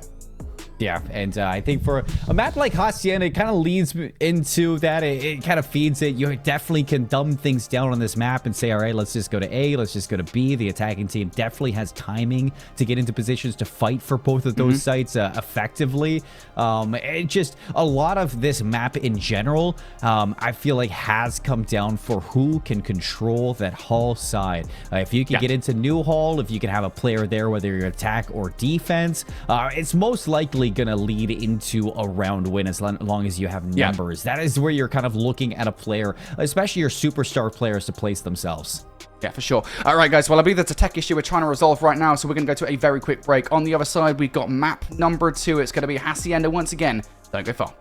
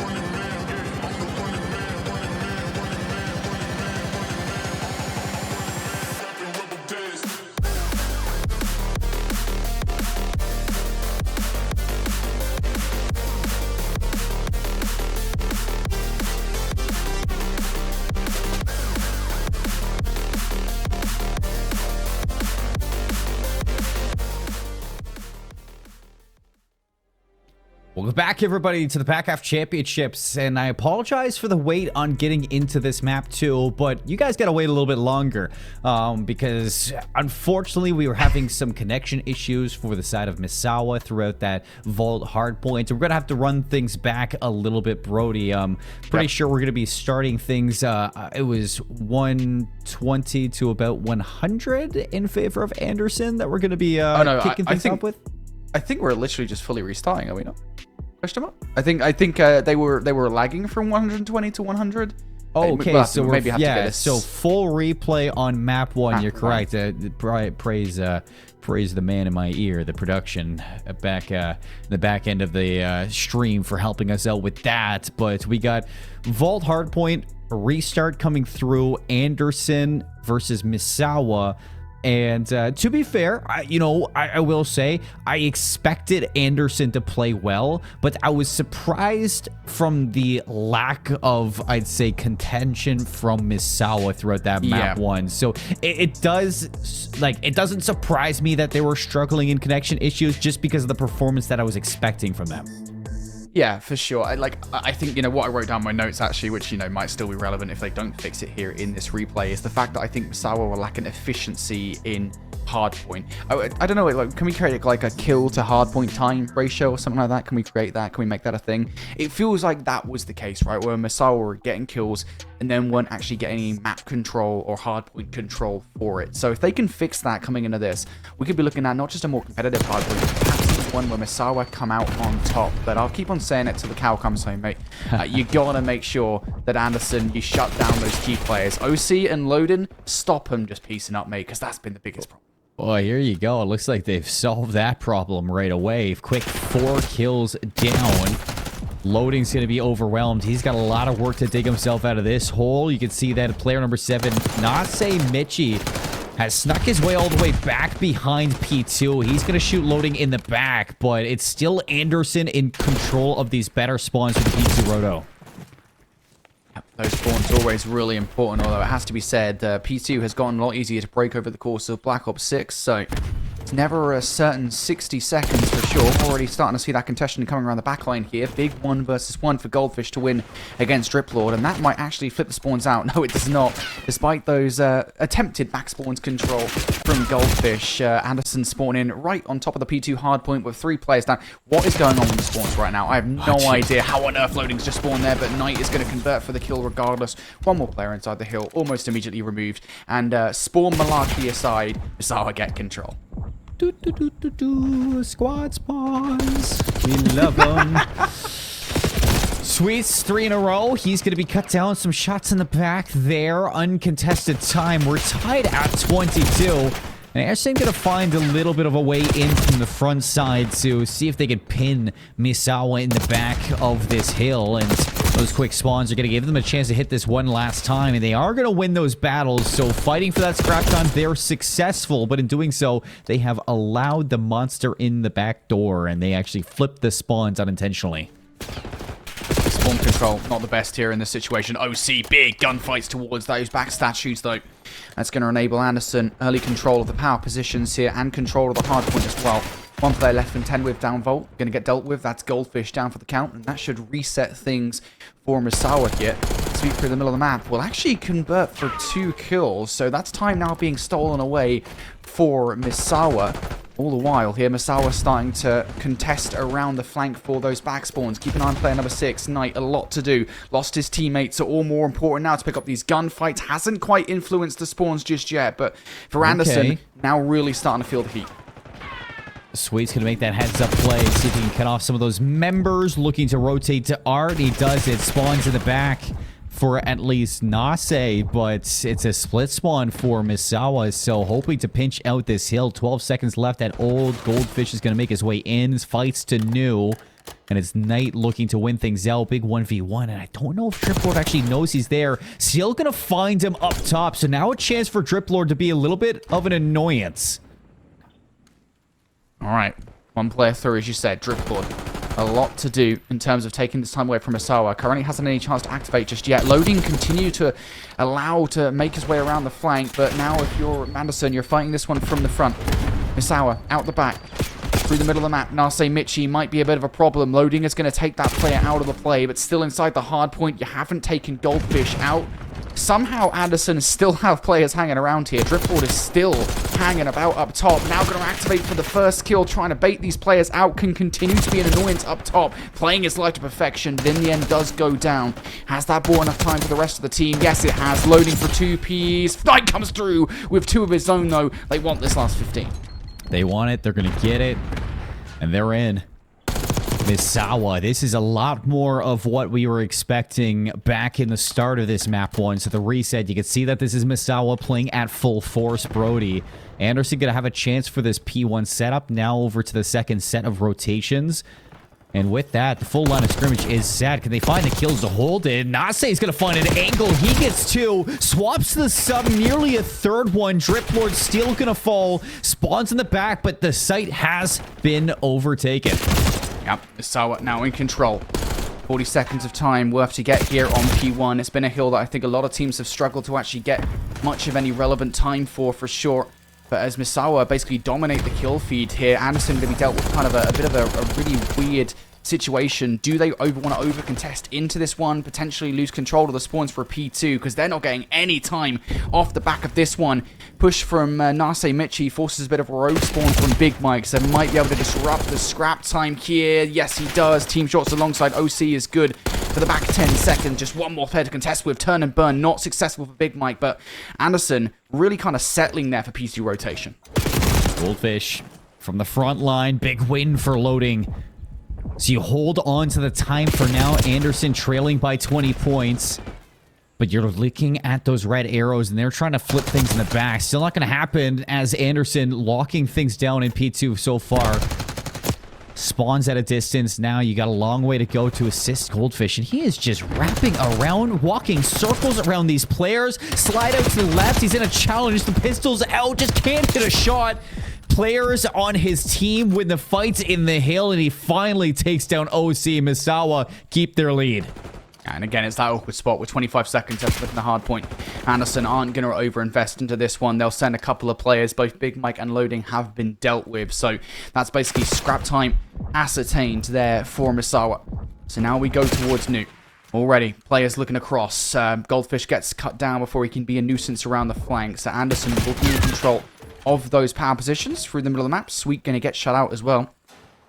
Misawa now have one player on the flank. Big kill, big gunfight for Nase Michi if he can make it towards the point. Knight will convert for a big 2-piece, but again, you haven't dealt with the players in the key positions. That push around the backline for Nase Michi will influence the spawns enough. Isolating these players up top. Nase Michi might have just got the god timing on towards OC, and he does. So now the flip of the map comes through from Misawa. That is a perfect play from Nase Michi. Perfect, and keeping them ahead so far. 30 seconds of time that I'm very surprised that Misawa don't want to go through. They want to play some TDM, keep Anderson off the hill, maybe burn a little bit of that time clock while they're at it, but Anderson fight back. They get in towards Old. This is good scrap time, but again, you're heading into P4, a hill that not many people have success in breaking, so this is a gamble for Anderson. Anderson not in control just yet, but both teams have really struggled to fully lock this hill down. OC kind of starting to put punctures into the defense here. Towards the hard point, the gunfights for the most part are being won, though. Keep an eye on these spawns. They should spawn out in this situation. Misawa, yep. Players starting to get isolated. Big gunfights for Sweet and Goldfish. Now just the former of those two players. Loading and OC wipe them out. And it takes 20 seconds. That might be one of the most crucial breaks we've seen in this hard point thus far. This might be the TSN turning point of the game. A lead swap on the verge for Anderson, but Misawa looking to get in. Nase around the back. Players flooding through the side door. Spawns flip one more time, and Misawa, the lead doesn't change just yet. They get in for the scrap, and they are here to look to push this lead heading into the third set of rotations. One last chance for Anderson. Possibly the kills coming through, so they're going to give it a look. Big Mike of the regen slides up, but can't find the kill. Loading's going to be the one to break for 5 seconds, but Misawa have this chance to now set up to new. This has been such a back and forth game. I'm so glad we got the reset, honestly, Seymour, because it's been such a fun hard point this time around. These guys have been neck and neck, constantly trading blows in this game.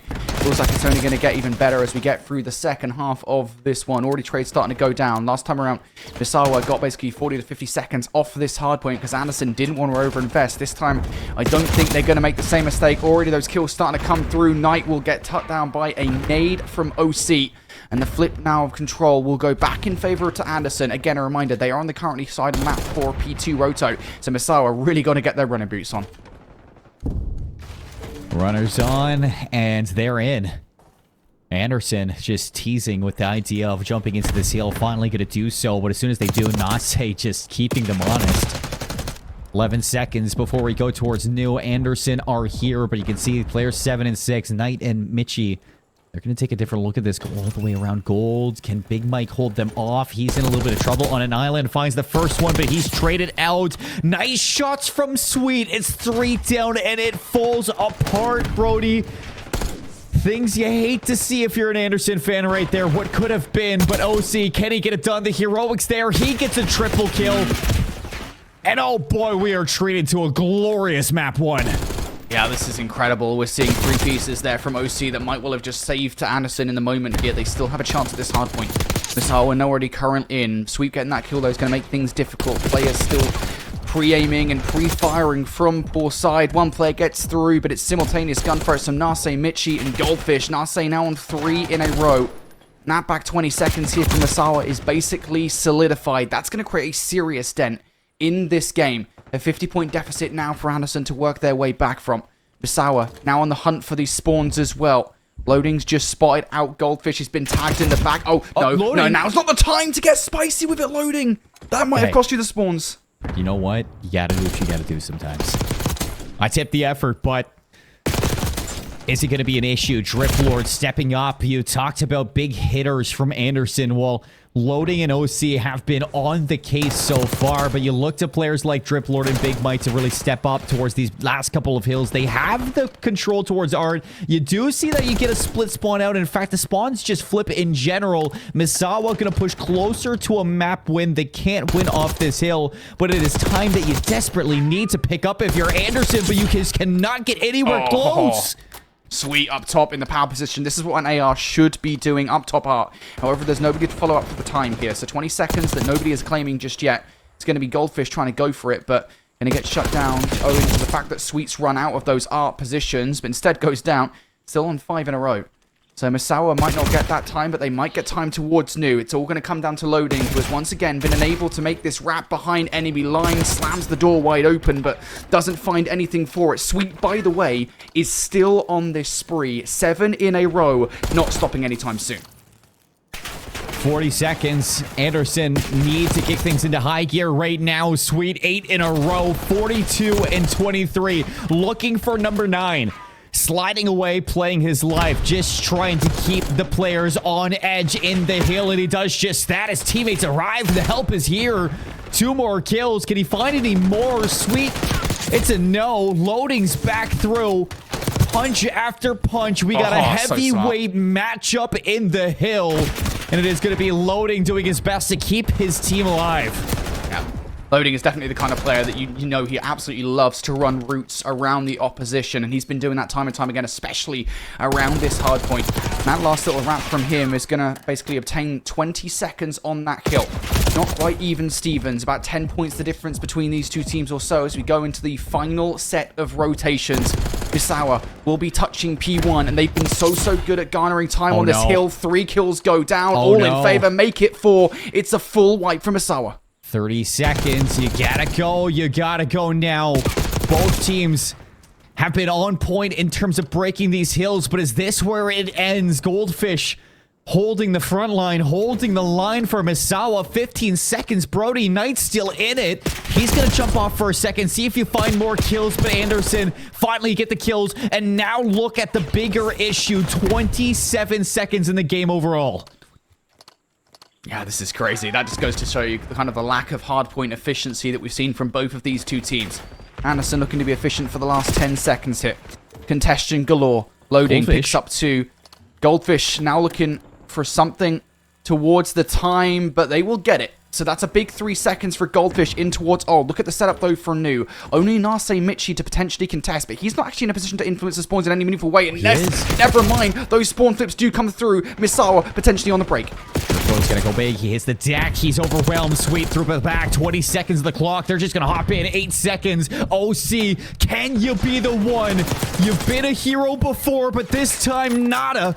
2 seconds, it's done. Misawa off the reset. They show what they're made of. And look at them on stage, Brody. They knew they had it in them. They get it done in the reset. They lead the series. They do it with business to be shown.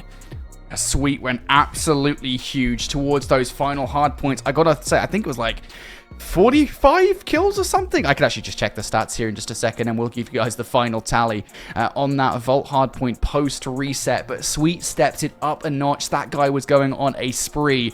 Gave them, I think it was like 40 seconds on that final rotation towards P4.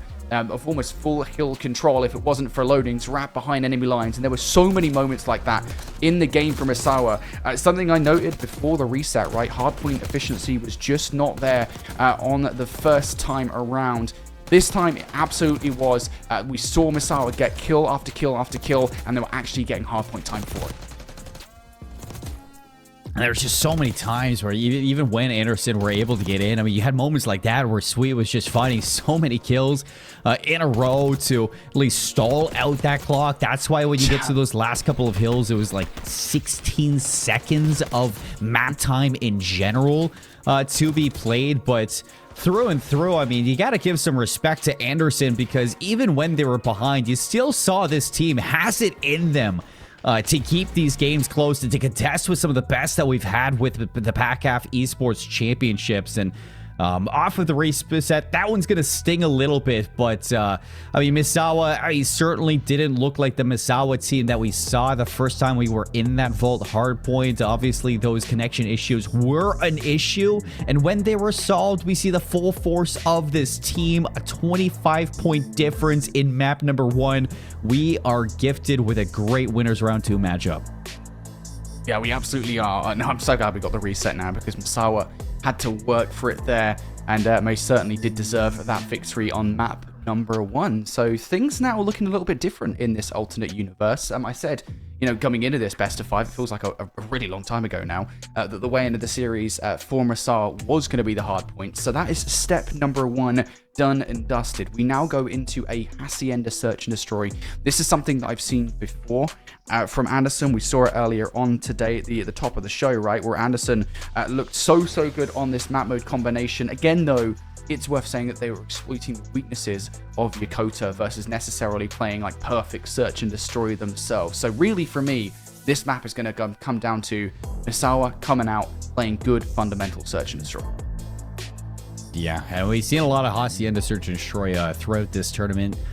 Teams have been loving that. They've been loving the protocols, and when it comes down to it for Hacienda, I don't blame them. This is a classic in the Call of Duty scene. So you go to this map, and I think what has been the most true for this map, when you throw strats out the window, is that I think it's just been truly off of who can win those opening duels, and you get over towards that A side. Even when teams get the bomb down, it's never truly shots because we've seen so many heroic 1v2s on this map already. I'm sure we're going to see some more now. Yeah, well, I want to see good fundamental search and destroy. That's a phenomenal start from Driftboard. Opens things up with the first blood. Makes things awkward here on the offense for Misawa. Loading once again, running those routes, being a constant nuisance. Misawa slowly but surely losing all their players in this round. Nase, the last one left alive, he's going to get shut down. And again, it's Anderson getting aggressive. I knew they would do this as soon as we hit Hacienda. Kick things into second gear, and you see it here. Big Mike, the 2-time, finishing things off. A couple shots in the back there. Nase had no idea what was hitting him. So you immediately bounce back off of that map 1 loss, and you can see that Search and Destroy is just one of those modes that I think for Anderson, you're going to feel comfortable here because you have had players who could just absolutely slay out, and loading Define 2 there shows that he's not done yet. It's loading, just constantly running routes for Anderson. It's going to give them a wealth of opportunities and chances here. On round number 2, Misawa getting aggressive, or immediately recognizing the push through top mid. That nade will send Misawa back, or Anderson back ever so slightly, excuse me. But aggression from Sweet, answered from Driplord. Elsewhere, Big Mike going to find that second blood against Nase Michi. 2 versus 4 now, and the last remaining players here from Misawa are split up. Just constantly being berated in this situation. Knight will find one, but he's running headfirst into an AR battle of a sub, and you're not going to win that. Anderson pulling Misawa apart here. 2-0 for Anderson, and this is a different look that we've seen from Misawa too. For Search and Destroy, we didn't get to see them play up against Pick'em, but we knew that those games were close. And, you know, when I see a game that goes to round 11, it means that these teams are not as, I'd say, tight-knit in this game mode as they would have liked to. For Anderson, it's been a different story. They've been fantastic in the Search and Destroys. You've had so many clutch moments. You've had so many pop-off plays. And this is where this team's going to be feeling great. In the Neslo moments for Anderson, this is a team that can win their 2-3-5s. Sure, Anderson just looks so solid in Search and Destroy, and it's down to the routes that they're taking. Look at play number 2 once again. This time it's Knight from Misawa, making those wraps behind. I don't think anybody from Anderson is necessarily going to predict this one, so despite the fact that they're on the... No, never mind, they're actually going to win the opening gunfights here. OC for the first one, surely not number 2. Loading manages to get it done with a pistol. Surely not number 3 as well. Goldfish trades things out, brings this down to a 1 versus 1. Goldfish has to retrieve that bomb. Yeah, bomb's down, and Driplord's going to be here. He's taking so long to get here. I like this gamble for Driplord. He's put himself in a great position, although he doesn't see that bomb. He doesn't see the player, and now that's going to put some doubt in his mind that possibly B isn't the finishing play for Misawa, and he might have actually possibly read this. Door's going to open. He makes some noise, hops up. He's going to meet him around the corner. Goldfish sneaking away, 54. Now has time for the regen. 20 seconds, decides to plant the bomb. Shots for Driplord, wins the 1 versus 1. That's a huge round that Misawa could have stolen away. Driplord manages to clutch up though. Anderson continue on their tear through this Search and Destroy. Seymour, they just look so good right now. But I will say, that's the first time in this S&D thus far where I've seen real confidence out of Misawa. Yeah, had real success, chances for them just in general. For Goldfish, you thought for a second that maybe he was making the right plays there. You thought the timing was going to pay off to get that bomb planted. And, you know, in that position in general, I mean, you are really leaving yourself vulnerable to Office, especially when that player has the information to you. But if you get that bomb plant, Brody, you have so many places to play that post plant. It's a gamble that you just got to go for in the 1v1s. Alrighty. Anderson getting aggressive at the start of this round. Knight trades things out. 2 versus 2. That's bomb down towards the B site. Knight will hit the full regen here as well. So, going to be a slower 2 versus 2. And it looks as if Anderson are going to take the really long wrap behind. 2v2. And I like this play from Anderson. No information between Knight or Nase. So they got to fully clear these sites. They're going to hit the full wrap again. Clear the spawn of Anderson and see if they can catch some time on the players over towards B. They should know this is a play to the B bomb. They're going to be here to check it. Whether or not they can stop it, different story. Have just spotted him out. Shots out. Knight gets shut down. Nase for 1. Nase going to double up. That is a big clutch up from Nase Michi to get it done. I tell you what, I will say Misawa very lucky in that situation, Seymour, because they had bomb down. I don't think they necessarily knew about it. That was the biggest issue. If they'd have known, they probably would have played that significantly differently. But in the end, the timing on the wrap works out perfectly for Misawa. They have their first round on the board.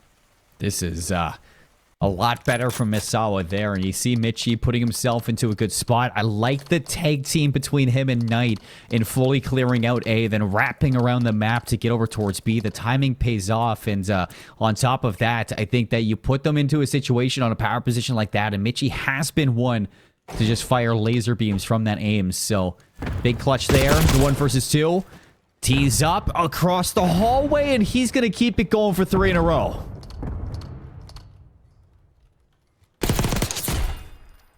I'll trade it out. Big Mike going to take down Nase Michi. That's the 3 in a row off the board. Oh. Knight also going to get shut down. Was looking for the kill against Loading. Loading survives, and OC is good for the trade. That's where the Goldfish going to trade right back out. Sweet didn't want to take the fight. Trigger to Splint, unfortunately not going to work out in that situation. Goldfish being put onto a spinner right now as Anderson win yet another round. I think that's probably the first time ever where I thought Trigger to Splint was not the right play call. Just take the shot. What are we waiting for? Christmas is still months away. And that is just 2 kills that certainly you don't expect Anderson to pull out of the bag. But that is unfortunate for Misawa. Just waiting a little bit too long to pull that trigger. And that is going to cost them the round. 4-1 up for Anderson. Firing on all cylinders in the search and destroy. Swapping back now to the attacking side. Bomb towards loading. Where are they going to take it? Out through mid. It's going to be a hit to B. All right. Aggressive hit on the defense here from Misawa. They will have spotted that cross from loading. It's a free A site for Anderson. Whether or not they want to take that, though, is a different story. Again, saw that little peek on the minimap. Loading did spot out, I believe it was Goldfish. But if you're Misawa, you're kind of just stuck here. You've fully committed towards a B plan. Anderson, they recognize it. This is a great heads-up play call coming out from Anderson. You just get that rock down on A. It should be a pretty easy round for them. Yeah, but they're giving a lot of time to Misawa to recognize this one, and that's a double shell for Sweet that actually is going to open things up. Unfortunately, they stay too long in loading with the bomb is going to catch a double kill. That opens a route over towards B now, and a lot of the map here, they line up. Nobody's checking their corners. Rule number 1 in Call of Duty, you got to make sure you're looking both ways when exiting a doorway, because somebody like OC might be waiting for you to just peek open. I think the idea was there to exit and look at both directions, one player each. Of course, OC takes the first fight, and then the second versus Nase Michi is super duper easy because he was not looking in that direction. OC takes those all day long. Anderson smiles on the board here as they have successfully made their way back into the series with a 5-1 search and destroy. It would take a hell of a lot now from Misawa to win this search and destroy. It's going to be an A hit from them. I think this might be the first A hit we've seen from either team this time in search and destroy. I don't think we've seen it at all this game thus far, and it's going to work out at least in terms of determining the site control, but you got to be careful you don't get bad timing here. Does he get it? Finds one before dropping, and poor one too. That's going to delay the bomb plant, allow for the teammates to fully rotate. OC should see the bomb is down, and he's going to play his life, feed the information to the rest of the team, and in fact, Big Mike, he's going to catch Michi on the timing. OC through hallway, bringing things into a 3 versus 1. He's on 5 in a row. It's Goldfish against the world to keep the Hacienda going.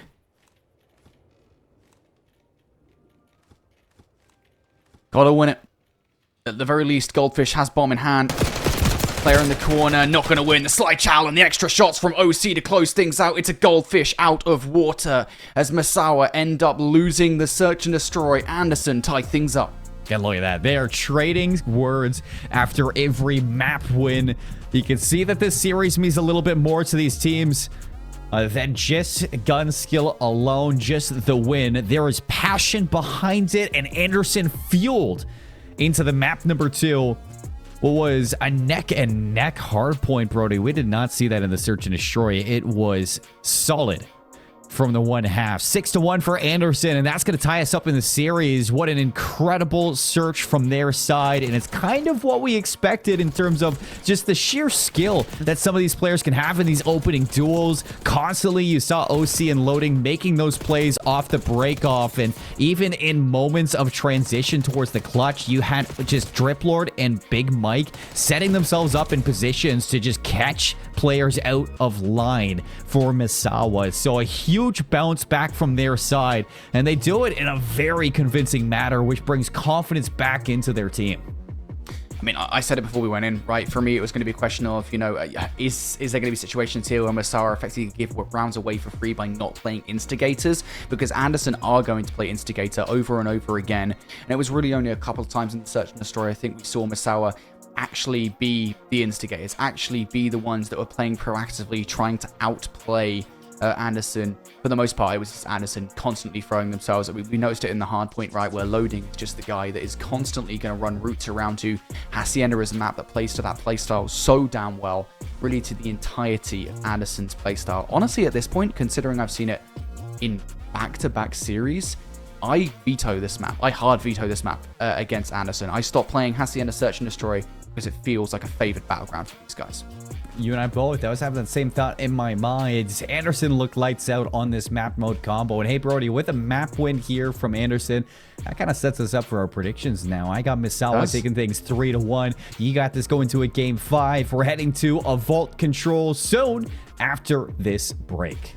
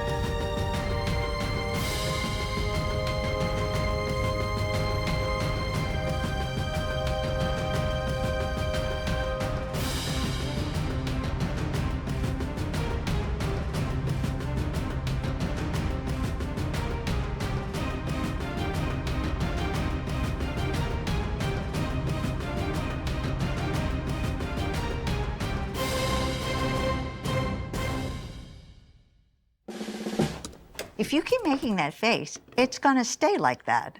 Funny. I'm trying to get my own car insurance. Well, that's easy. USAA.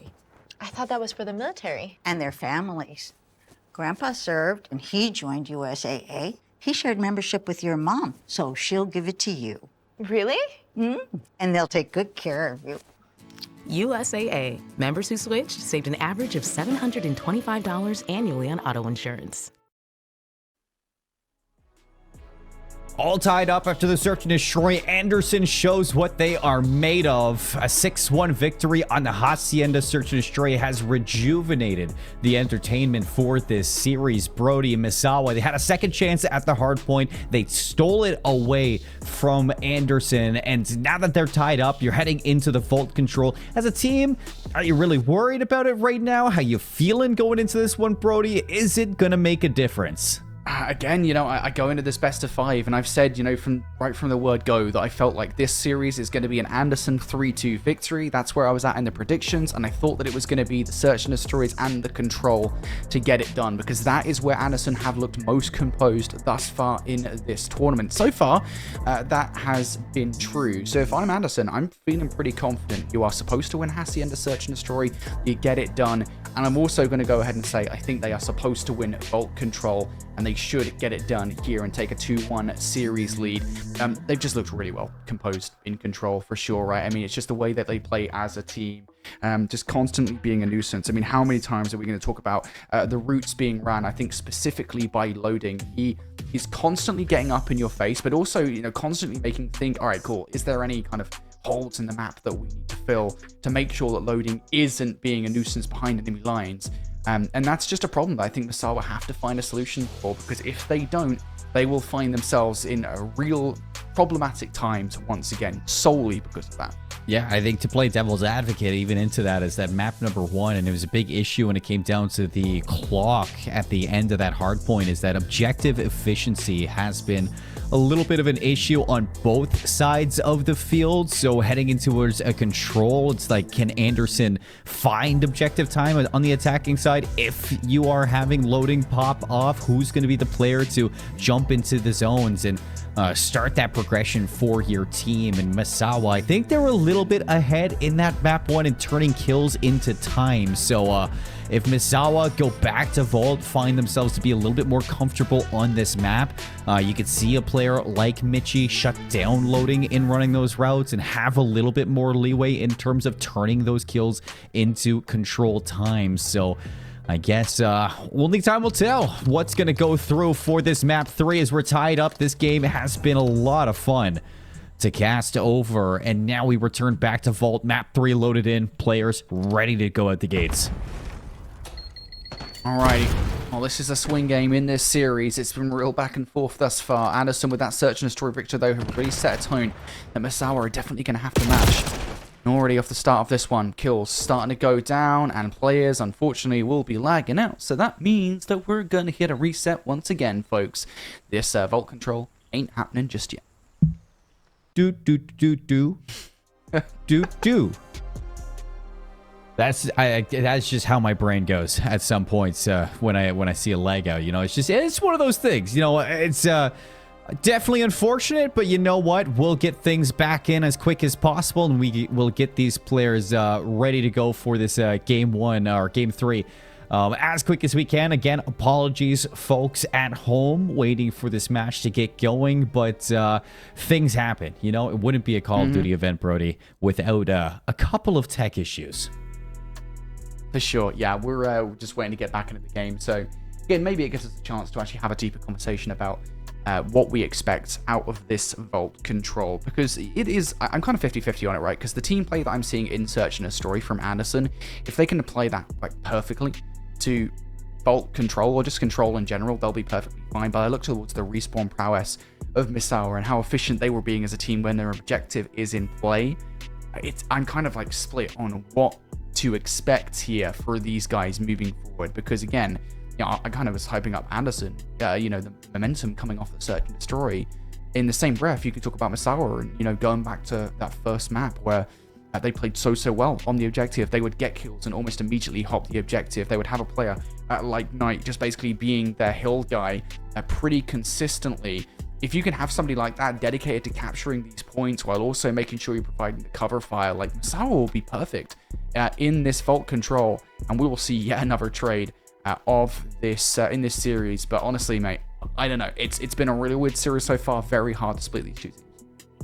Yeah, I mean, it's one of those situations, because I think that's why I was taking the 3-1 from Misawa, because I've been just impressed with their respawn prowess across the course of having them on stream, and, you know, a team that takes Hickam as far as, you know, they did to a game 5 and beat them in the Search and Destroy. I know that this is a team that has that dog in them to get it done, Brody, but I think for this control, Anderson does have some stake and some weight into the series after what we saw in the Search and Destroy, and I know it's going to ice you a little bit, you know, waiting for this map 3 to start, but I'm hoping that they carry that confidence from map 2 into map 3. Brody, somebody in chat asked me, it was A Breezy, they said, thoughts on Spuds and Beans. Now, they talking about... They gotta, like, the Spuds, they mean potatoes, right? Is this like a person, or is this food? Can I get some clarification here? Because I don't understand. Like, the literal food, what are my thoughts on, like, Spuds? Is Spud like that's a potato, right? I'm not crazy in thinking that. Yeah, I just don't know if it's like referring to like two players that are called Spuds and Beans or something. Like two players that we just don't know about. Well, we don't have a player named Spuds. Beans is not at this event. He's playing tomorrow on stream. You know what? Could you imagine, like, Beans just walks into the venue, WWE style entrance, just the like... food. It's the food. It's the food? Okay. The food. Thoughts on... I mean, okay, Spuds are kind good. of beans? Potatoes, like, people like potatoes. I think it's impossible to not like potatoes unless it's an allergy thing. But, like... Beans, they go in my burritos, they go in my tacos. I don't put them in my breakfast at all. That's it. That's all I got to say. Okay, if I tell you that I don't like... Right, so I rarely have beans. I'll have them in like a burrito sometimes. But I feel like too many beans would be terrible. Baked beans early, and if anyone talks otherwise, they can, go to a place that no one cares about. What? HE grenades. And in fact, they are definitely not good for you. In fact, they are the complete opposite of that. So OC's got some good set nades off the start. And that's going to lead into some good defensive pressure from the side of Misawa to push in towards those spawn kills. Loading now, looking to see if he can clear off B. He's going to find a late kill onto Sweet. A second from OC over towards the A zone. Loading, looking to finesse, sliding around. He's got the info to the player on Art, and that is some nice pressure coming out from the subs here. They get it done on both sides, and they clear the players out. Yeah, that is really well played from Anderson. Just such solid team play, right?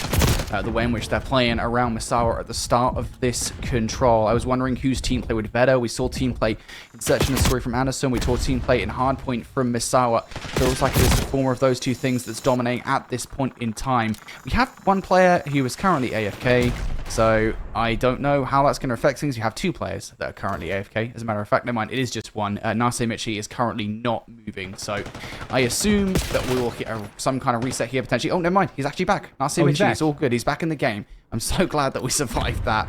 Doesn't matter though, that kind of prolonged period where they were playing 3 versus 4 has been detrimental to Misawa. They're down to their last 11 lives, 12 seconds on the clock here. Yeah, seems like this round one is a little bit chalked out the window, so no chances here for Misawa to climb back into it. Knights starting off the control 0 and 7. Welcome to the agency, fella.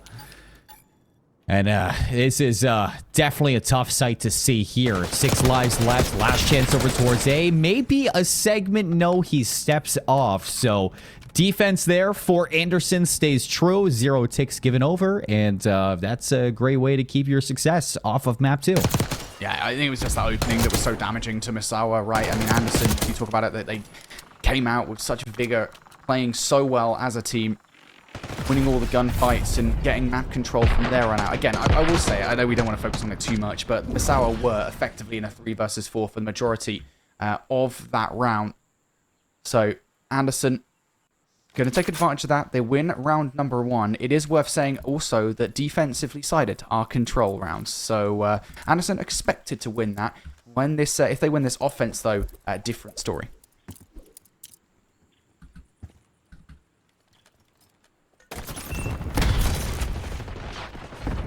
See if those set nades come into play again from Loading. It's a nice break off from Misawa. 3 down. See if the defense can try to pull a fast one now towards Anderson as 4 kills go down. Sweet looking to push the issue. He's on 4 in a row, looking for 5.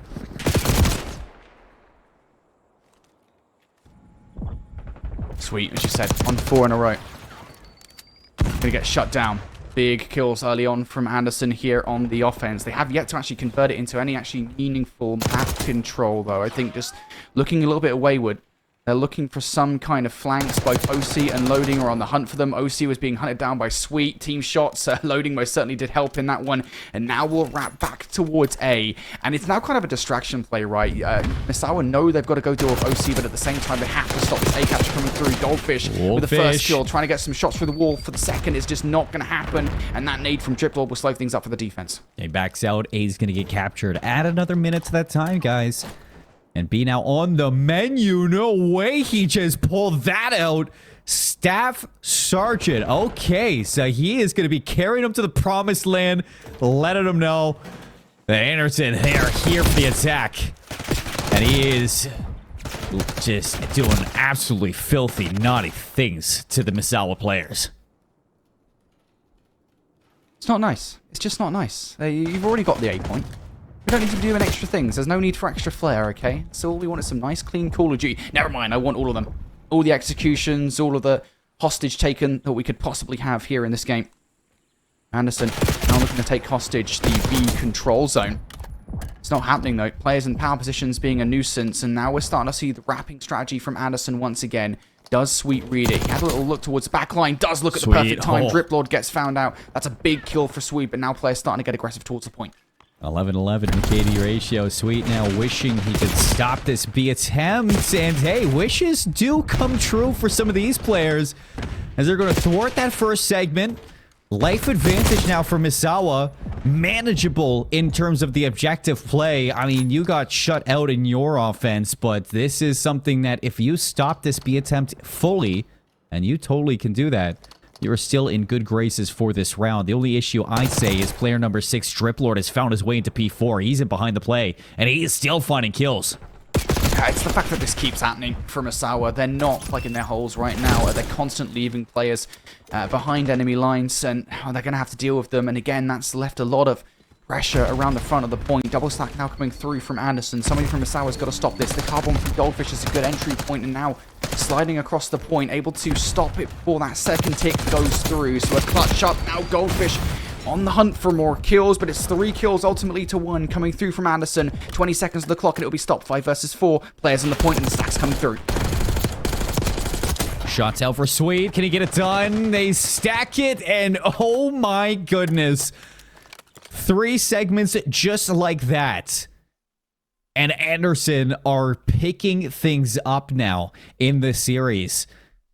The offensive win is going to really put Misawa against the ropes, Brody, because now you have to flip things down 0-2 in this control. Not only win this offense, but then you got to win a defense, and most likely another offense after that.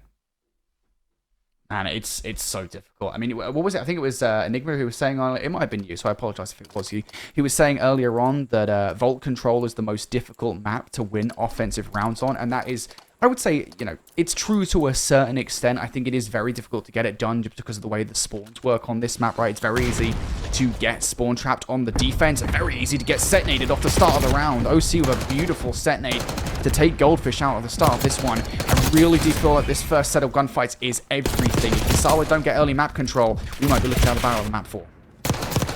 You know, I actually disagree with that. I think that in terms of BO6, I think Vault is the most winnable objective map in terms of just how easy it is to influence those spawns with floor down from the attacking side. And just how many times... I mean, it's so easy to just, like, you have that 3 down, you send somebody over towards P4, you get them in behind. It's just, there are more routes on this to take as an offensive team to punish those spawns. And I think that's why I think that this is one where the offensive team has a little bit more leeway. Consider me convinced. You made a good argument, and I've now been persuaded to your side. Enigma's wrong, which is not the first time that that's happened. Regardless, in this control, I said there is an argument. There is an argument, and I feel like you've won it. That's what I'll say. Misawa, we said they needed to win the wave of gunfights at the start of this round. That hasn't happened, and it continues to not happen. 3 kills on the board here for Anderson, and a 7 life differential. Players in the back of the spawn. Goldfish not moving once again. This one feels like it's done. I don't necessarily think there's anything in this situation that Misawa can do. One last-ditch effort coming through here from Sweet. Gonna get cut down by Loading. Loading gonna get cut down by Goldfish. So 10 seconds left on the point here. The congestion will be coming through from Goldish, but nice slide out from Driplord. Potentially close things out. One last-ditch effort from Knight. There's the shutdown from Big Mike. Maybe Nase Michi can do something. And no, the numbers are overwhelming, as are Anderson as a whole. It's a 3-0 in the control. They're feeling themselves now. Yeah, fist bumps out 2-1 in the series, and Anderson are 1 step closer to qualifying for the World Championships here through the Air Force Gaming circuit. PACAF being the first leg of the race for these bases to qualify. 3 teams will make it there, and each of these 2 on screen, you win this one, you are in. So Misawa feeling the pressure now off of that, and it does look like there's a little bit of frustrations on their side, rightfully so. Anderson were having their way in that map, and I feel like when you're seeing a team like this where Anderson has been like the OC and Loading show, Big Mike looked real in that one, and he was real big to get that with so many plays under control, whether it was the defense or offensive sides, and I think Anderson are all the better for it. Honestly, I'll just be totally fair about it. I think Anderson are just really good at running routes. Like, that is literally... I'm not going to keep calling routes. I'm not going to Americanize myself, all right? Routes isn't a real thing, okay? Americans are wrong. I didn't say anything. No, it doesn't matter. I don't care. The British are taking over. We're here. Regardless, I think they're just really good at running routes, right? I mean, it's constant. And I think there was one moment at the beginning of round number 2 that's a really good example of that. Instead of like solely laser focusing on the point, and granted, I think that Misawa were providing them a lot of map control so they could kind of get away with it. You had Loading and OC almost immediately like fly towards their U, towards opposition U side, towards Art to try and get control of the power position, and Misawa just let it happen. Like, they were not paying attention to them whatsoever. And, from there on out, it was just an easy dub. And they kept on doing it. As soon as they lost control, they're like, all right, cool, loading, off spawn, off you go. Trying to flank again to try and get control. Drip Lord was getting involved in it as well. Constantly being a nuisance. And Misawa have to deal with that, because if there's any hardpoint map in this game that you're going to suffer from not getting players who are potentially making those flanks, it is 100% Skyline, especially on key rotations. Yeah, it's going to be a difficult one to manage if you cannot shut that down. I mean, we've seen it on multitudes of different levels for maps across day 1 and day 2 so far. And I think this is a map, actually, we saw Anderson play yesterday on stream versus Ileson.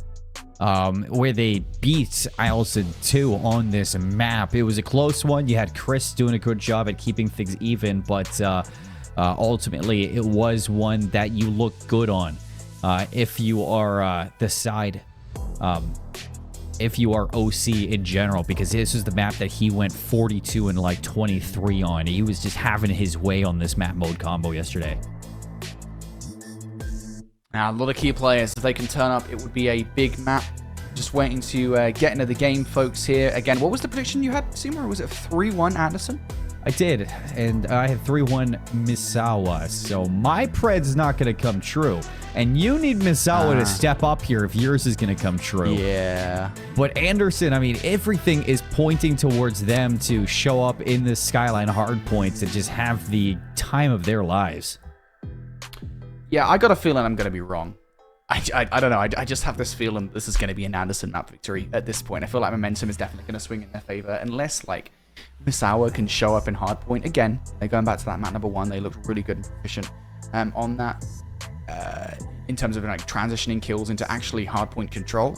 But still, at this point, I feel like Anderson just have way too much momentum. They figured things out. They know that if you just let OC and loading fly, the rest of the players can just get control of the objective and they'll be gravy. And that just feels like the case almost every single time for this roster. It's a strategy that works here in the PACAF Esports Championship. So why change it at this point? I definitely think that's the strategy they're going to go into the game for. And honestly, at this rate, I don't see Misawa shutting that down. No, I think I am right there with you. Everybody getting ready for this lobby. It looks like I can see a few names on the side to get into the server. Players going to be loading up into the Skyline very shortly, and we're going to be waiting on if there is any issues for them to get this one going, because it looks like they are taking a few seconds to start this up. But Brody, in the meantime, again, we just go back into talking about where this all leads, because between these two, I mean, you're in winners round 2. Winner of this goes into top 3 of the tournament, and that's going to auto-qualify you for the World Championships. After said win, then we're going to be looking over towards the other side of winners round 2, where it's Kadena going to be looking to see if they can also push through against Hickam to qualify for top 3. One of those two teams is also going to be that early qualifier, and if you lose here, then your job gets a little bit harder, because then you got to push through the lower bracket. You still have a chance to make it into the World Championships, but you have to win a few more games to make it happen.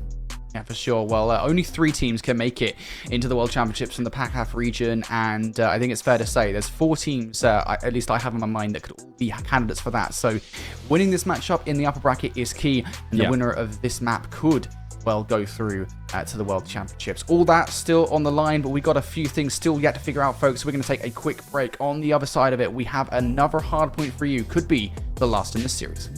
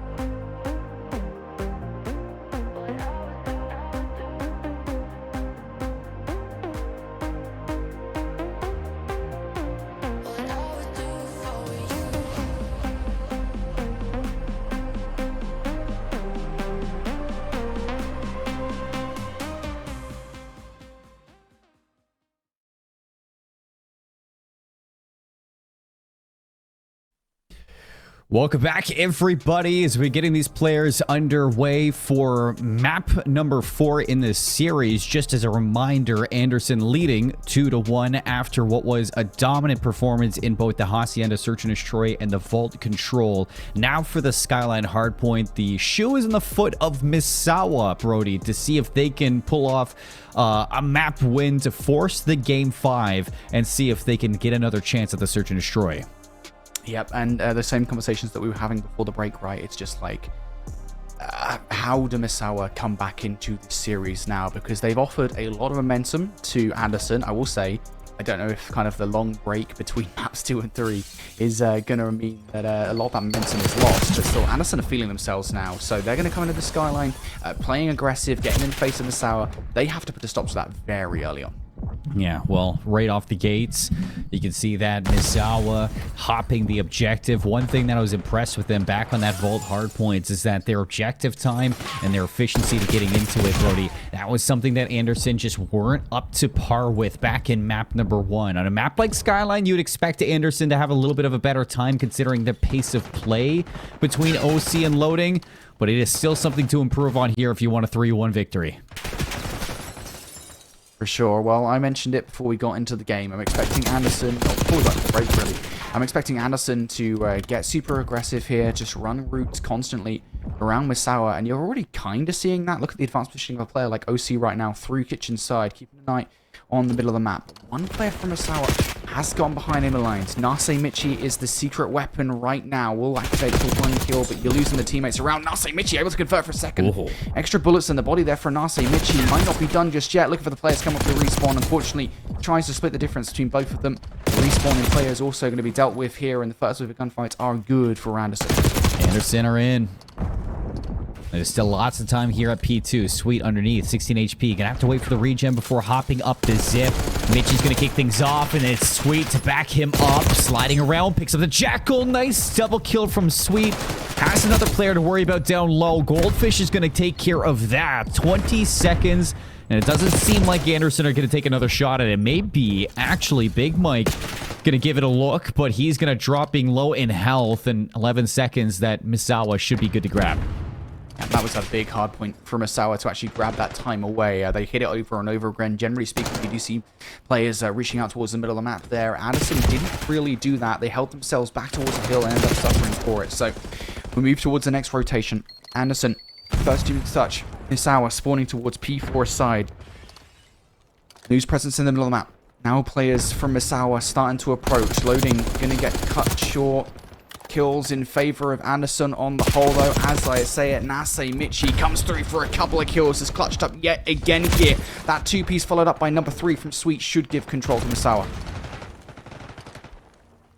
Never mind. Lord leading back in for Anderson. Big Mike and OC firing away, Brody. Misawa with the lead, but it's quickly being shaved off right now by these Anderson players. You can see Sweet on screen. He's going to be looking to lead the charge for a quick rotation over towards these P4 spawns. See if he can get a good transition over to what is essentially the best hill to grab time on this map. And so far, things looking good for them to solidify these spawns. You say that. Big Mike going to cut down Nase Michi now. So somebody from Anderson, or from Misawa, excuse me, are going to have to fill up that gap. Goldfish does exactly that with the first kill. Now Anderson on their way. Drip Lord around the flank. Sure, a nice slide child from Sweet to pick up that gunfight. Now 3 in a row for him. 3 in a row for Goldfish as well. Goldfish finds 2 around the front, but Sweet does get cut down. Call should be made. OC looking to get aggressive around grass. Again, Misawa still looking to deal with a hit from the front as well. OC finds 2. That might be the way in. Loading and Drip Lord, they overwhelm. And now the back 30 could be Anderson's time. If there's one thing Anderson is good for, it's breaking a hard point. They make it look so effortless. Strip Lord, pistol out. Oh, steals away the kill versus Knight. And that's 4 quick to go down for Anderson to get right back into this and make this nearly a tie game heading into the second set of rotations, Brody. Yeah, that was a big break from Anderson. I will say I've been really impressed with the hard point from Misawa. Again, it's back to game number 1. We asked the question coming into game number 4. Are we going to see that same kind of game one prowess out of Misawa, where they play really well as a team and they're able to get a lot of hardpoint time off the back of it? Really down to Knight, who currently has over 1 minute of time inside the hardpoint after the first set. The answer has been yes. Misawa has been playing extraordinarily well as a team. Individual efforts from Anderson have been batted away for the most part yet. Down by about 20 points at this point in time. P1 time still left to fight over. Dripboard and loading, though, combined for 3. Nase, once again, the last one left alive. And, well, an extension of loading out towards Jim's side is really the only reason there's even a contestant right now from Anderson.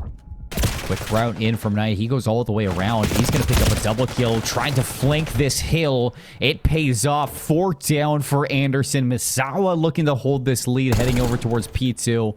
They don't have the spawns that you'd like to have here, so they're going to have to take another wave of fights against these Anderson players, and they step up for the second go-around. It's going to fall flat on their face, so only minimal time here to hold this lead. They need a break soon if they want to keep in good graces. Big first gunfight for Goldfish. A lot more work to be done. Knight picking up that second kill is going to make things easier. Player sat in the corner. They check it perfectly, and that is a perfect break coming through from Misawa towards this hard point. Just when you think Anderson are knocking at the door of taking control of this game, the game of map control flips right back in favor of Misawa. Nade is going to keep Driplord away from that hard point, and now this is incredibly difficult for Anderson to get back into this hill. 30-point lead. Goldfish. He is locking down Piano. Couple players still looking to get some eyes on to this hill time. Driplord, one of them, and how does he win that? Walks away with 16 health. Nase is going to trade it, but Driplord is just keeping Misawa on their toes. Heading into the next hill, still a little bit of a lead here, but I like this setup from Anderson. Having player number 5, Big Mike, sitting over towards P1. It's going to make it difficult, at least for Misawa, just to dedicate their bodies over to P3. So Mitchie's, he's going to take care of that and allow for that safe passage into the hill. Anderson now looking for a way back in. They're going to get it. Driplord and loading combined for 2. Now you know exactly where to look as Misawa here spawning up towards that P2 side. Loading, pushing out towards the kills here to get it done. Couple of players from Misawa trying to cross through the middle of the map here towards that rotation towards New. That's going to leave players on isolated towards the old hard point. Goldfish managed to get through, not able to convert for a second just yet. Player towards Cobble that you want to take down. Nase, Mitchie, and Big Mike does exactly that. So that sets up Anderson pretty well here. Not just for the old hard point, which is basically a full 60, but also this rotation towards New. Misawa desperately tried and just could not get it done. 10-point lead for Misawa, Brody. Hey, this is just back and forth forever on Skyline. Hotly contested in the map 4. Hiding away is going to be Nase in the back. See if he can help out Swift. Hill time for Misawa. They're going to be into this one. Loading from the front line. Can he hold off? Lead the rest of the team to the promised lands. They're set up. They're going to be flooding 3-0 towards grass. Does it work out? Big kill against the guy on towards Umbrella. That's a power position taken out now for Anderson. You've lost everybody but one player. Sweet will double up, and that's going to be Misawa. Now in control for back 20 seconds here. That could be a big, big chunk of time that would give them a 50-point advantage going into the third and final set. OC will give this one last look. Has to check the shower sliding in. That's the wrong place to check in the moment, and will get shut down for it. Loading. Can he potentially find 2? Oh, big shutdown from Goldfish. Immediately hits the reload, though, and that's unfortunately a regrettable action as will get traded out from Driplord. So Anderson about 40 points behind or so as we go to the third and final set here. They have to get control of P1. Yes, they do. Misawa just about to cross that 200-point marker, and Sweets inside the hill. He wins those fights. So yes, they do. 202 and counting. Enough time to technically get around 246 points if they soak up every second of this hill. If they keep finding kills, that's going to be the case. But Anderson going to fight on through. OC looking for a route. 9 HP. Can he get a second one? No. Mitchie just posted up in the corner, and Knight's going to hop back in the time. Anderson in for the moment. Big Mike the player to get it done. No real reason for Misawa to not send a couple of players towards this hard point, but they do have to be careful about the next hard point as a whole because Anderson have got players there. There we go. Loading reveals himself. Now more work to be done. Loading still going to get shut down. Wrapping player will be OC around the backline. Going to win that initial fight versus Nase Michi. At the same time, Goldfish goes down. Just down to 19 towards the time. And hold your horses for a second, folks. Anderson have broken through. Can they close this lead? Sweet. Looking for some routes. Shoots Drip Lord in the back. Losing members and losing them fast. Anderson needs a hero, and it looks like Loading is ready to take that mantle. Helps out. OC's in. Keeping the team at the hard point, and OC gets it done. Double kill from Loading. Double kill from OC. Now on 3 in a row. And this lead only down to 10 points. 20 seconds. Misawa kind of do have to hit this. Goldfish knows it, but it just doesn't work out. Now you're feeding OC, who will find himself on 5 in a row. It's worth saying as well, a big chunk of those 5 kills were made around the hard point, or potentially even in it. So he'll be getting more score off the back of those kills and getting even closer to Predator Missile, but does get shut down. Almost like I took a little bit too long talking about that potential Predator Missile. Anderson now have a small advantage though. Oh, they're big in. kills being made. 3 kills towards the hard point now. And as you said, they are in. Big Mike is shooting. Big Mike 2X finds his 6 in a row, 32 and 24. And it seems like Anderson have found their footing in Skyline. 14 seconds is all they need. OC gonna trade out in the hill on the time. Is Anderson seconds away from sending Misawa to the lower bracket? Can anybody get here? Goldfish, he's racing. He's trying, but with 3 down, that's it. 250 to 214. They're up, they're loud, and they are ready for the World Championships. Anderson Air Force Base, the first to qualify from PACAF. Congratulations to Anderson. They get it done.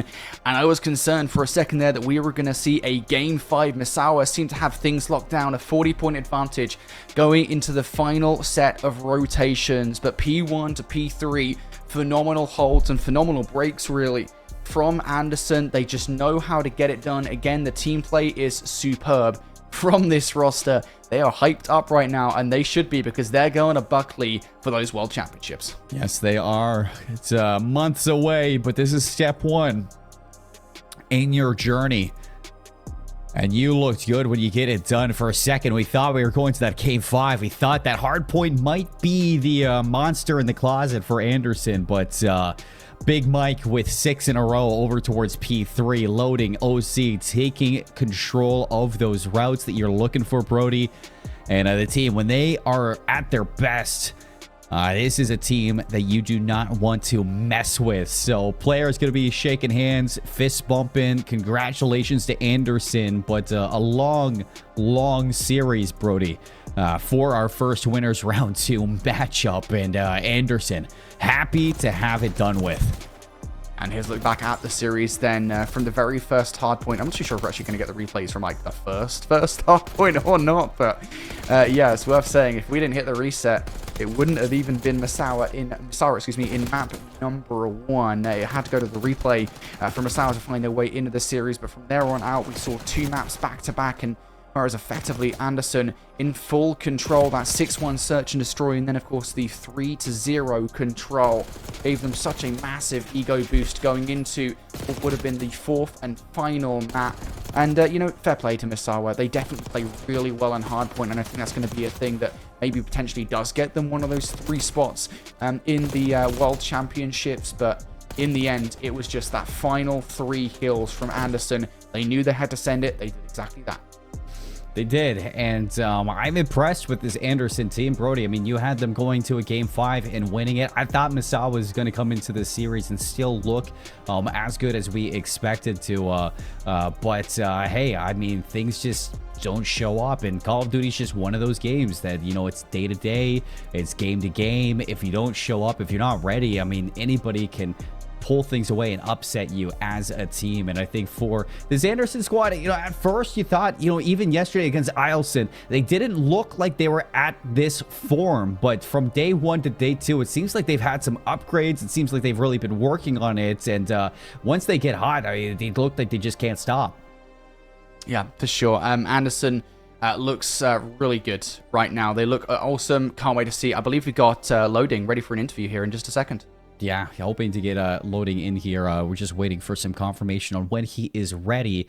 But not yet, Brody. So we don't have questions right now. But for in general, folks, I mean, again, I apologize for all the issues that we had throughout this one. We still got more matches coming up later on. We got to go through our second winners round 2 matchup where all those Bang fans in chat will get to finally see him play. And then we go down to the losers side of things and we get to eliminate some teams from PACAF. The first teams that we are going to be seeing falling out of PACAF later on to cut down from 8 teams to 6 teams. Brody, it's been a long time coming to get through day 2 so far. It's a match that I didn't expect Anderson to win, but I'm not unpleasant to see this one. I'm happy that we're getting some upsets coming through now.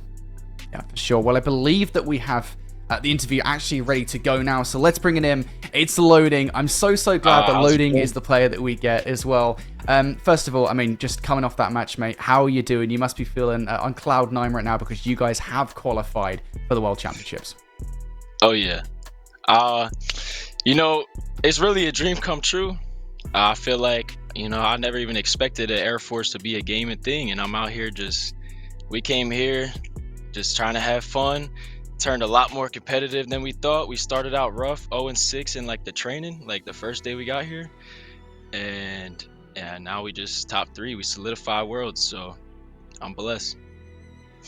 I love that. I love that attitude too. And talk to me about that training because, you know, as a team, even yesterday versus Eielson, it seemed like you guys had some issues in the respawns. Was there anything even from day 1 into day 2 that you guys worked on that you felt were a lot better today against Misawa? Oh yeah, definitely. Number one thing, we definitely had to like lock in for Misawa because Misawa's they're a good competitor. They're a good team for sure. Sweet, he's a demon on the sticks. I'll give it to him. But rotating on hardpoint, that's definitely was our most like needed thing we needed to work on. But everything else, I feel like we just had to hit our shots and we locked in. Oh yeah, you locked in, especially at the end of that Skyline. I was kind of worried for you guys for a second that we were going to a Game 5 search and destroy. But after this one, we got Kadena versus Hickam on stream loading. Is there one that you'd rather prefer to play in that winners finals? Is there anybody that you have on your eyes that you want to take down? Well, I would love to play Kadena because we run 8s with them. We're in Discords, like we're cool with them. We're going to Shibuya after this, so like they're cool people. I mean, everybody here, you know, good energy, good vibes. You know, there's nothing to complain about. It's amazing, blessed to be here. But Kadena for sure. Dude, that's absolutely awesome. Also, shout out to you, by the way. That place is awesome. I can't wait for you guys to go and see that. I'll take this opportunity to talk about you as an individual player here, Loden, real quick. I gotta ask, like, because you have been flying across the map for all these maps that we've casted so far. Like, I don't know, is it a conscious decision for you guys to be like, all right, so the game plan is in these games, we're just going to send Loading to constantly run routes across the map. He's just going to get these freebies. Is this something you guys have just decided that you're just going to be the guy to just run across the map and do your thing? I feel like that's just chemistry, you know. Sorry, I lost my voice all that yelling up there. I wish y'all could hear, but it got real intense. But I feel like all the chemistry, they know I like to flank, I like to roam, I like to, you know, I always think like, why would I face them in the front when I can kill 3 people and without them even challenging me? So I don't know. I just like to take the smart route, I guess, while my team, you know, also is on point. I'm definitely not really an objective guy. I just like killing. Work smart, not hard. That's what they say, right? You work smart, not sure. In that whole sense. Yeah, for sure. Well, look, mate, we're going to let you go here. Before we do, though, as we've done with everybody, is there anybody you guys want to give some love to? Anybody back home? Oh, yeah. I want to shout out my mom. Oh, Anderson, you know, amazing base, leadership, best leadership there could be. Definitely my uncle Mark. I used to watch him play GBs on Call of Duty 4. Shout out him. My brother, all my family. But yeah, all love from here. Awesome, man. Well, I'm so glad you guys are in. Again, congratulations. You guys have qualified for the World Championships. Hell yeah. Oh, excuse me. Alrighty, well, we love Anderson. They've qualified for the World Championships, mate. He's feeling himself, and they're going to be feeling so happy. I love that he's lost his voice. I wish we had microphones inside the venue for you and I to hear what they were saying on that stage. Because if his voice sounds like that, they had to be yelling across to Misawa. Absolutely, just energy. The vibes are good. Also, deep roots of competitive Call of Duty there. Uncle playing GBs back in the day. Shout out to Loading's uncle, because that is awesome. Even myself, growing up, I got into Call of Duty. My grandpa used to play Modern Warfare. I used to watch him play. So that is yeah. I mean, it's actually, deep that's rooted. Crazy, dude. Yeah, it's deep rooted family ties to Call of Duty that keeps you going. So I love to hear stuff like that, Brody. Yeah, for sure. I absolutely love that. Again, they've got through. Congratulations to those guys, mate. Anderson, phenomenal team. I'm so glad they're free. You and I both, but we still got more matches, and now that we're through this one, we have another winners round 2 to set up. Another team that is looking to qualify early for the World Championships over at Buckley Space Force Base. After this break, we got Kadena versus Hickam, a match that a lot of people in chat have been waiting for. Finally, you get to see Bang take the stage once again. We're getting things set up, and we'll be back with more COD here at PACAF soon.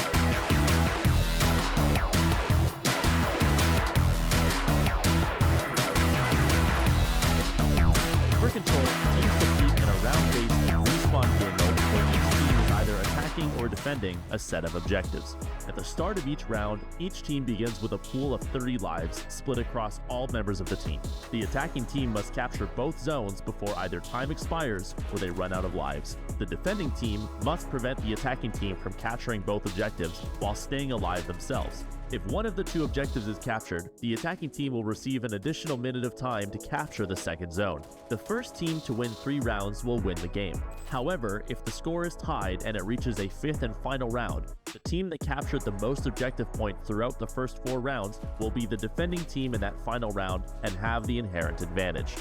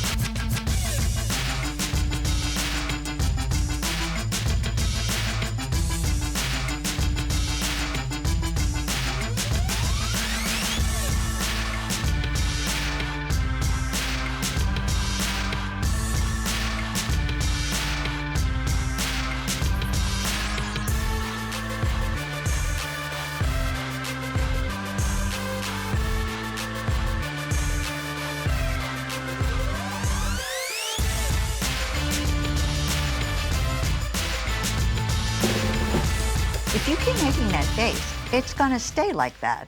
Funny. I'm trying to get my own car insurance. Well, that's easy. USAA. I thought that was for the military. And their families. Grandpa served, and he joined USAA. He shared membership with your mom, so she'll give it to you. Really? And they'll take good care of you.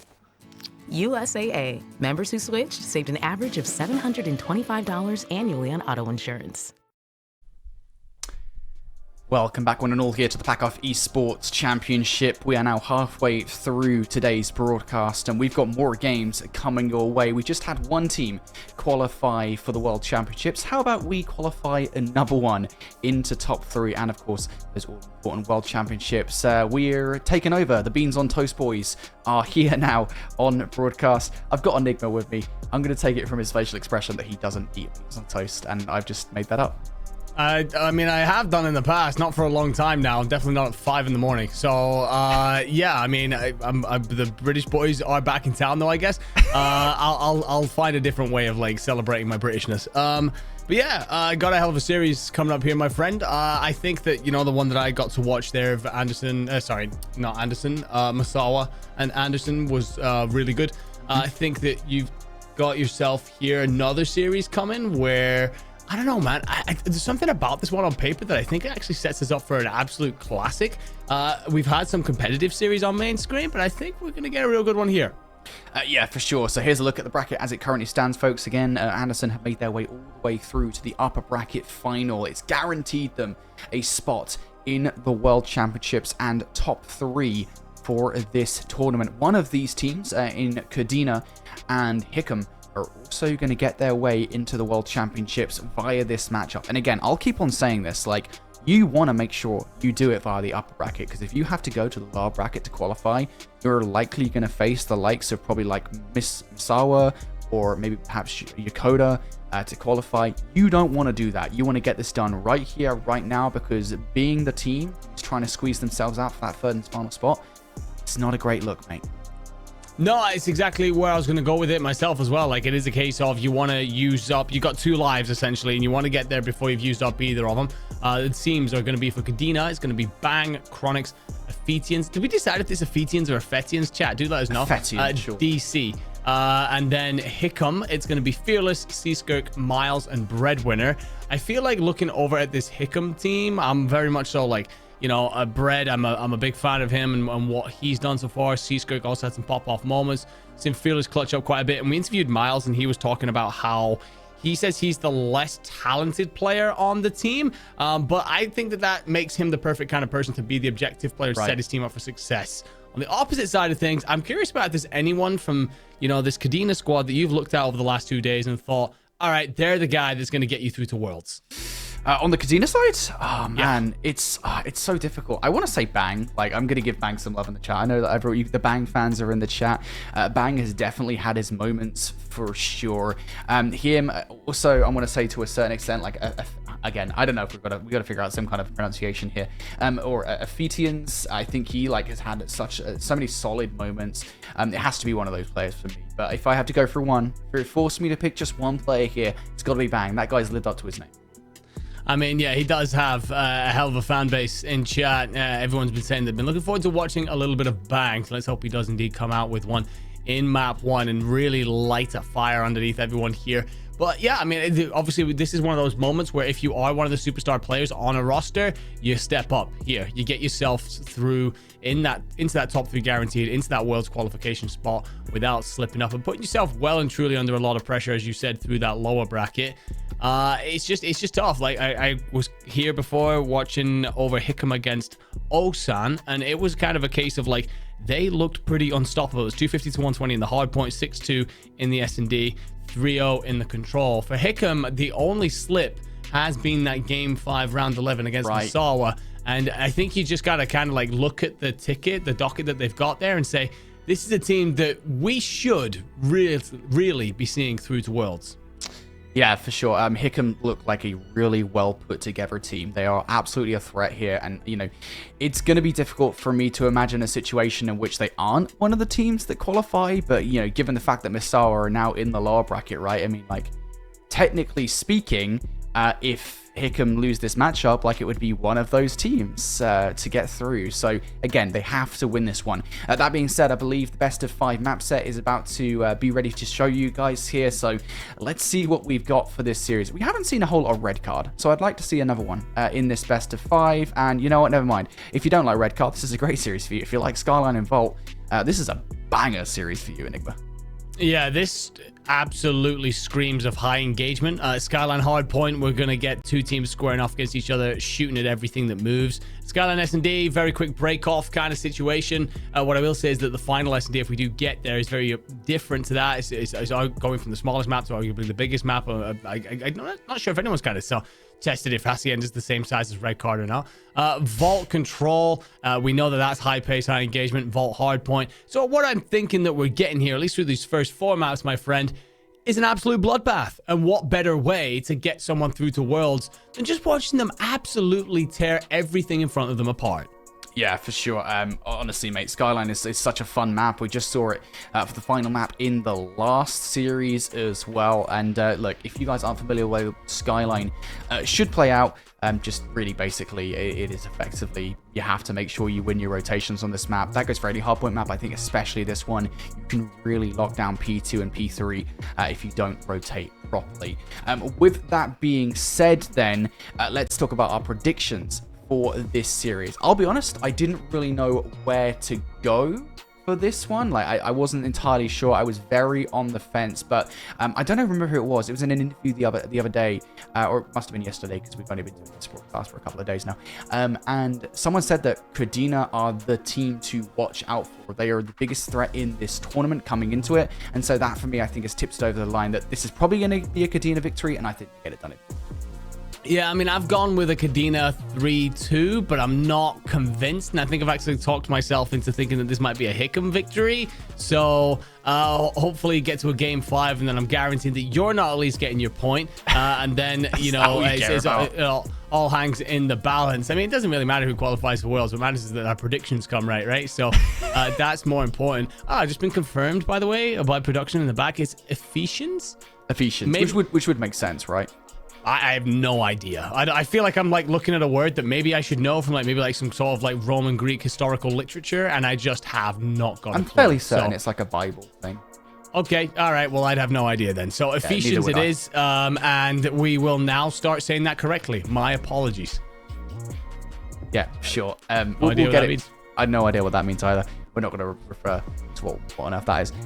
Regardless, okay, yeah, that makes sense. See, yeah, we don't know. We have no idea. I don't know, mate. The only books I read are Percy Jackson. I don't know what you want from me. Anyway, I've read a book in a long time. I'm actually just thinking about that. That's kind of actually depressing. It's a great book.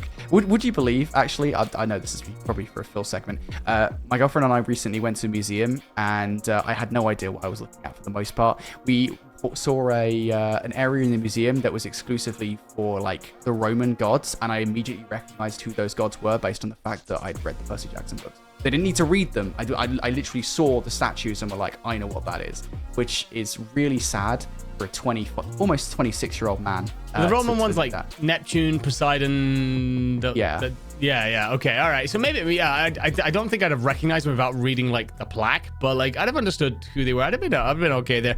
What I meant, by the way, is not that I've not read Percy Jackson. I've not read a book in a long time. Yeah, wow. I'm kind of like thinking, because like when I was a kid, I used to read so much. And now all of a sudden I'm questioning everything. I need to spend less time at my computer screen. Anyway, certain people who will be spending a lot of time still at their computer screen on your monitors right now, getting themselves locked and loaded. I can see Skyline, so we must be just moments away from getting everything going here. Map 1, Hickam v Kadena to qualify for Worlds. We're underway. Alrighty, let's see who is going to get that last World Championship spot in the upper bracket. We're about to find out. Almost immediately, you can see early efforts from Kadena here to try and flip spawns, make their way through towards P2 side. Bang and Ephesians will win 3 gunfights between them. Bang now looking to open up some more space for potential flank in behind enemy lines. That's a big gunfight versus Breadwinner to take down. At the same time, DC trying to push the option towards the stair side. Bang goes for the reload. Unfortunately, does end up getting shut down. So it's an early attempt to flip those spawns for Kadena that ultimately doesn't go. Yeah, I mean, he's got to be careful here. He's looking to extend. You get too far forward, you're going to flip Kadena in for free. And, well, eventually he gets found out anyway. So final 10 seconds of P1. It's all about this setup for P2. Miles is going to be in the hill. That's typically the hill kitten for this team. He's going to let his teammates set themselves up in locations that's going to let them do the slaying. And, well, he doesn't get the support on the point, though. DC comes up, Zip, finds him, and Seaskirk will eventually trade it on out. All right, well, Kadena still fighting through the front of this hard point. Now you're in a really awkward spot as Hickam looking to control things with the AR. We were talking about, what was it? I think you said Miles was one of the players to watch out for on this. Honestly, I'm going to go ahead and say Breadwinner is definitely the guy on Hickam to watch in this game. He has been shutting down so many lanes. We saw it the other day on Skyline Hardpoint itself, and he's doing it once again at the start of this one. Kadena are trying to run across the map here and get past Hickam's lines of sight. They're not successfully able to do so. Player now hitting up the zip. Ephesians will get cut down, as will another one. Finally, Ephesians will get 2. DC following up for another one, but it's just not enough right now for that break to come through. So Hickam really solid on P2. Yeah, doing a great job. Kadena, I mean, you said it yourself. We have been told that these are the guys to beat right now. Well, Hickam are giving that their best bet as they take on P2 and walk away 50 points up.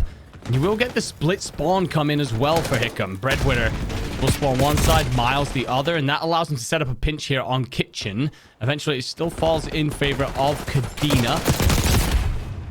Oh, Fearless. That's a big two-piece coming up from Fearless. Pinstripe kill feed. Breadwinner going to follow up with another one. Players for Hickam currently spawning out towards that grass side. You cannot let players get control of the bar area. That's why that slide tile from Chronix is so important. But followed up by a two-piece from Fearless is going to enable Hickam to get that last 20 seconds of time. I like this. And this is a big play coming out from Bang. I really would have liked to seen a little bit more trigger discipline there on really both of those fights from Bang. Able to take him out with pretty much ease is Skirk around the back. Yeah, if not discipline, then at least accuracy, right? You got to do a better job of cleaning those up. Chronix, though, has managed to punch his way in through the front, finds Miles behind the bathtub. Look at this arriving support. Ephesians will be cut down by C-Skirk. Chronix here, got to be careful. Have you had that come through? It looks like a no, but it doesn't matter. Jesus. Absolutely fries him as Bang activates for 2. So an opportunity then to play in for bed. An opportunity for Kadena to try and hold something. DC needs to be seeing a little bit more out of him. 4-11 right now, Jackal in hand. Close range fight, and you fall. Maybe that's explaining the slow start. Right now, just an unlucky gunfight, but Chronix is there to clean it all up, and you've still got these close spawns, so Kadena managing to drag themselves closer and closer at the back end of rotation 1. Nade doesn't really do anything here. This is a back 25 worth grabbing if you're Kadena. Hickam trying to fight this one from the front.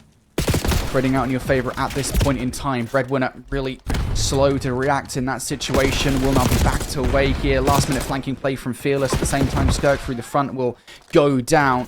Ultimately, it should be Fearless that gets the time. No, gets cut down from the two-piece from DC. So Hickam not actually going to get that time. But off the back of the first set here, Enigma, we have a 13-point deficit for Kadena to work back from. Yeah, interesting there to see where everyone prioritized off the back of the spawns. For Kadena, it was a case of you were spawning so deep out by Umbrella that you start just trying to push your way towards P1 regardless. For Hickam, I think that they actually decided, you know what we're going to do is focus that P2 hold. Won't matter. Chronix finds a route through Kitchen, gets himself in around the back, and has now also found several kills and onto P1. Chronix, Mr. Do It All in the moment, eventually brought to an end. But watch now as these arrows on your minimap start to prioritize that left side of the map. Draw a cordon and make sure that they have got what is supposed to be a money hill on Skyline. I don't know if there are many of those, to be completely honest with you. But it's a line of blue kills in the feed. Kadena's starting to find some real momentum here. Well, you talk about the money hill, right? And this hill is not necessarily impenetrable, but it is very difficult to break into. It's worth saying this is where Hickam got the vast majority of their time last time around. They could well do this again because Fearless have used the underground route to get in behind enemy lines. They have no idea. Currently, the check from Ephesians is not good enough, but the trade from DC will be. Yet still, Hickam have managed to get players again behind enemy lines. There's the spawn flip coming through. Skirk getting 2 kills. That's big. Chronix not registering that spawn flip. Bit of a miscommunication there for the players coming off the spawn. So now, Hickam, they're in. Yeah, and Bread's also playing back from Kitchen, so he'll find 1. Bang gets a kill up top. Will be supported by DC. Bang then continues to hold. Bang finds 3. Goes absolutely nuclear here. C-Skirk is going to be on his own for a moment. Does his best, but it won't be enough. And Bang's huge performance out by steps will just allow his team to bully in for P2 and help extend their lead out just a little bit. Oh, Ephesians, big gunfight inside. Nice shots, as you said. Also, a really nice nade at the same time. Will simultaneously pick up a couple of kills with that play. really on the whole here, Kadena managing to get a wealth of time off of P2. We talk about it being a relatively easy kill to hold. Well, Hickam has certainly had a better shot at it than Kadena did in the first set, but it wasn't enough to take that time away. So, kind of blown a hole right in this game with that kill. Raises the ante here for Hickam to move towards the next actually hold this time. Chronix doesn't want to allow it. Comes through for one, but Bang and DC will pick up where he left off. That's now 3 kills between them. That's now control for them. You're in a really good position. Ephesians onto a 5. Bang on a 3. And by the way, Bang currently sitting at 28 and 14. Talk about superstar players and whether or not they can punch you through to world qualification. Bang is doing his absolute utmost. Will be eventually found over by Bar. It's all about this rotation in for bed. Chronix is going to be very far away from it, so he's just trying to distract players at old. That is indeed a big kill, but as you activate there, Ephesians will fall in the back, so it will be Hickam in control of P4. And therefore, it's all about punching through the front. Now, Kadena managed this last time, but it did take them 20 seconds or so. Yeah, that is actually the kill against Ephesians that was the big gunfight right now. Kadena having to work back from that because they lost those back spawns. These trades are not favorable whatsoever. Ephesians has to wait very patiently. Might actually get some freebie kills here. And will not do so. That is a big gunfight for Breadwinner. Gunfight's also now being won around the front of the hard point. DC getting a good look from bedroom side. Just going to go for the Kest inside the shower while the player behind the bar tries to play their life. That's not going to work. Kisa for a double. And now Hickam here in control of this game. C-Skirk finds 3 around the back line. They're good for the back 30 here. A couple more kills. Feels like a big piece to move up the board as well in Bang. Really has shown his superstar prowess. I'm seeing why there is a fan club for him in the Twitch chat as Ephesians activates for 2 through the front. And will therefore mop up a bit of scrap time here. You get the rest of that. It's going to give you around about a 50-point lead leading into rotation 3.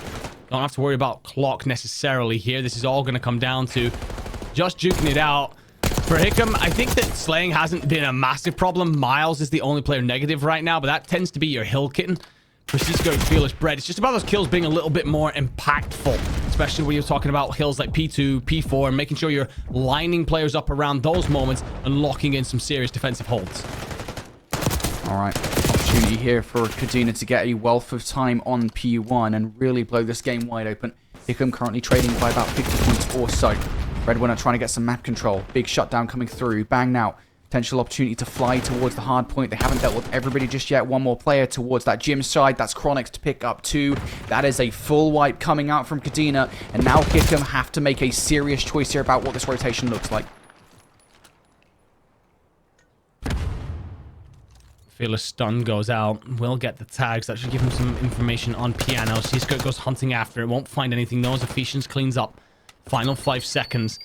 You do manage to get Breadwinner to slide on through. He finds Ephesians and then finds Chronix as well. That's 2 kills given relatively for free. But DC and Bang just stop that momentum that seems to come on through.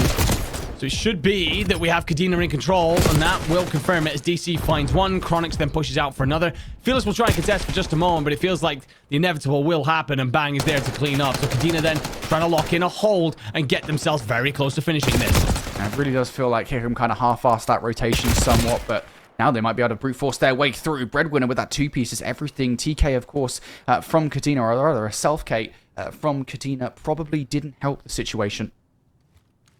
And now Hickam having control of the hill for the back 20 seconds here. I don't necessarily think Kadena are going to put too much into this one. 3 players, 1 last hit. Fearless will line 2 of them up. That's 3 for Fearless and extra body shots as well. Hickam will take that all day long, and that is a big break and a big hold from them. It is, and because C-Skirk was so advanced across the map as well, you get a distant spawn for Kadena. You got a lot of running to do. So just as we were talking about Kadena potentially seeing this one out, Hickam get the scrap time, put themselves to within 20, and right now Kadena are scrambling to ensure that Hickam don't put themselves on a tie game here. Miles, we said we need a little bit more out of him, finds 2 to bully his way in for 3.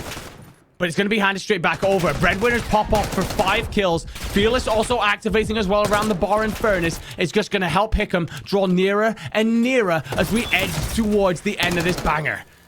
Trap being made here from DC. Keep an eye on him on the mini-map. Could well blow everything wide open. There we go. DC gets involved. Allows Chronix to get the next kill. Chronix for 2. And Kadena now fighting for the back 20 seconds. Big plays, potentially from Miles. Hasn't had the best game in this series so far, but that's unfortunate. Gonna get shut down.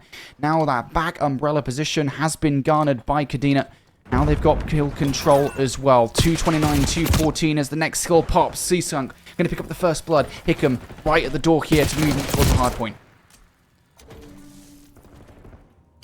That was a great effort. I was about to see if Chronix was coming on through with that one. It was a great effort from Kadena to hit that rotation early, see if they could get there before Hickam, but the gunfights don't go their way. Bread's pushing out to try and relieve pressure from the hill. Pops off for a couple, finds a 5 spree, and his team just need 20 more seconds. Kadena responding so far away. Can you get through Bread? The guy's holding it all down, trying to play around Jacuzzi, but he's surrounded by 4. Hickam finally have Bread shut down. Kadena knocking at the door, have to check all of the different areas. Chronic survives here. 360s around the bar. Finally, Miles goes down. Kadena could still technically finish it on this hard point. Hickam have to contest at the very least here. Slide Chow from Breadwinner, pick up that kill. Turn and burn on towards Ephesians as well. Fearless for number 3. DC, the last player, he is gone. And Hickam should win off the back of that. Nobody from Kadena will touch in time. Hickam clutch up towards the end of the game. It is an emphatic map number 1 victory. Bread drops 50 for the victory, including a turn and burn in the final moments to get his team through. Absolute insanity of a performance.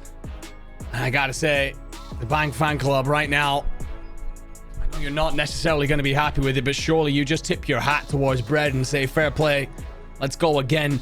The one thing we will notice when we look at the scoreboard is that Hickam really outslayed in comparison to Kadena. The one thing was, though, for Hickam, it was a case of those kills felt less impactful at times. It felt like you needed those superstar moments. For Kadena, it felt like they had much more of a solid fundamental play around their game. Problem for Skyline is, as we know, sometimes it can just come down to who manages to outshoot the other. And with Bread dropping 50, he was not someone you could keep up with. Told you, mate. Bread is a phenomenal player. Played out of his mind there towards the end of that game. I think it was, what, a 5-6 spree or something like that from that final rotation. Just so solid. And it's the fact he's an AR player as well. He can just cut off so many different lines of sight, so many lanes that Kadena then have to kind of work around. It's this play. Absolutely phenomenal from Bread. And really, I mean, just fair play to both of the squads. That was a great game. Early on, I think it was Kadena getting control of P2, set the tone for what could be a competitive game of Hardpoint. In the end, Hickam come through. They clutch up, get 250 to 237 victory. They start this series with a bang.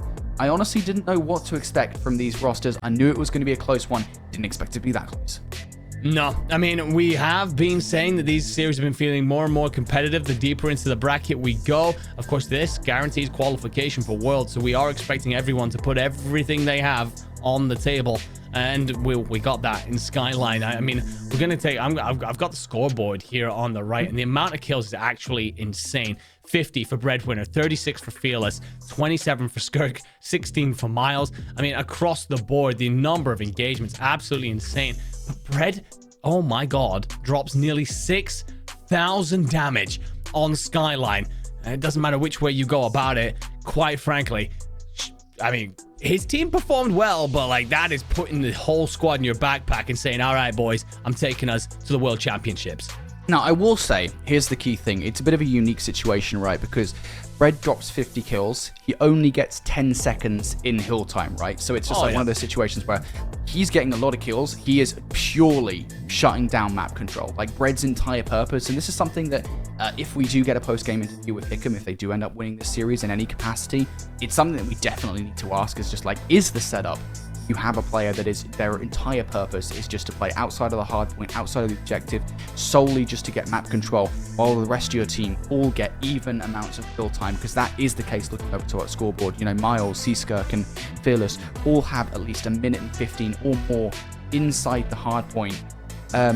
It does feel like there's a real game plan there in hardpoint for Hickam, and it's just about executing that, playing well as a team. I do want to give a shout out to Kadena though. I mean, they did play as a team really well in that game. It's not like fundamentally they made any real errors. It was good hardpoint from them. They just got outslayed in those key moments.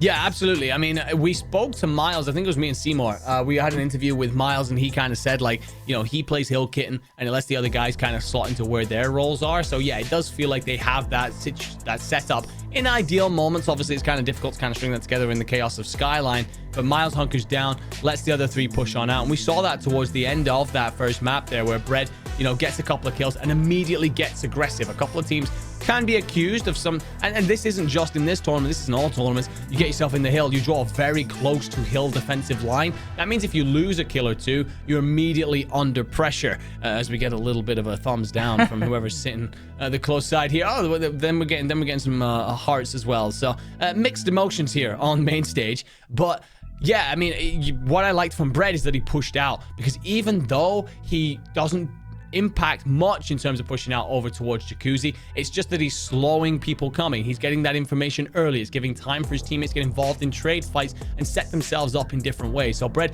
impactful not just in the slaying department, but also being that relief of pressure for his team.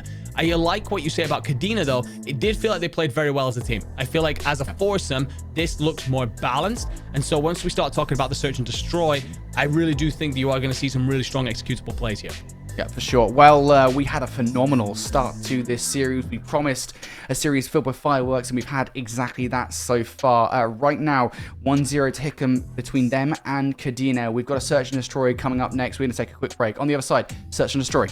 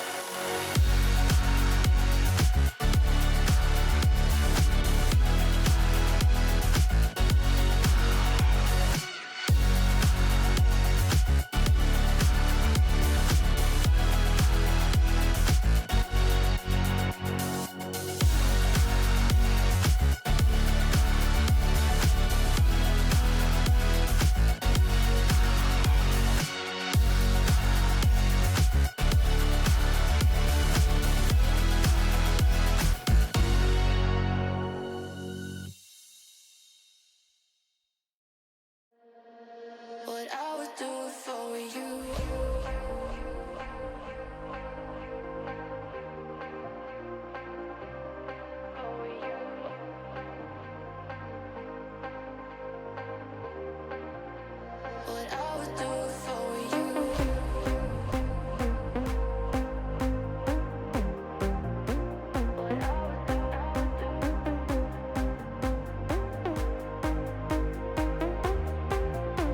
What I would do for you.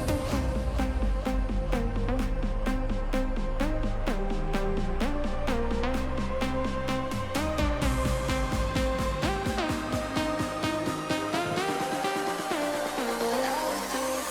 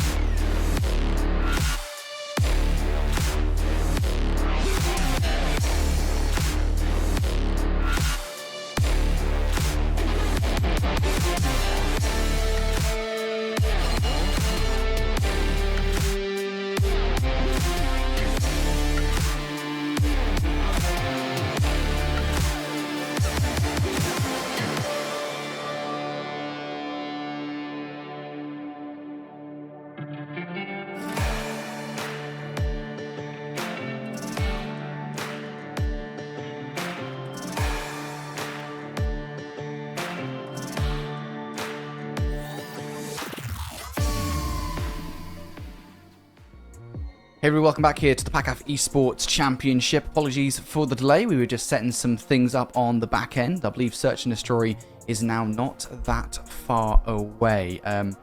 It's good to be here though. Map number 1 feels like it happened eternity ago now.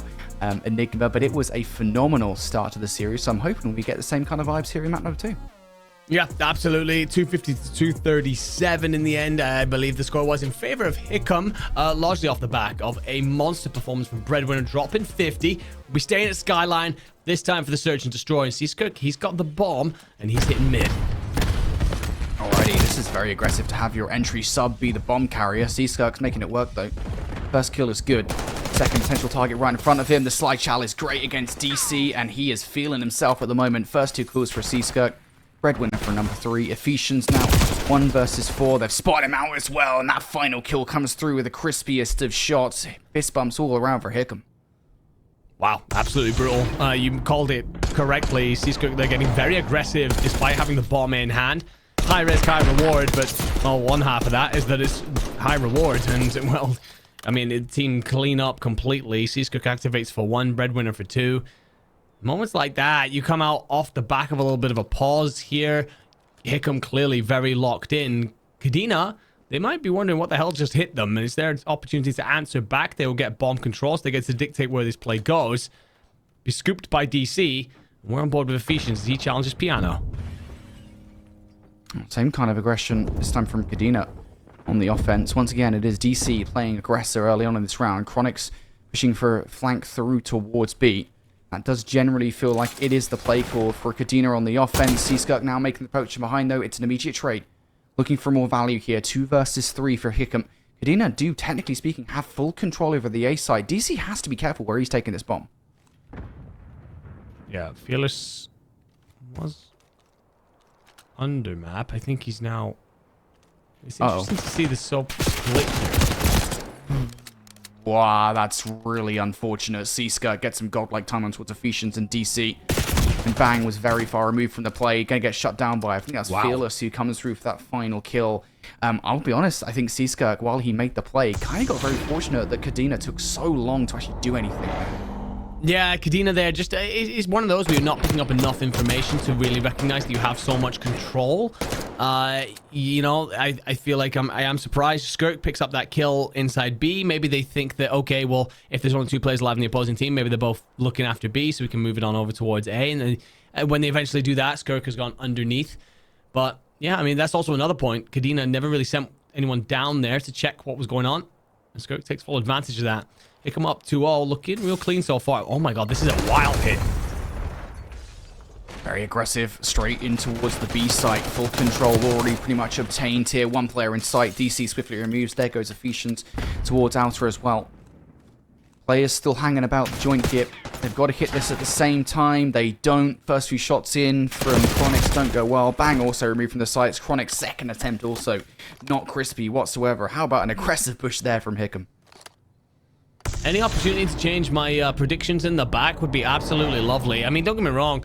Kadena and the hard point felt like we really saw a squad that was on a wavelength. We spoke about it. They were only really beaten by the fact that you just couldn't keep up with the slaying power from Bread, putting up nearly 6,000 damage across that Skyline hard point. Thought we'd come into this, see a couple of executable plays from Kadena. Instead, it's Hickam with all the strategies. Big, aggressive, offensive plays. Skirk flipping the map underground on the defense. Kadena with 0 answers. 3 players on a donut. Gotta see him step up here. Kadena aggressive once again. Same kind of look. Last time around it was Chronix for that first blood. Could well be again. Still chilling around Jim. Nobody's checked him. Should get a freebie against Breadwinner, and that is exactly the case. So again, does that give him the confidence to get the bomb down? Because there's no real help towards that A bomb site. Seaskirk has picked up Ephesians, and now having a backup to deal with Seaskirks is DC. That's a good read. Yeah, that's much more like it. I was a little bit worried Seaskirk was going to get to take that chow. Escape free. Well, Kadena will get 1 back onto the board. We were kind of talking about it. Tip our hat to DC. He finds that his teammates died, recognizes that Seaskirk was an important player in previous rounds, goes back to clean him up. And that then gives you like 1 half of the map to push out from. No moment where you're worried about getting wrapped because you've got player kitchen, player top. You recognize that you're in a spot where, okay, we have control. We know where we can move to next. So Kadena get around finally on the board. Did say that you're going to need a couple of players to step up. Feels like Chronix having himself a solid map. Ephesians and Bang, can you pull yourself into this game? Well, Hickam have been great on the offense so far. Very aggressive. Let's see what they do as they look towards A. Feels like a lot of teams have favored A just because the defense has been relatively weak for it. Generally speaking, in a regular game of COD, you would see teams get aggressive and put a couple of players around that sofa side to prevent the A plant. Both teams for defense have been failing to do that so far, and that's resulting now this bomb plant coming down. Despite the man disadvantage for Hickam, they are in a 2 versus 4. Things really difficult. Miles taking some shots towards DC. Would have been nice if you could get away with that fight, but having to back down now. Fearless very far removed. Miles stunned up, overwhelmed here. Shot in the back and Dunzo. Fearless now 1 versus 4. Can barely win the first fight, and Kadena with a perfect retake. Hickam, got to give him some credit there because they tried to get that bomb down and even the odds. Yeah, feels like they did a lot of the right things. What I will say, I think that Chronix gets that kill down low on Skirk and then gets to roam relatively freely from there. Not sure with Fearless's reposition over towards Jacuzzi. I feel like that was basically leaving Miles a little bit out to dry. And, you know, maybe just take control of back cobble there. Ensure that your boy doesn't get collapsed on, at least not through your own spawn. But Kadena, well, they must have heard us because after losing the first 3 rounds, they find 2. Up to Hickam to stop the momentum that has been building for Kadena. And it's these first bloods, these first fights that are just seeing this team come out a lot more on top at the minute. Kadena playing this a lot slower. Again, it's the exact same position from the likes of Chronix to trying to get aggressive potential flank. I think Miles is on the hunt for said player. Checking everywhere, but where Chronix actually is. Elsewhere, trade's starting to go down off the start of this round. Big gunfight for Seaskirk to lose, and there's that final kill. Kadena starting to put some rounds together here. And we see in the player cams that the Kadena guys get loud, recognizing that they have an opportunity here to really just continue to snowball the pressure that they are putting Hickam under. Big kills over in Closet. Felt like Seaskirk got that instant trade onto Bang, but then off the back of that, you just saw that aggression from Kadena. Okay, we know where one player is. Let's go and snuff him out. We know that Seaskirk, who is 8-3 right now, that's the queen on the chessboard for your opposing team. We want to remove that, so great job. DC on a 5 as well. Players keep an eye on for potential RC XD circumstances. For sure.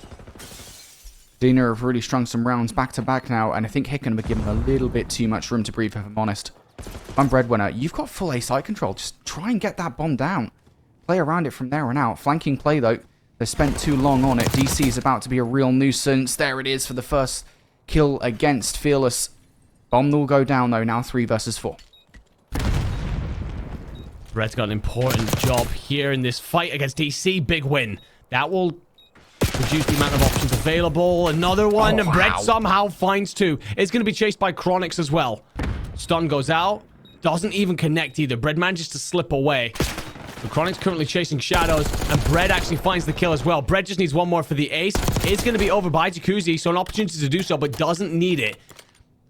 Hickam come out on top, and it's that man again, Breadwinner, just showing that he has that extra sprinkling of superstar power. Does a great job to just hold his own spawn, then pushes out to control top mid. And slips away like a ghost into the night, so that Chronix couldn't hunt him down and set up some sort of pinch on the second attempt. Hickam needed that. You felt like after picking up the first 3 rounds, then losing the next 3, Kadena had gained that aura of coming back into this and just running away with it a little bit. Hickam up by 1. Bomb this time. Going to be taken low, potentially through mid towards A. Losing Ephesians is definitely going to hurt that push. Oh my goodness me. How on earth has that happened? Miles doesn't just take himself out of the play. Takes probably the strongest player on Hickam out of the round as well. Skirk and Fearless now left kind of up creek without a paddle. And completely separated as well here in this play. Fearless is going on a very long flank though. Might be able to get some good timing. And Skirk suspects an opponent above him. Fearless? Yeah, Fearless might have an opportunity here to isolate this fight. You do, so you turn it into a 2v2. Skirk does well to stay alive. Come back to the team kill. Fearless, big fight, and loses it to Chronix 1v2. What can Skirk do? You get the instant trade. You've still got 30 seconds, so plenty of time to make this work up against Bang. That glass smash is going to give some information away to Bang. Skirk just playing this one slow. And that's not really the right play call in this situation. Bang's not going to give anything away for free. Just a quick check up top. Back towards the bomb site. You have to hit this fast. Have to find the kill scar. Skirt has spotted him out, but it's too little too late. Can you get consolation prize in the kill? I don't even think you get that at this point. Skirk is just going to play his life. Oh, might actually give away the freebie to Bang, and actually does.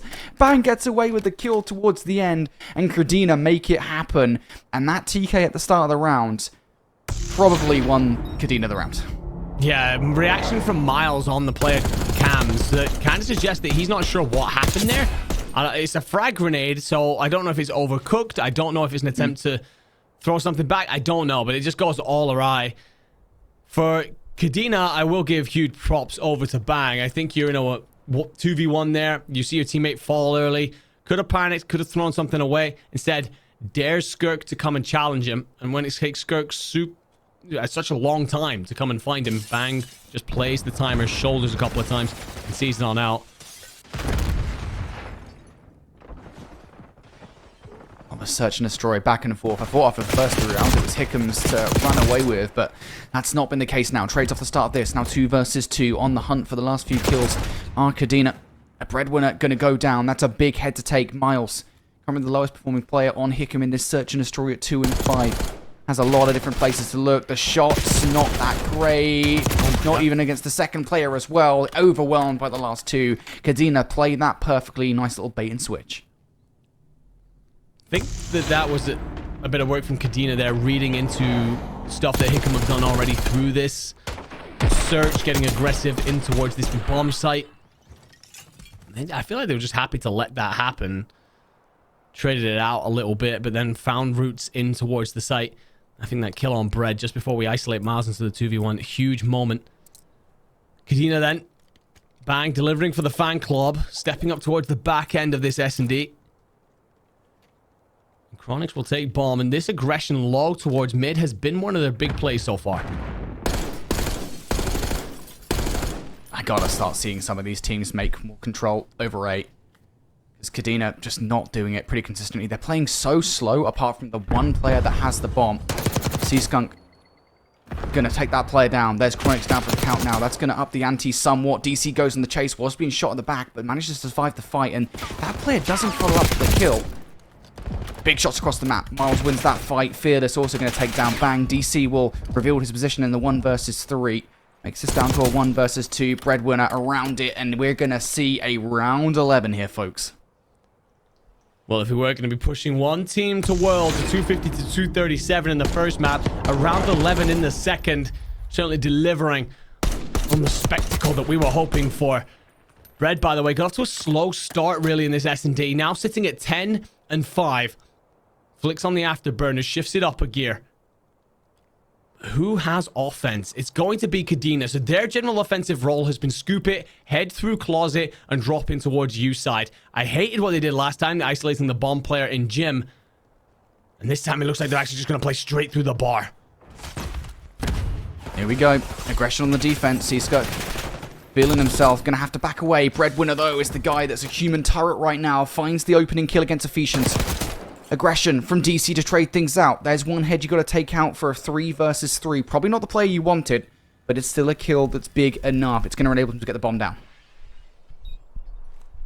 So a 3v3 retake at A. The one big player to factor in here is going to be Bang. All the way back Umbrella. Does Seaskirk see him? Probably not. The shots ring out, but actually Seaskirk survives, so an opportunity to pinch on this. Wait, what? He's not looking in the direction of the player. Chronix gets away with a 3-2 piece. You know where Fearless is because he's taking shots. Bang now getting towards the bomb site as well. Fearless has to check this corner. Does so. Now the 1 versus 1 for Fearless. Jumping over the top. The shot's not good. And Bang wins the round for Kadena. A round 11 clutch for Kadena as they get it done.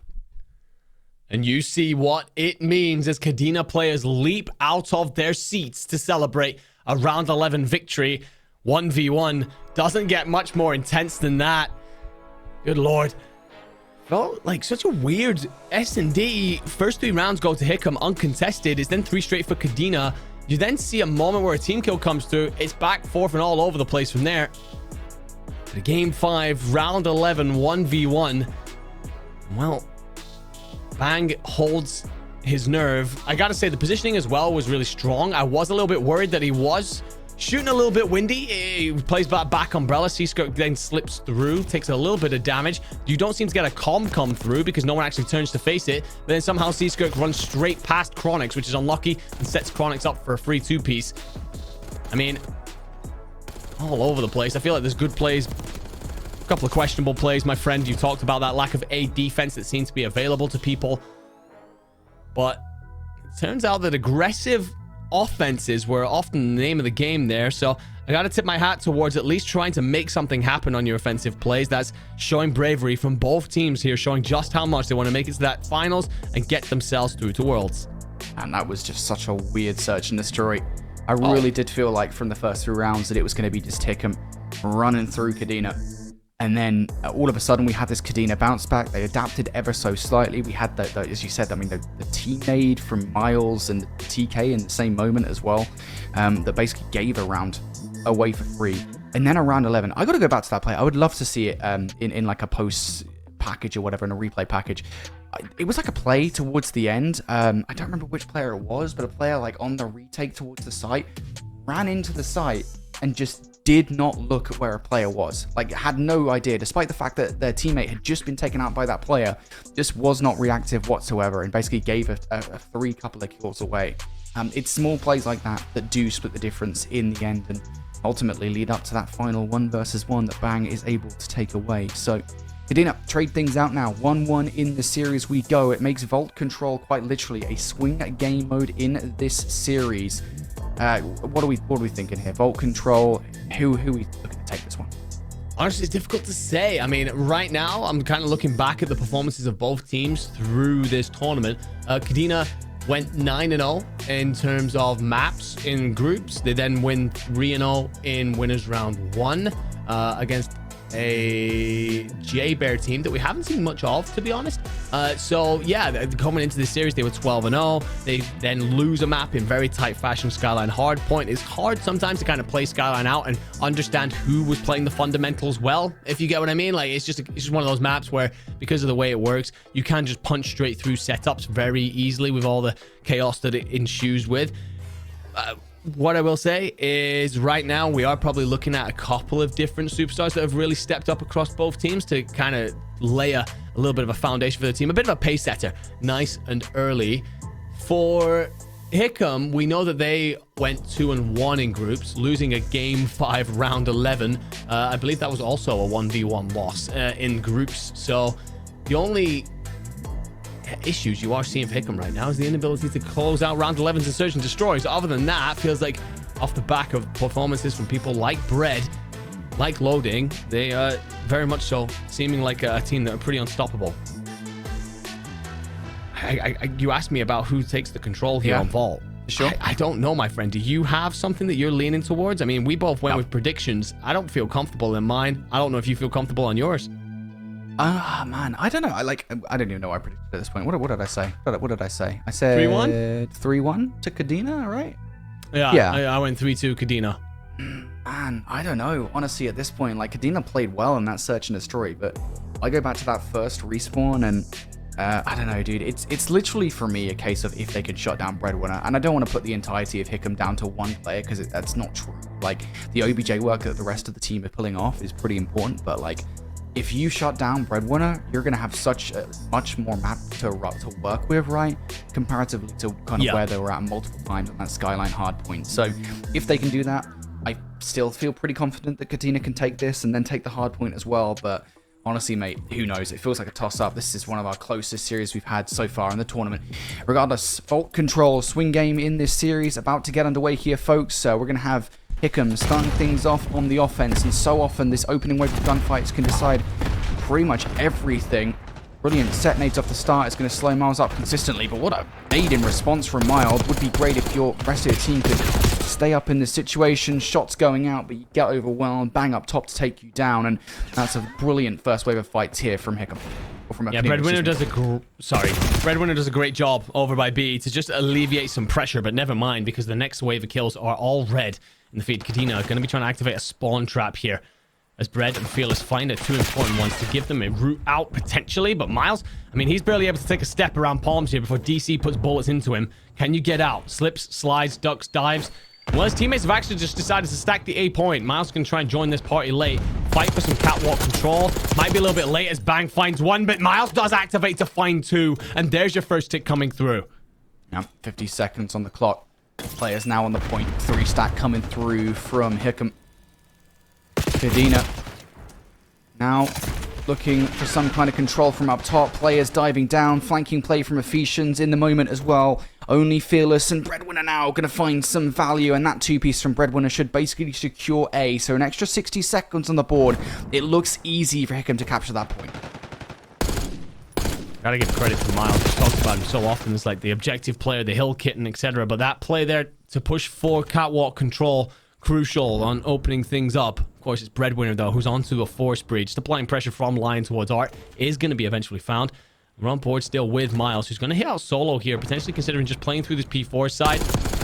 Trying to get himself in around the back. Maybe a bit of an itchy trigger finger, though. And does find Bang, though, so I was a little bit worried that you're giving yourself up, and this Breadwinner finds 2 more. This will give you an opportunity to lay siege to B. It's already starting. One flank from Ephesians, though, on DC. Kind of ruins everything. Miles, if he actually had his knife out there in the play, probably would have got that kill against DC, but no. DC will take him down. Trade from Fearless is good. Things will have to reset here for Hickam. Fearless finds a couple of kills through the middle of the map and actually hasn't been checked for some reason. Is able to run right through to the opposite side. Fearless picking up even more kills here. That's 3 big kills for Fearless. Now continuing on the operation as well. How much more damage can Fearless do? Finally gets shut down, but he's created a lot of space here. As indeed, and Miles learns what it means to not put your trophy down as he takes a lot of damage from a nade. Stays up for now. That's progress coming on through, so Hickam just teasing as they get themselves into that final segment. 5v3, Kadena, no respawns remaining, so it's all about TDM for Hickam. There's Skirk with 1, there's Skirk with 2. He had a very slow start to the round, but activates towards the end, and surely we'll see it on through. I was about to say, the one thing you want is to capture the zones. That is better for you in terms of getting the ticks to then get defense in your final round. And you actually somehow get away with it despite the fact that you were shooting at the final player alive. You just about capture that final segment in time. So perfect case scenario for Hickam. Yeah, I gotta be honest. I don't know what Kadena were doing not looking out for Fearless there. When Fearless gets the first couple of kills in the middle of the map, right, that's when I'm like, all right, cool, this player's going to hit through you. We got to keep an eye out for them because that's a problem we're going to have to deal with. If we don't, we're going to lose control of our spawn. Letting Fearless do even more than that, right, getting towards R and picking up multiple gunfights and still not doing anything about it, that's a huge error from Kadena there in that game. So Fearless effectively single-handedly win that round out for Hickam, gives them the opportunity to get control of the point, and we've talked about it a lot. An offense on vault control is absolutely everything. Trades off the start of this round. Good for Hickam on the defense. One more player to cut down, and you will be all gravy, and Ephesians is going to win that fight. Well, Ephesians just had an absolute moment. Finds his first kill, then spins on Breadwinner, and gets another kill to then at least get a tick to come on through for Kadena.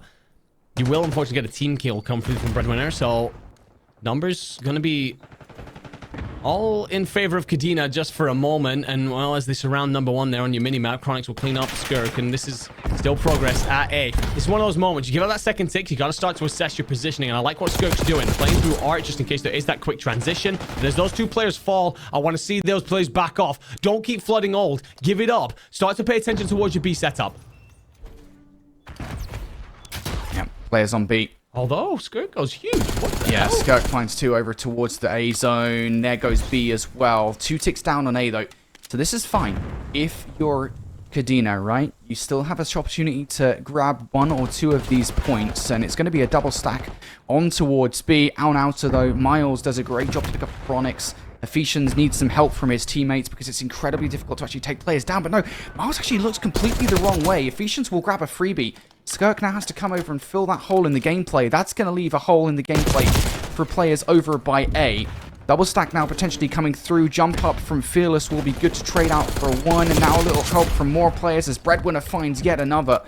And it really does feel like Adina are grasping at straws right now. Just stunned that they didn't capture A in the first place. They've let Seaskirk do that to them. That means that right now they are scrambling. 30 seconds left. Ephesians and DC activate for 2, so A will come through. You do have pressure on B, but Bread will clean that on up. And so it's all about this defensive cordon then. Do you catch Bang rotating towards P4? No, you don't. So then he finds Fearless, and he's able to pin your players in and get that deep spawn for Fearless as well. He's going to be all the way out. Number 6, Bang on your minimap. Potentially going huge. He just looks to disrupt any reinforcement from Art.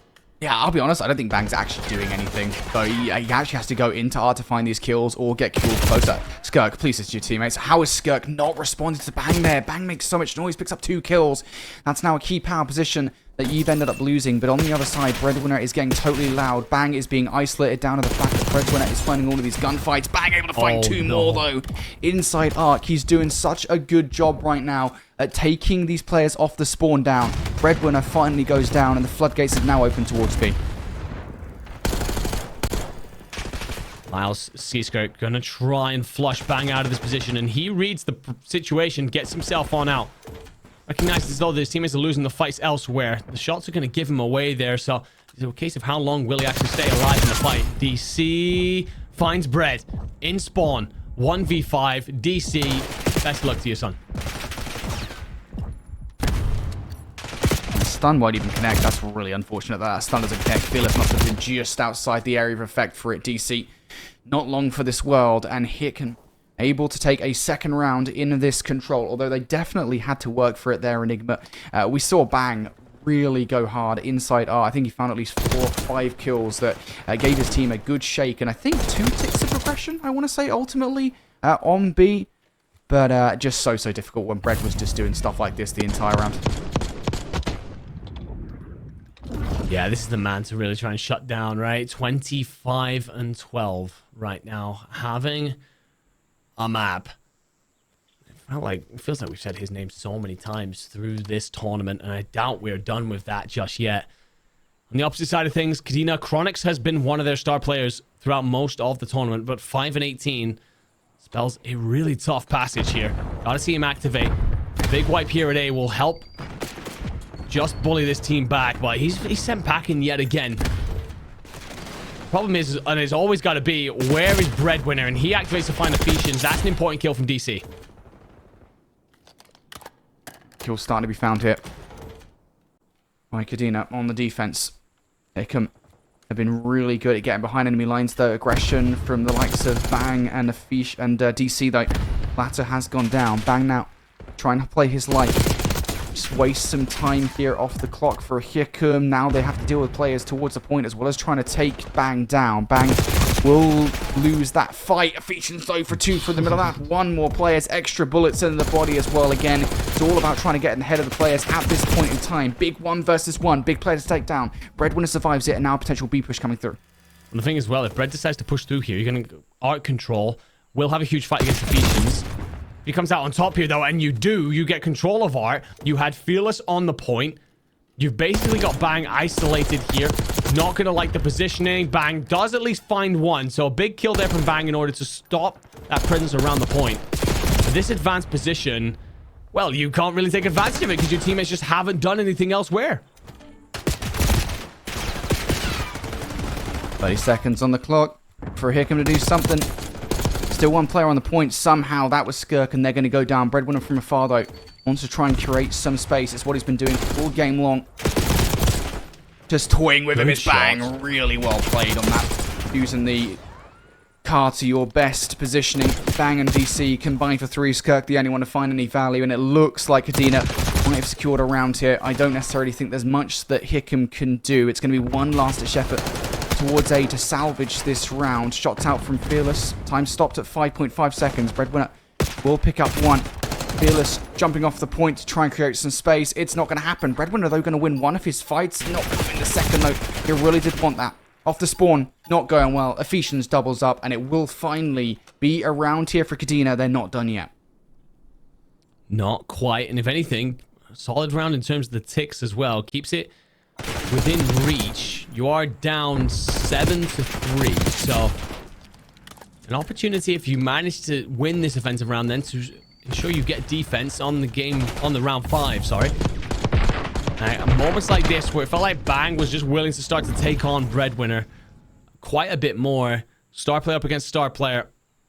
One of those moments where, you know, we've spoken about it a couple of times. Breadwinner just kind of doing what he wants on the map at 33-17. And it feels like a lot of his play has been, let my teammates push out at A. I'll go create another noise at B and just try and move this Kadena backline around.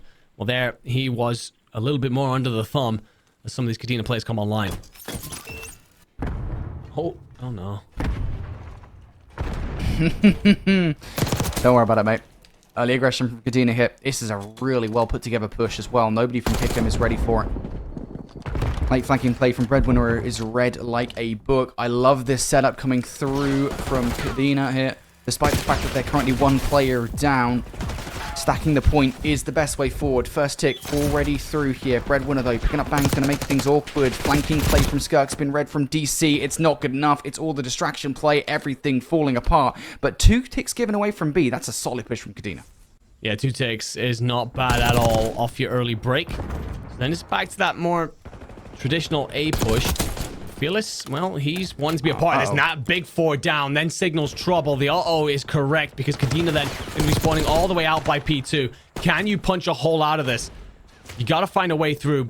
You know where Breadwinner is, so you maybe want to avoid that for now and just find someone different to fight. And Breadwinner, a Fearless, Skirk, they combine for a couple of more.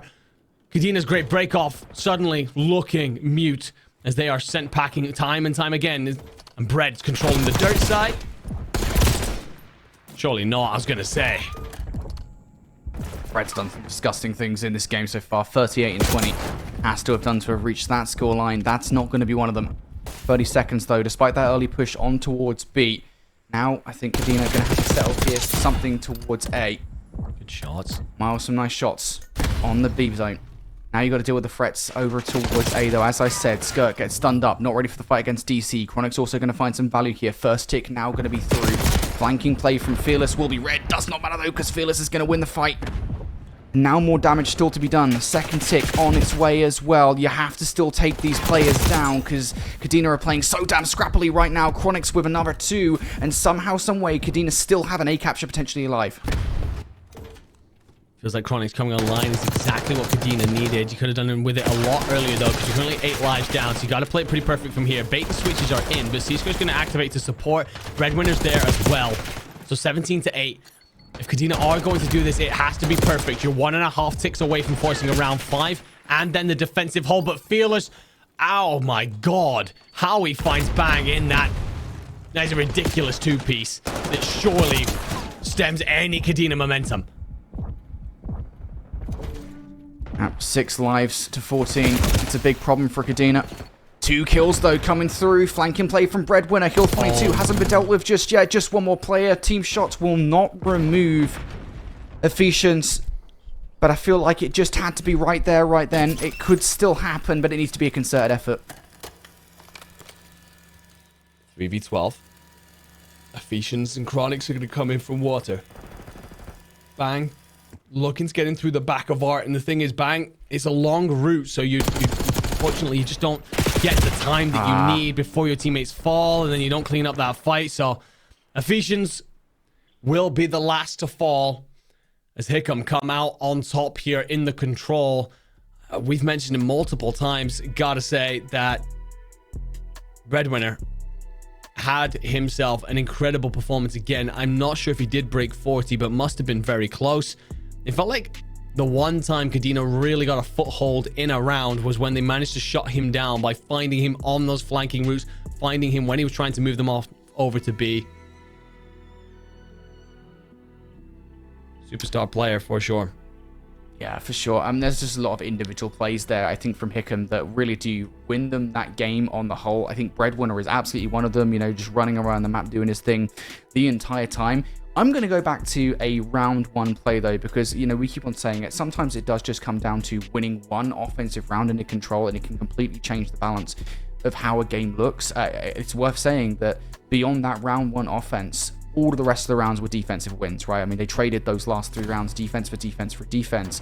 That round number 1 from Hickam was everything, as Fearless went huge, found, I think it was 3 kills or something like that on the flank, created just so much space for his team to actually make the capture over towards B happen. We are looking back to highlights for the entire series. The series isn't done, is it? My brain isn't...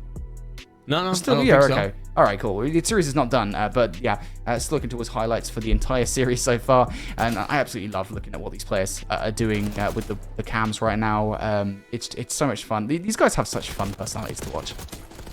Yeah, 100%. We're starting to see a lot of them come through as well. I think as more and more players start to feel confident. I mean, we get to see that moment as well in the player cams, that Game 5, Round 11, 1v1, where Kadena seal the deal to get themselves back into the series. Players exploding out of their chairs. In case you're unsure about just how much it means, reminder that the winner of this series qualifies for Worlds, and obviously an opportunity to punch on through to play in your winners finals. So Hickam right now in the driving seat off the back of some superstar moments from Breadwinner, I will say, but also you are starting to see some of those moments come on through from the rest of the team as well. Feels like they're really joining the party.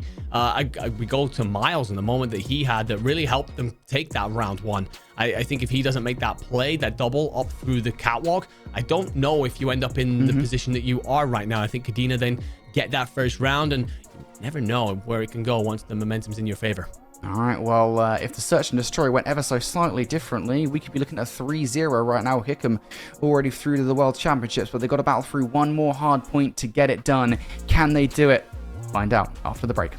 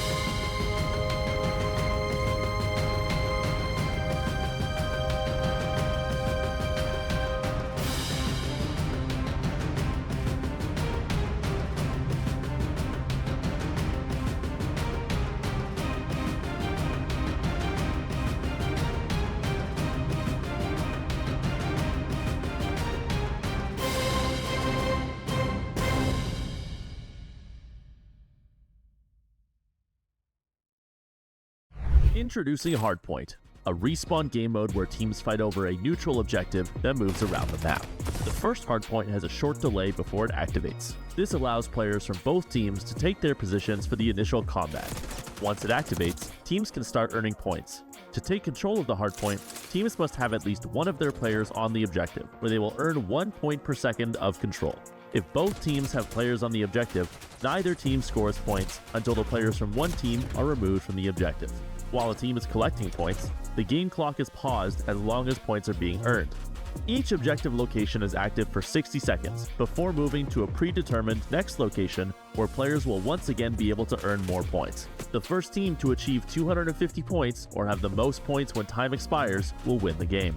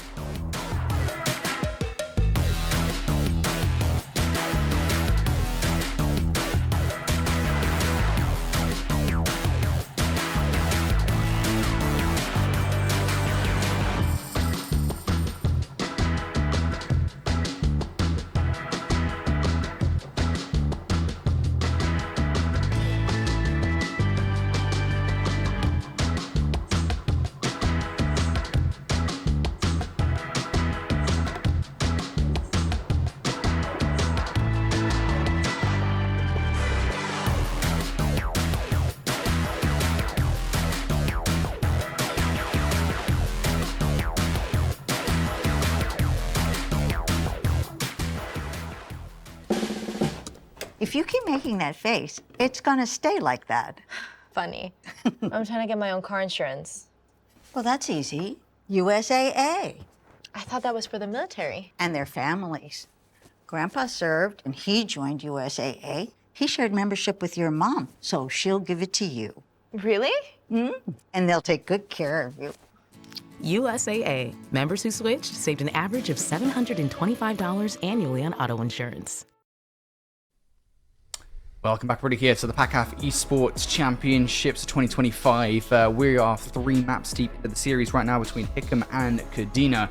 And this series could be over right here, right now, as we're about to get into map number 4. Hickam currently 2-1 up, just 1 map away from qualifying for World Championships. Yeah, and that then starts to apply pressure, and the team that you're up against in Kadena are unlikely to let this slip away quietly, this opportunity that you've got to just stamp that ticket. So for Hickam, for me, you got to come out here and take this next map. You don't want to be pushing it to an S&D. You did, end up with a Kadena victory last time. It was by the slimmest of margins, but even still, it's going to be playing in the back of your mind if you do go through to another S&D. I can't remember what map 4 is. I think it's Vault again, but map 5, Hacienda. So very different S&D to what we had before. Could well just come down to fine margins there yet again. But yes, it will be Vault here for our hard point. And we cast our eyes back then to map 1, right? Skyline, hard point. Hickam came out on top 250 to 237. And I feel like it's a similar story to what we've talked about a lot here. It feels like there's a role for every single one of the players on this Hickam team. But for Hickam in particular, you're looking a lot of breadwinner and saying, all right, do your thing. Absolutely light up the kill feed, because that guy has been absolutely insane. Yeah, I will say, I think it has been the finest of margins right now between these two teams. I mean, you look across this series so far, and it has been a close series, right? A 13-point hard, around 11 search and destroy. Really, the only reason that control ends 3-1 is because of that round 1 offense from Hickam. So, yeah, I mean, it's just this finest of margins right now, and I do think the thing that's kind of tipping over the edge in Hickam's favor at this point in time is 100%. It's breadwinner, it's fearless, it's these guys just creating so much space on the map for the roster that there isn't really a response from Kadena. Kadena, though, they've got a lot of Firehouse. What am I saying? Wow. Powerhouse. Oh my god, I don't know what's going on with me. Powerhouse players on their roster themselves. If those guys can step things up, they will be right back in the conversations. Ephesians has had a solid series so far. Chronix also, I think, particularly Search and Destroy, has played really well. If these guys can just step it up ever so slightly, we will be looking at game 5.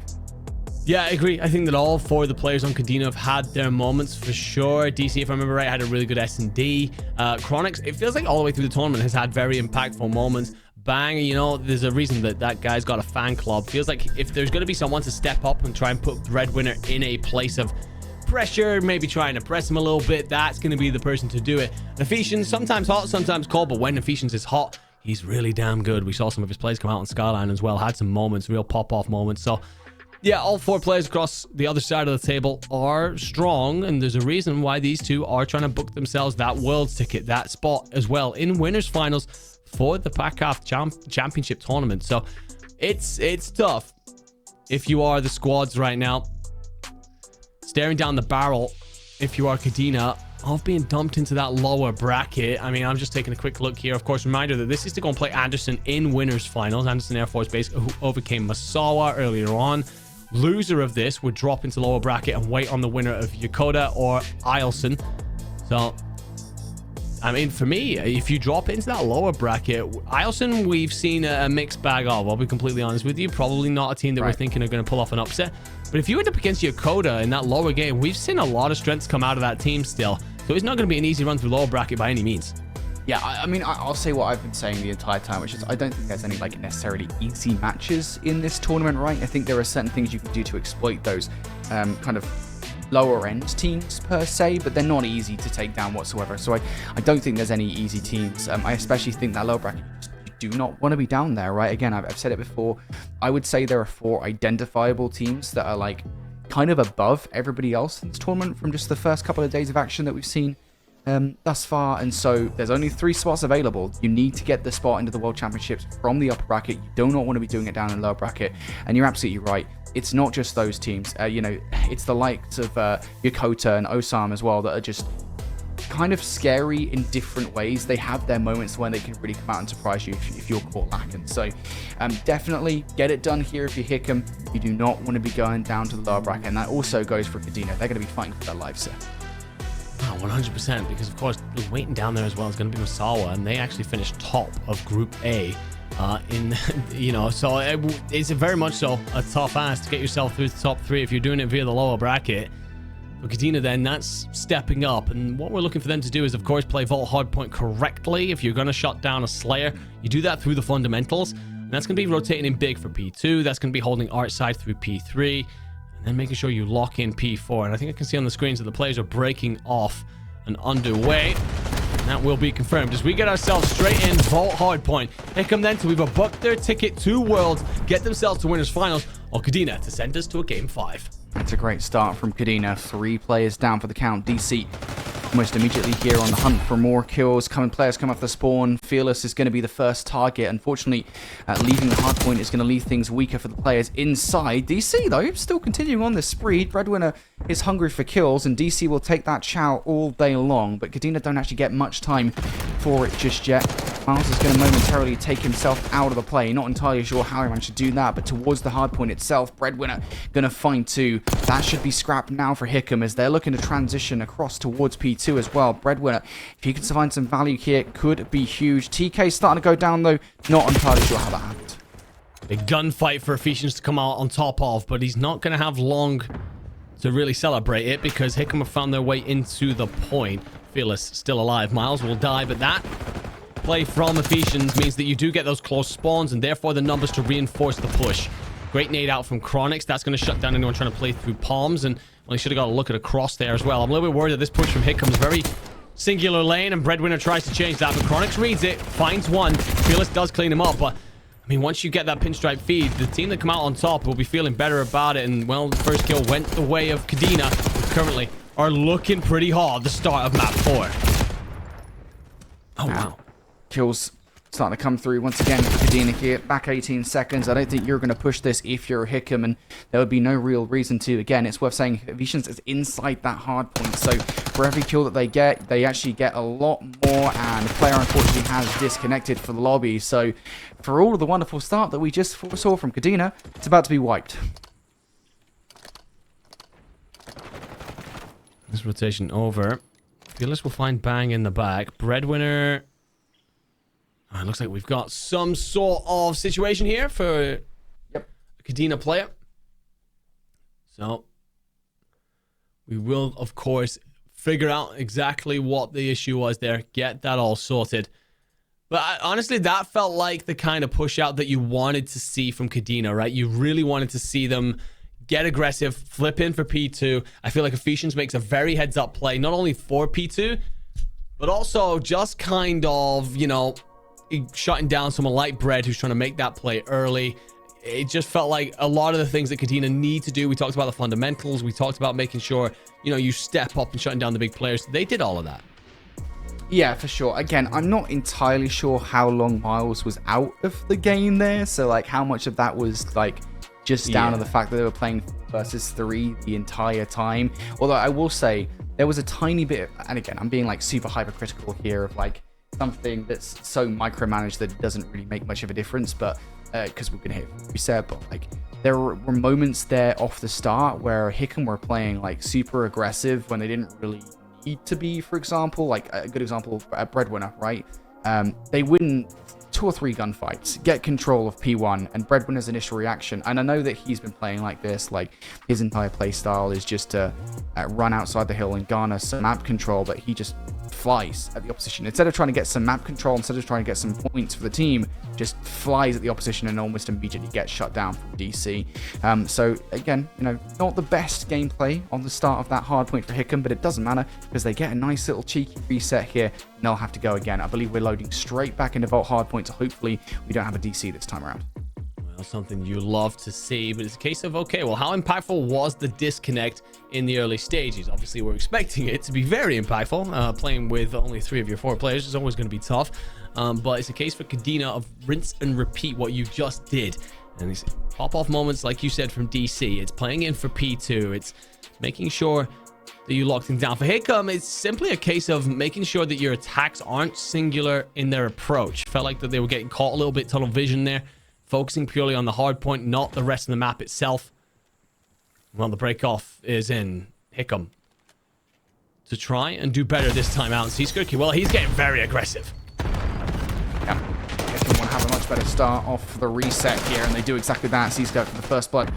Now jumping around for the second, has help from Fearless, so initial time going the way of Hickam here. Though again, remember that Kadena are spawning on the side of the map for P2, so Hickam are not only going to have to get time off P1, but they're going to have to try and flip through for P2. Contestion coming through, Ephesians on the flank through double doors, good for one, not good for the second though, was unfortunately preoccupied with Breadwinner to recognise that Fearless was also there to deal with, and, well, not the start that Kadena wanted here. Gunfight's going in favour of Hickam, they have map control.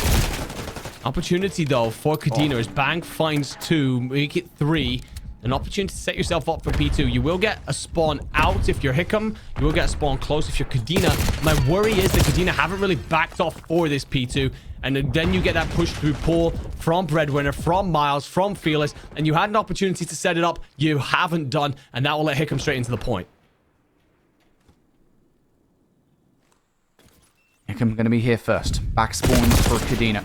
Breadwinner getting aggressive. Shut down. Now towards the hill. It's going to be Miles challenged out by DC and Chronix. And Chronix will win that fight. So immediate flip of the spawns here for Kadena. Or immediate flip of control. But from afar, Breadwinner has been enabled 1 kill. If you're in that hard point, you're really just going to keep your head down. There's no real reason to be doing anything else. Just rely on your teammates. Yeah, 100%. We see it so often these days. You can tuck yourself behind the table. You can tuck yourself into the jacuzzi. Literally just lie down. Sometimes that can be a frustrating thing to do when you want to get involved in the gunfights and support your team, but so often you just don't need to, as 4 kills then light up the feed for Kadena. DC doing all the right things. That guy is a fish over there, just chilling. You can catch him there on the X-rays. Bang has gone on a bit of a 4 spree. Ephesians also on a 4. Tries to then lock in that rotation on over towards P3. Big gunfight that Ephesians comes out on top in. Bread's going to chase after him for arc control. It's an important fight. Bread doesn't finish it. Now down to pistol ammo and just about cleans it up. But that trade comes through as Ephesians stays alive for long enough that Bang can reinforce.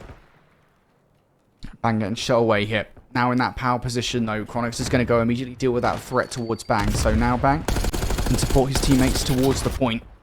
Ephesians also trying to do that up close and personal. Bang not really having any fights to deal with in the backline just yet. Ephesians, nice shots towards Miles from afar, but gets shut down from Fearless from close. So hill control now going back towards Hickam here in this game. DC getting aggressive. No help for Fearless there. Miles will trade out. And tell you what, it's not too bad for Hickam in this current situation, as they currently are replenishing forces on this hard point. My concern is looking towards this rotation. Yeah, I feel like I'm looking for a Hickam player to maybe send it through solo at some point. Start to try and push through for P4 early and try and destabilize the Kadena defensive line. So Skirk will find one close, so there is going to be pressure. Actually, there's a flip out for Chronix.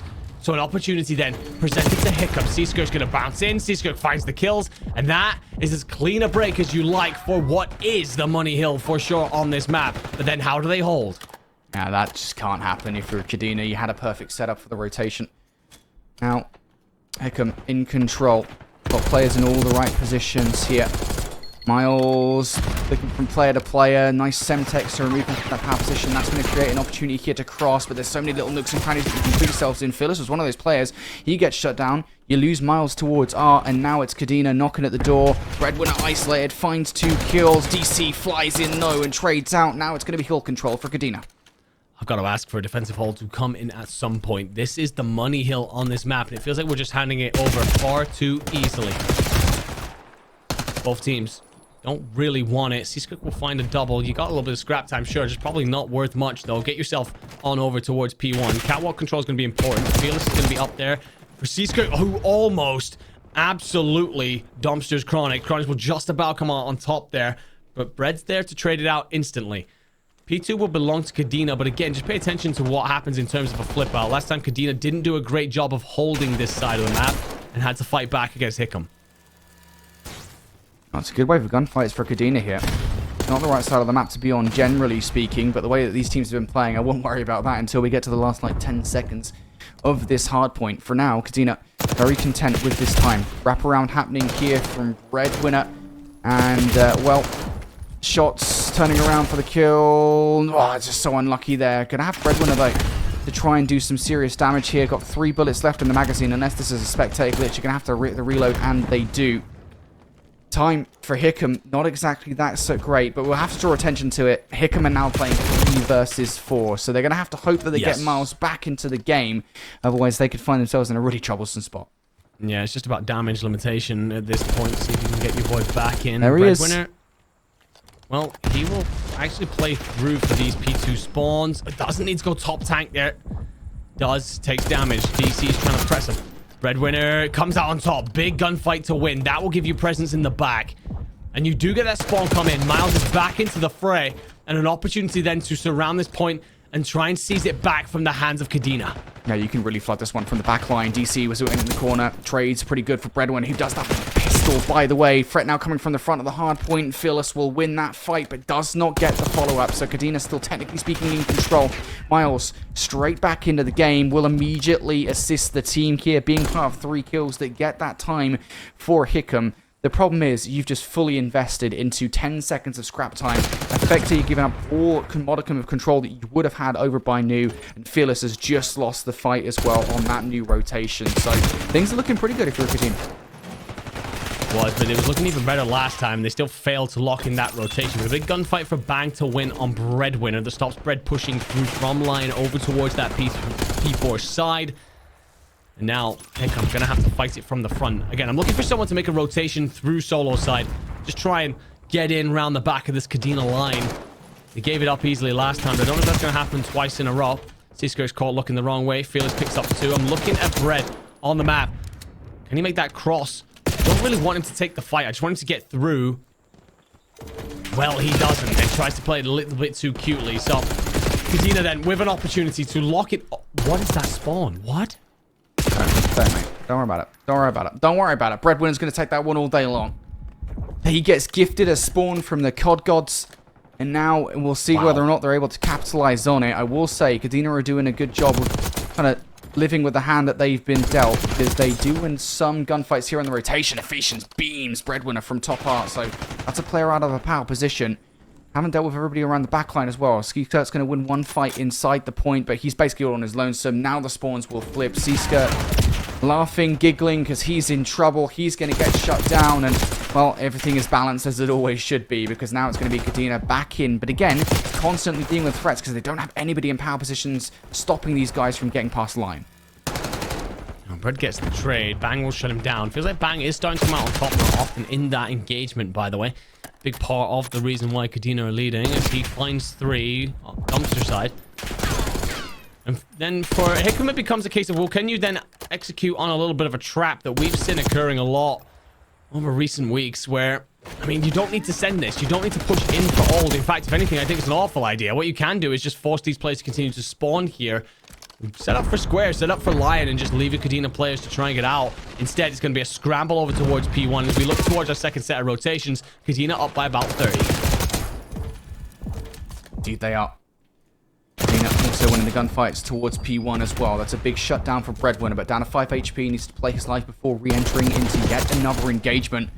Will at the very least draw the attention of players, and Breadwinner still winning fights. Breadwinner fins another fight as well. Surely not number 3. That would have been egregious. If he does take Bang down there, it would have been spawn control, but buys a lot of space and time for the team. Hickam now soaking up the score on P1. One last hit coming through from Kadena. Bang transitioning from player to player. Fearless will shut him down. Now looking for another fight. Wasn't quite ready for it versus Ephesians, who now looking for more kills inside P1. Next target on the docket would be Sea Skunk, and Ephesians wins it, taking time away from Hickam here. Miles has quietly just positioned himself in a spot where he can support here through the back. Breadwinner also then in dirt. So not real opportunity for Hickam to lock down P2. I'm a little bit worried about the fact that Sea Skunk is not moving very much. Well, he is back into the game, and 3 kills go the way of Hickam. So despite all adversity here, despite the gauntlet that they're having to play through, they are figuring this out as they retake the lead. And Kadena gonna have to figure out whether or not they want to try and push through to retake this. They will have surely one more swing at it. DC finds 1, is instantly traded. And more than likely here, Kadena gets sent packing. Fearless explodes onto a 5. And with all that in mind, you've then got to rotate for Kadena. You've got to go for 3. Again, play out of art side. And they've not done a great job of playing 3 into 4. Yeah, that's a rotation that they did definitely fumble. Hickam looking even better for it. 10 seconds left on this time as well. What was a 30-point advantage into P1, you were saying, for Kadena? Has now translated into a 40-point advantage for Hickam. Maybe like 35 more realistically still. But, I mean, the point being, Hickam have now taken advantage of the game. Yeah, maths is hard when it's like 7 a.m. in the morning. Hickam here looking for some kind of control. Kadena going to this hard point with control of the power position. One player isolated in towards the hard point, but you've got help from Bang from afar, and somehow Chronix will survive. There's like a bunch of gunfights going the way of Kadena. Redwin will be here to try and change that script, but will not succeed in doing so. For me, again, Hickam, I'm a little bit worried that you're just playing this from the front. For me, Seaskirk, you wrap through middle here. You take control of the situation. Finds Chronix. Does indeed find it. To be fair to Fearless, he's doing a great job of just hunkering down on this point. He'll happily give up a contest. I don't think he needs to take this chow. DC will be there to clean it all up. No way. Oh, Breadwinner's surely going to run out of bullets at some point, but not before he inserts one to the dome of DC. So that rotation is in for Kadena. They should have a pretty solid P4 setup here, but I feel like I've said that twice, and each time they've been undone pretty quickly. Now, I want to quickly say as an aside, by the way, I feel like Breadwinner definitely needs to have like some kind of medal for like best pistol player, because the amount of times he's found kills with that pistol is insane. But moving toward this hard point now, Hickam looking for the last 15 seconds to guarantee them a spot in the World Championships. One last wave of gunfights. Kadena approaching brawl angles. DC good for one, checks the corner, but kill is good for Skirt. Good trade coming through from Chronix, but still, again, nobody in the power positions to stop Hickam from coming in the back line. That's exactly what they do. Ephesians through the middle of the map. Can you do anything? Flooding through the front door. It's Ephesians 4-3, and Kadena survive for the moment. Breadwinner's approaching your back door as you get Seaskirk approaching side and a couple more approaching front. So an opportunity to swarm this from all sorts of different angles. Bread will find one on the entry, but DC, Bang, and Chronix all combine to send Hickam packing and send it to at least one more hill. The thing is for Kadena, give up this scrap time because Hickam are already at new. Yep, you've lost the fights as well. You're not touching new anytime soon. That's going to be all she wrote, folks. Hickam will guarantee a spot in the World Championships with that win in Hardpoint, and it is a deserved win as well. They played their hearts out, and they will be moving forward. Get a look there at what it means. I mean, Hickam had to overcome quite a few difficulties in this series. No more so than the opponents on the other side of the stage. Really felt like Bang had started to find his form in that fight against Bread. And we've seen moments from DC, Chronix, and Ephesians galore throughout our series, but eventually the just sheer firepower that comes through from some of the Hickam players will lead them to victory. I mean, one of those series, again, we could easily have gone to a game 5 here. We get a 252-37 in the first hard point. It's a 6-5. It's around 11 1v1 in the S&D. The control felt a bit more one-sided, but again, I just think it was a case of a couple of unfortunate circumstances, a couple of bits of difficulty for teams to deal with that pushed us to that map forward. But one of the things I will say, despite the difficulties that Hickam faced with the disconnects and stuff like that, they stayed super locked in. Bread just plays in through for the back of P2 spawns, ensures that the damage is limited, ensures that Kadena are still having to fight for things. It isn't giving up for free. And when you then get your teammate back in, you're in a spot where you're basically on a level playing field and able to take the fight fairly. So wonderful mentality there from these gents. We've spoken a little bit about it yesterday, where we talked about, you know, these members of the armed forces are going to be great when it comes to the mental side of warfare. And well, that came never truer than managing to punch through despite disconnects and everything else that you faced. That puts you now through to Worlds and Winners Finals. Just a phenomenally close series between those two teams. You know, shout out to Kadena because they were playing close pretty much all the way throughout. They managed to clutch up that round 11 search and destroy. That was their one win in this series. Beyond that, though, I mean, it was a 13-point hardpoint the first time around, a really close hardpoint the second. Control was really the only time, I think, throughout that the scoreline didn't look like it was close, and that was, again, only because of the fact that we saw that round one victory from Hickam. Just solid performance from Kadena, and it's worth saying again, for fans of Kadena, their journey isn't over yet. We've got a double elimination bracket here in this competition, so that means that Kadena still have a chance to make it through, but there is only one spot remaining in the World Championships. They have to be perfect, and there is a lot of good teams in that lower bracket still to beat to get there. So a lot to ask for. We'll stay tuned with their journey as we move forward in this competition. For now, though, let's bring Fearless on board for an interview off the back of that victory for Hickam. You know I'm going to say it, Fearless. Smiles for your team, buddy. You guys are through to the World Championships. Congratulations. How does it feel? It feels great. Shit, I know everyone on my team's put in work. We're just here, and you know, all the competition, no one knows about us, but here we are, making a name for ourselves. And then now we're in Worlds, right? So it's not just PACAF only. So be on the lookout for us. I mean, for sure, the correct statement to make, but also a different one made, I feel. We kind of came into this tournament. I don't know if it's, you know, what you guys were feeling going into that series, but word on the block was that Kadena were the team to beat.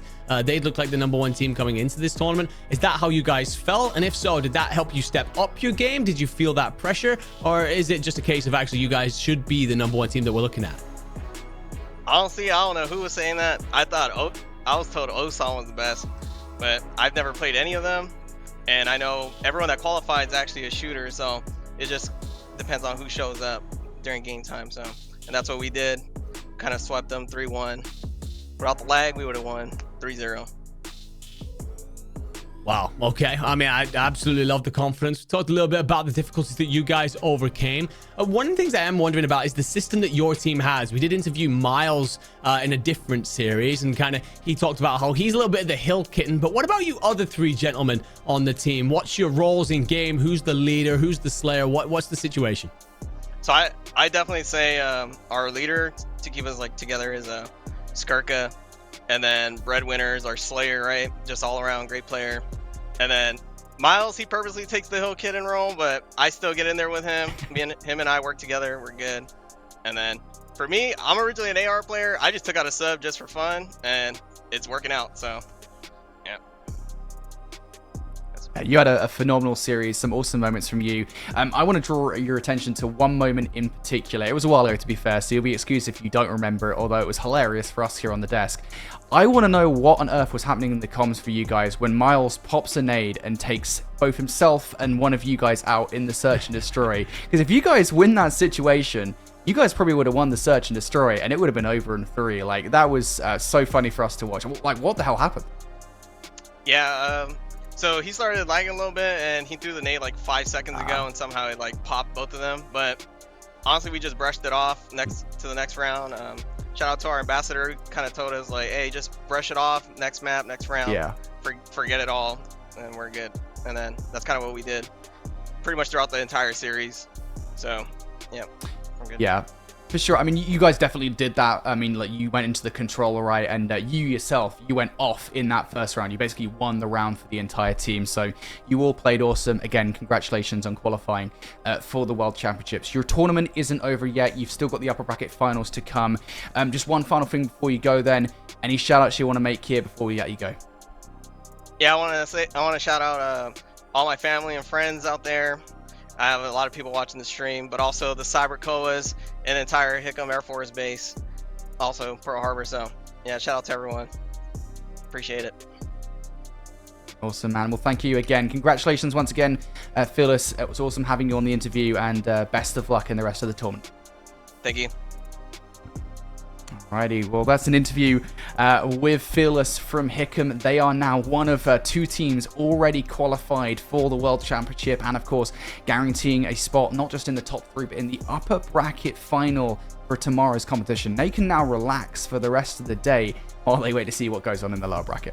Yeah, absolutely. And you are looking on over now and thinking, well, we are through to winners finals. This is now about seeing off the PACAF championship and taking those all important trophies home and saying, you know, the title of we are the best team coming out of the Pacific region. I gotta say, coming off the back of that interview, Fearless says to himself, you know, oh, well, yeah, I pulled out an SMG for fun. Brother, this guy put up 36 and 29 in the hard point in that first one. So I gotta say, maybe that guy should be on SMG more. That's an incredible number to put up, really. I know that we were on Skyline, but even still, that is, you're against one of the best teams here that we have got at PACAF. So incredible performance from him. Really glad to find out a bit more about the system as well. Seaskirk, their leader, that must have been someone who did a hell of a lot throughout that map to get them through the difficulties that they faced. For sure. Well, looks great on the search, the SMG, excuse me, and they look good just on the whole. Again, congratulations to the roster. Hickam, they managed to make it through to the World Championships. We've still got a couple of series to go, folks. We're going to turn our attention to the lower bracket up next. So, still more action to come here from the PACAF Esports Championship. Before we do so, though, we're going to send it to a break. On the other side, lower bracket action still to come.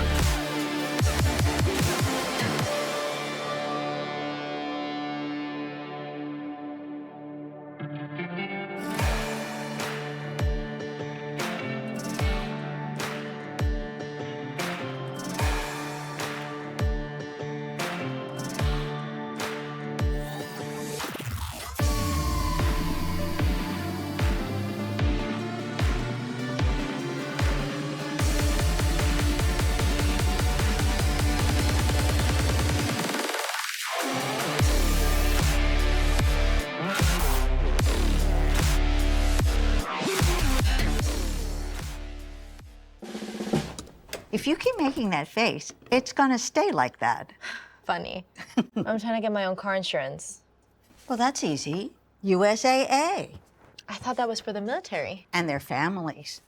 Grandpa served and he joined USAA. He shared membership with your mom, so she'll give it to you. Really? And they'll take good care of you. USAA. Members who switched saved an average of $725 annually on auto insurance. We are back after a little bit of a prolonged break as we were getting things situated on the main stage here with the PACAF Esports Championships over in Yokota Air Force Base, Tokyo, Japan. My name is Seymour. With me is Enigma. And we are ready to get into what is essentially the last match of the night on stream. But Andy, before we break into that and talk about it, I do want to talk about a few more things kind of leading into it because it's been an interesting day too. And over the course of day one, we kind of were figuring out who the best teams were, who were at the top of the standings, and how everything was going. And I want to take a look over towards those standings if we can to kind of highlight something, because we are in an interesting spot now where both Kadena and Misawa are dropped into the lower bracket, both coming from the group stages A and B as our #1 seed. And that is a pretty crazy thing. Yeah, that basically means that one of the teams that finished top of their groups here will not be making top 3, therefore will not be making Worlds. Anderson and Hickam, the teams that finished in second, are waiting in winners finals. They are guaranteed to be making World Championships, whereas for Kadena, Misawa, they will have to find the winners of either Ilson, Yokota, or J-Bear and Osan. Yeah. Those victors will then play against both Kadena and Misawa, and then, well, let's face it, we're probably expecting Misawa and Kadena to go through and play each other in losers semis to then get that final ticket to World Championships. So it is a difficult spot to kind of be in here as we get a look at that full bracket. We spoke about it before. You get the double bracket that comes on through. You don't want to be looking at that final life of yours and trying to use it to get yourself to Worlds. Yeah, this is that spot where you kind of step up, you look to prove yourself. We can see there Anderson Air Force Base beating Misawa 3-1, Hickam beating Kadena just on stream 3-1 as well. Both we're going to be seeing at Buckley Space Force Base over in June. And now we are taking our sights down to the lower bracket, and on stream what we're going to be looking at is Ilson versus Yokota for our last match of the night here for this stream. So a big one, considering when we're looking at these two rosters, we haven't really gotten a good look at Ilson since the start of the day, and a little bit yesterday as well in day one. So getting to have them back on stream right now against the hometown heroes of Yokota Air Base, this is going to be a battle where both now on their last lives has to show why they deserve to stay in the PACAF Esports Championships.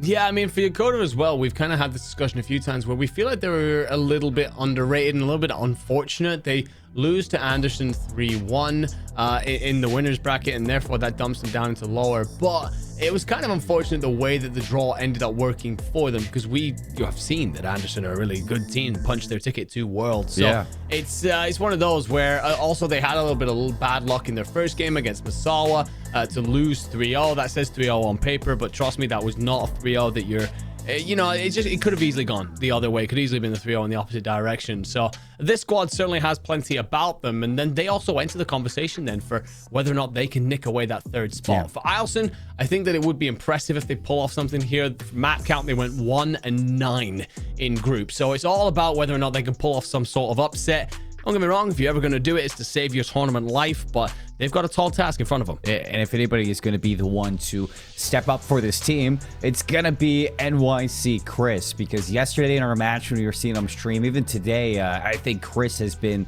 the one to kind of pay attention to, the one to look at here for Ilson as the main slayer, the playmaker, the superstar, you would say, for this base. And obviously it's going to be a big team effort if you're going to move into the lower bracket round 2 to have a chance to further gear your efforts into potential worlds later on. But I think if there's anybody I have my eyes on, it is going to be Chris. And for Yokota, you know, you can kind of spin things the other way. They have a lot of players that could definitely step up, and we've seen that. But one in particular, and I know you and I were kind of enjoying their play style yesterday back in day one, is Facts. And kind of, if you're going to be looking at a player who is going to go toe-to-toe with Chris, it is going to be another sub. And I'm looking at Facts to be that sub. Yeah, I can understand that. I hate the way that he sits at his desk with his legs crossed on his chair. We tried to do that in the back, and I am not flexible enough. But yeah, I really like his play style. I think as well, looking across at Invest, I think that it felt like he went under the radar a little bit throughout a lot of day one, but we started to see glimpses of what he can bring to this team. So I think there is a couple of players there that really can step up. And then we've also shouted the names of Jay Lear and Spread multiple times through the tournament. So yeah, this Yokota team is definitely going to be stacked. And again, going back to the fact that for Ilson, it's going to be a lot. But yeah, very much looking forward to how Chris does, especially considering that I know he has a couple of supporters in Twitch chat, stayed up super late to stay with us here and make sure they try and root for their boys and get them through this lower round bracket. Lots of love in chat for Spread. Lots of love in chat for Ilson, Dawn, and Chris, as this is going to be a fun one to end our night on. Andy, let's take a look at our best of 5, our map vetoes that we're going to be looking at in this series for our losers round 1. I'm getting a little bit of an idea that we're going to Hacienda for a map 1 hardpoint, and yes, we are. Map 2, red card, search and destroy. Map 3, vault control. And if this one goes to a 4 and 5, we got red card and vault for the hardpoint and search and destroy, respectively. I think, Andy, this might be the first red card search and destroy we've had all week. I was about to say, I don't think we've seen much red card at all, right? I think that people have been largely avoiding it. It's a weird one because when all the maps first came out for BO6, I remember thinking that this one had one of the better rotations for hardpoint. I still think that you shouldn't be able to get under the stage, or at least not be able to cap the point from there. But anyway, I think that there's a lot of, you know, the fundamentals that play well into a red card, especially when you talk about, you know, the fact that P2 is on the opposite side of the map for P3, and you can get yourself set up and flip-flap those kind of spawn situations as you go. And I think that that's what you're seeing a lot with this map set. I think Vault Control is going to be high engagement, high pace. Vault S&D, we know that we're basically going to one bomb site, but in the other 3 maps, I think you are looking at a lot of your fundamental Call of Duty coming on through. And as such, we've spoken a lot about, you know, the fact that Ilson have got quite a bit of a task coming up against the hometown team, but we're talking about that from a slaying prowess perspective. I do think that if you are ever going to be a slaying team, then you got to do it through good fundamentals, and you will be rewarded if you use those here. And fortunately enough, yeah, you have these maps where fundamentals are going to be a key core factor in your gameplay. Hacienda, Red Card, and Vault, all 3 maps where that needs to be in your strategy. That needs to be your plan of attack if you're going to win here in this series. So Hacienda Hardpoint, map number 1. This is something where a lot of people are going to be familiar with it in the Call of Duty verse if you've been paying attention, at least for the BO6 year, or possibly even prior to that, all the way back in BO4. It is a classic now. People love this map, and when it came into BO6, everybody was praising, and rightfully so. It is a fantastic add to the map pool since it has been delivered. And for this map in particular, a lot of things to pay attention to, and we were mentioning fundamentals and what that is for a map like this. Well, it's going to involve definitely rotations for your team from P1 into P2. That back spawn is definitely going to be something you're seeking for that initial time. You can get a lot of time off of that P2 setup, and then P3 into P4 for that rotation, as we do see a lot of teams in Hacienda in P4 gain a lot of time to really buff out that lead. But Enigma, one thing that not a lot of people will look at is that P4 to P1 rotation in the second set, because as soon as you are rotating close back into open, you have top halls control, and the ARs are feeling good and hot. Into that second rotation, teams get a lot of time in that first hill, and if you can be a team to dominate the top of the map, the halls portion of Hacienda, it is going to make your opponent's life a living hell.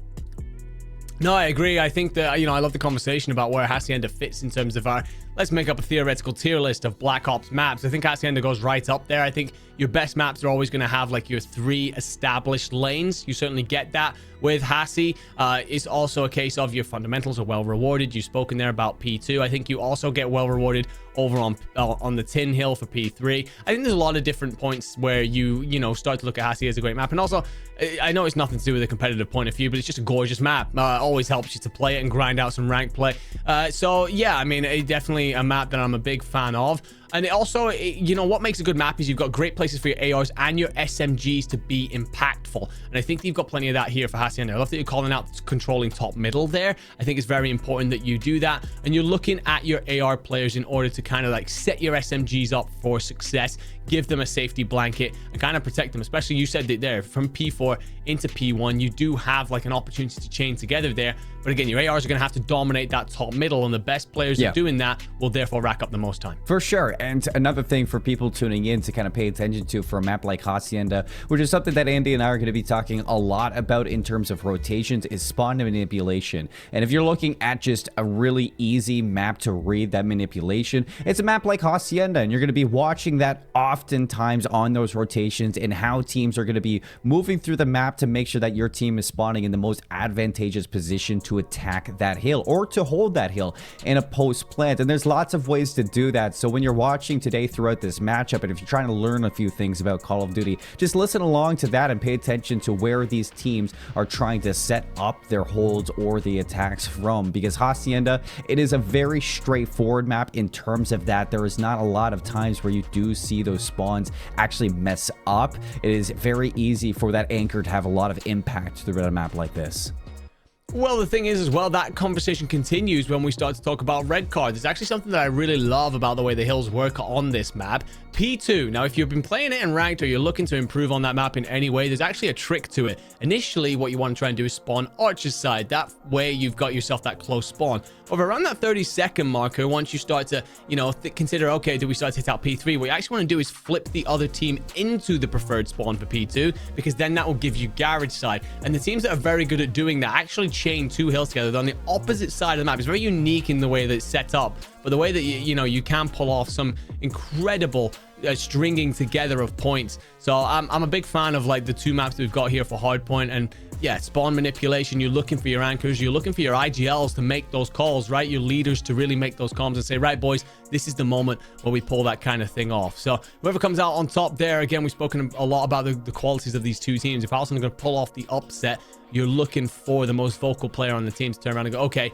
now's the time to make sure we're paying attention to this situation, because that is what is going to reward us in the long term, get us to those 250 points, or if we're playing red card, just burn down the clock because we don't always finish the map. Yeah, not all the time. You know, hey, it does go to time very often on a red card. I do agree with that. And Andy, while we're getting ready for this map number 1, I do want to take a little bit of a second to shout out Apex Sharon in chat. We're saying Team Ilson, you know, we're going to pull this out, but even if we don't, this is our first time at PACAF in world debut. Whether we make it or not, this is a huge success, and I agree with that. I think, you know, I want to shout out as well Air Force Gaming for putting on this entire circuit throughout PACAF, USAFE, as well as CONUS into the World Championship. This is a very early iteration of what could be competition throughout all of these bases, and to see that the players are qualifying from base to base, representing that base, taking it to an international stage and competing like this, whether you do bad or not, that representation is something where you are making history for your base,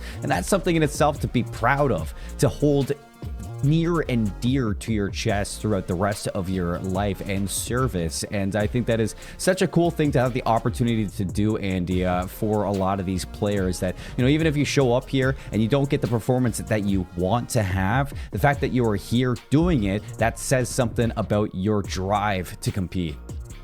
100%. I mean, it's the thing for all of us. Like, the greatest thing that we can do really is make memories, right? They're the things that we're going to look back on over the years to come. And this should certainly be a wonderful memory for everyone taking part. just competing at this level here at PACAF. If you then get through to Worlds as well, that's the cherry on the cake without a shadow of a doubt. And the thing as well, like the whole program, like, you know, you've been working on this for quite some time, my friend, and you actually messaged me and brought me into it quite a bit ago. So it was a case of like seeing where it's gone from there and how it's all evolving. Who knows what it looks like in the future, as the production team and everyone involved do a fantastic job of helping it evolve year on year.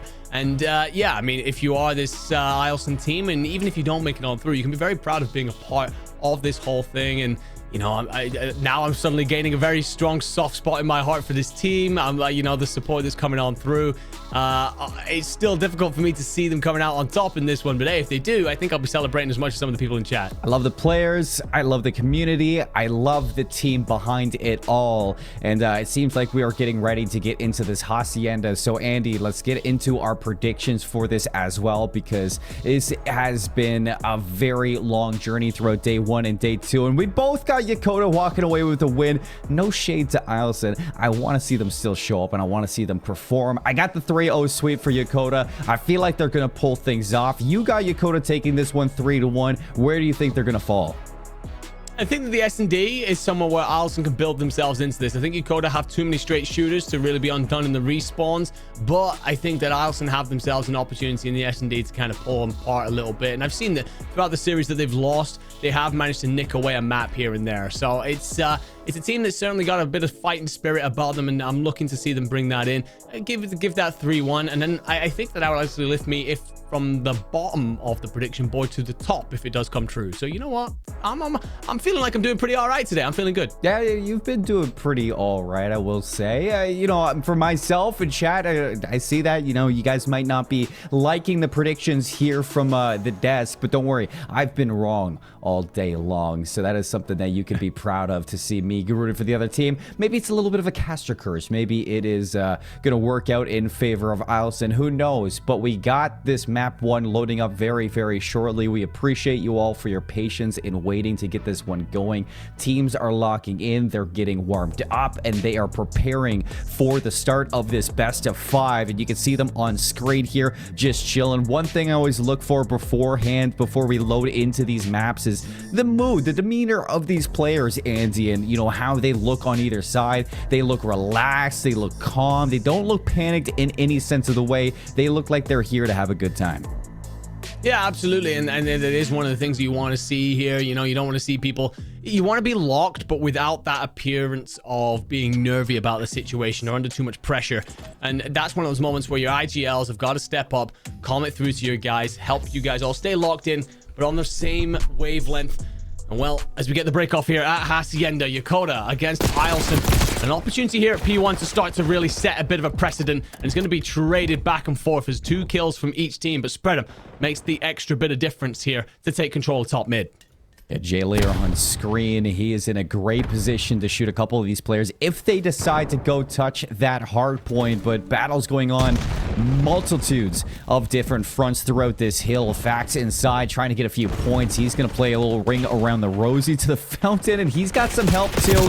Kills come through on either side. Don's going to pop off 3. 16 seconds in this hill, and on rotation, it is going to be your team in blue looking to set up early. Don tries to push in through secret, but J-Layer's going to be waiting for him. However, Chris plays in through well side and finds himself one. And also in through well side is going to be Mez, but I think he's going to get shot in the back by Fax, and that's a big kill then. That should lock down your back spawns. What I will say, Ilson do have presence in lobby, so they're not very far away, but they do need to win a gunfight or 2. Actually, Fax may have missed something here. Needs to make sure he doesn't let players slip through driveway. Big fight here. And well, Fax comes out on top. We spoke about how good he's been looking through this and make some big kills to get that P2 time. Spread him inside. He has got some help. Good kills coming through from Yokota as they got this lockdown. Fax now into the lobby. He is hunting players from Ilson, and you can see that Ilson are just waiting for everybody to group up to hit this one more time. 23 seconds that you do not want to give away, but all this time has been Fax running around, shoots Chris in the back, and over towards P3 you have this ever so important 1v1 that is going to ensue as soon as Fax gets into a position to challenge Mez. Yeah, Mez might get a little bit of backup coming in from Chris, but you feel like this first fight is all important, and it's 3 blue kills in the feed. Yokota, the hometown team, looking to make sure that they punch through this series and face Kadena after this. We've spoken about, you know, Yokota seemed like a little bit of an underrated team here. Definitely got plenty of qualities about them. And for Allison, they're going to have to do all of the fighting at the front. As Jalier, who's on 4, might get flanked by Dawn, is big kill to give you one side of the map, give you a foundation to try and control this hill from. Dawn gets in. Nice kill there.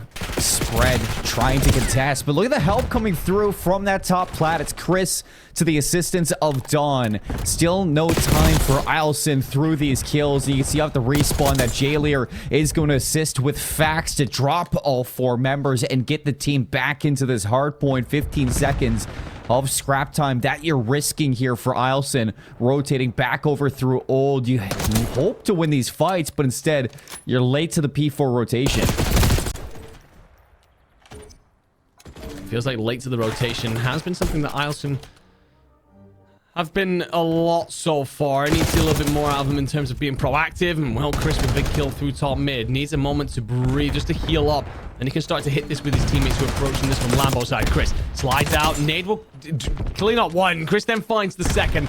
Potentially going to be challenged from Boathouse side. Someone's going to watch mid though, because there is another player there. And well, the kills are actually going the way of Alston. They might be late to the fight, but that big play from Chris, that double, will give them the break.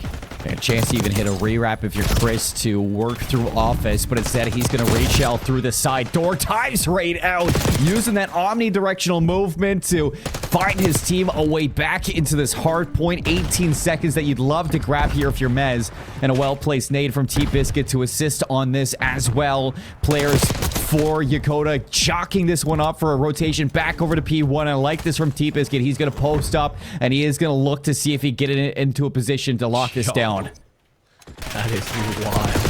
Jalier with the execution on Chris, and well, that's the unicorn right there in office. All he's changed a lot since I was a kid. I'm not gonna lie. Spread gonna try and control this top spot. We said about how important it is for your AR to get into these positions to start to cut people down. There's one. Helps invest for the second, and at all times here as well, thinking about that rotation for 2. And as such, Ilson got to find a different route into this fight.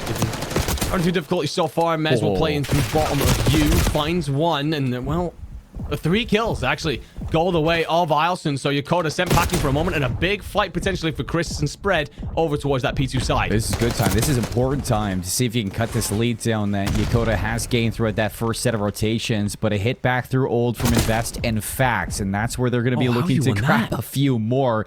Big shots from Chris in a major fight 1. Although the damage done is enough to allow Invest a way through. So spawns are going to be a little bit weird now. You can see that Ilson spawning all the way over towards the well. But at the same time, Yokota are spawning deep at the same time. So numbers into a 3-on-3 for this hit back at P2. Chris leading the charge, but he's not able to get in. T-Biscuit falls. It's 2 down. Make it 3. Last player up is going to be Mez. Can he do anything? He's going to be held back for now as he's waiting for his team.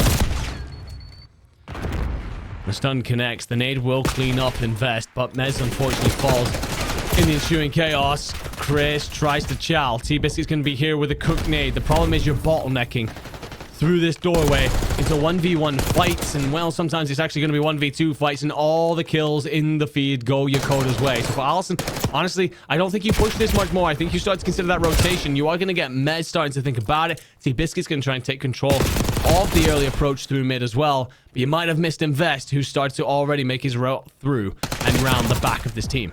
100-point lead for Yokota, and that's where you're feeling good. Invest 17 and 11.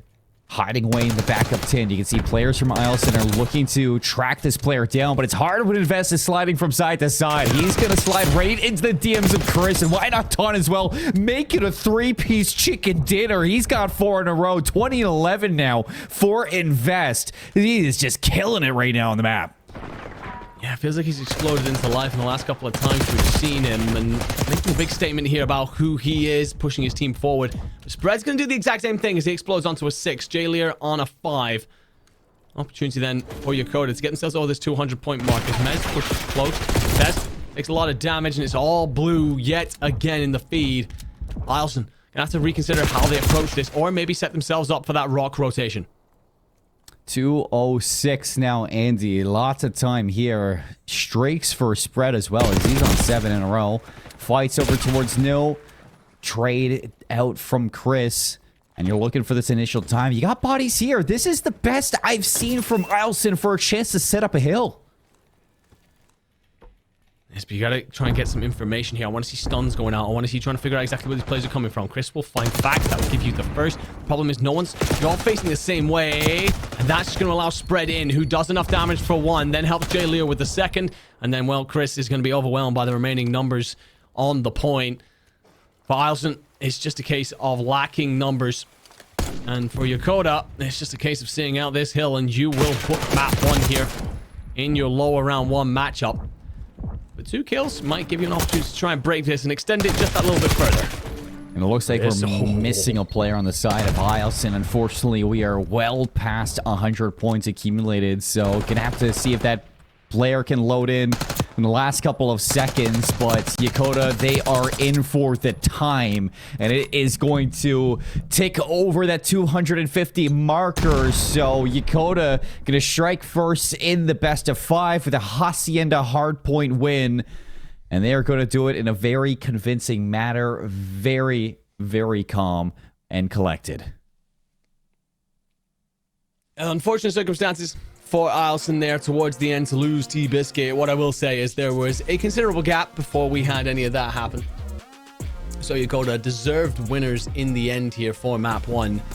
We spoke about, you know, the slaying prowess that this team possesses. Players like Invest, players like Spread, you know, all 4 of them really. We can sit there and talk about moments where they popped off in this tournament. It was always going to be about whether or not you could hit the early rotations if you were Ilson. And it felt like that they were consistently late to the party, having to break hills, and there's only so many times you can hope to punch straight through a defensive setup.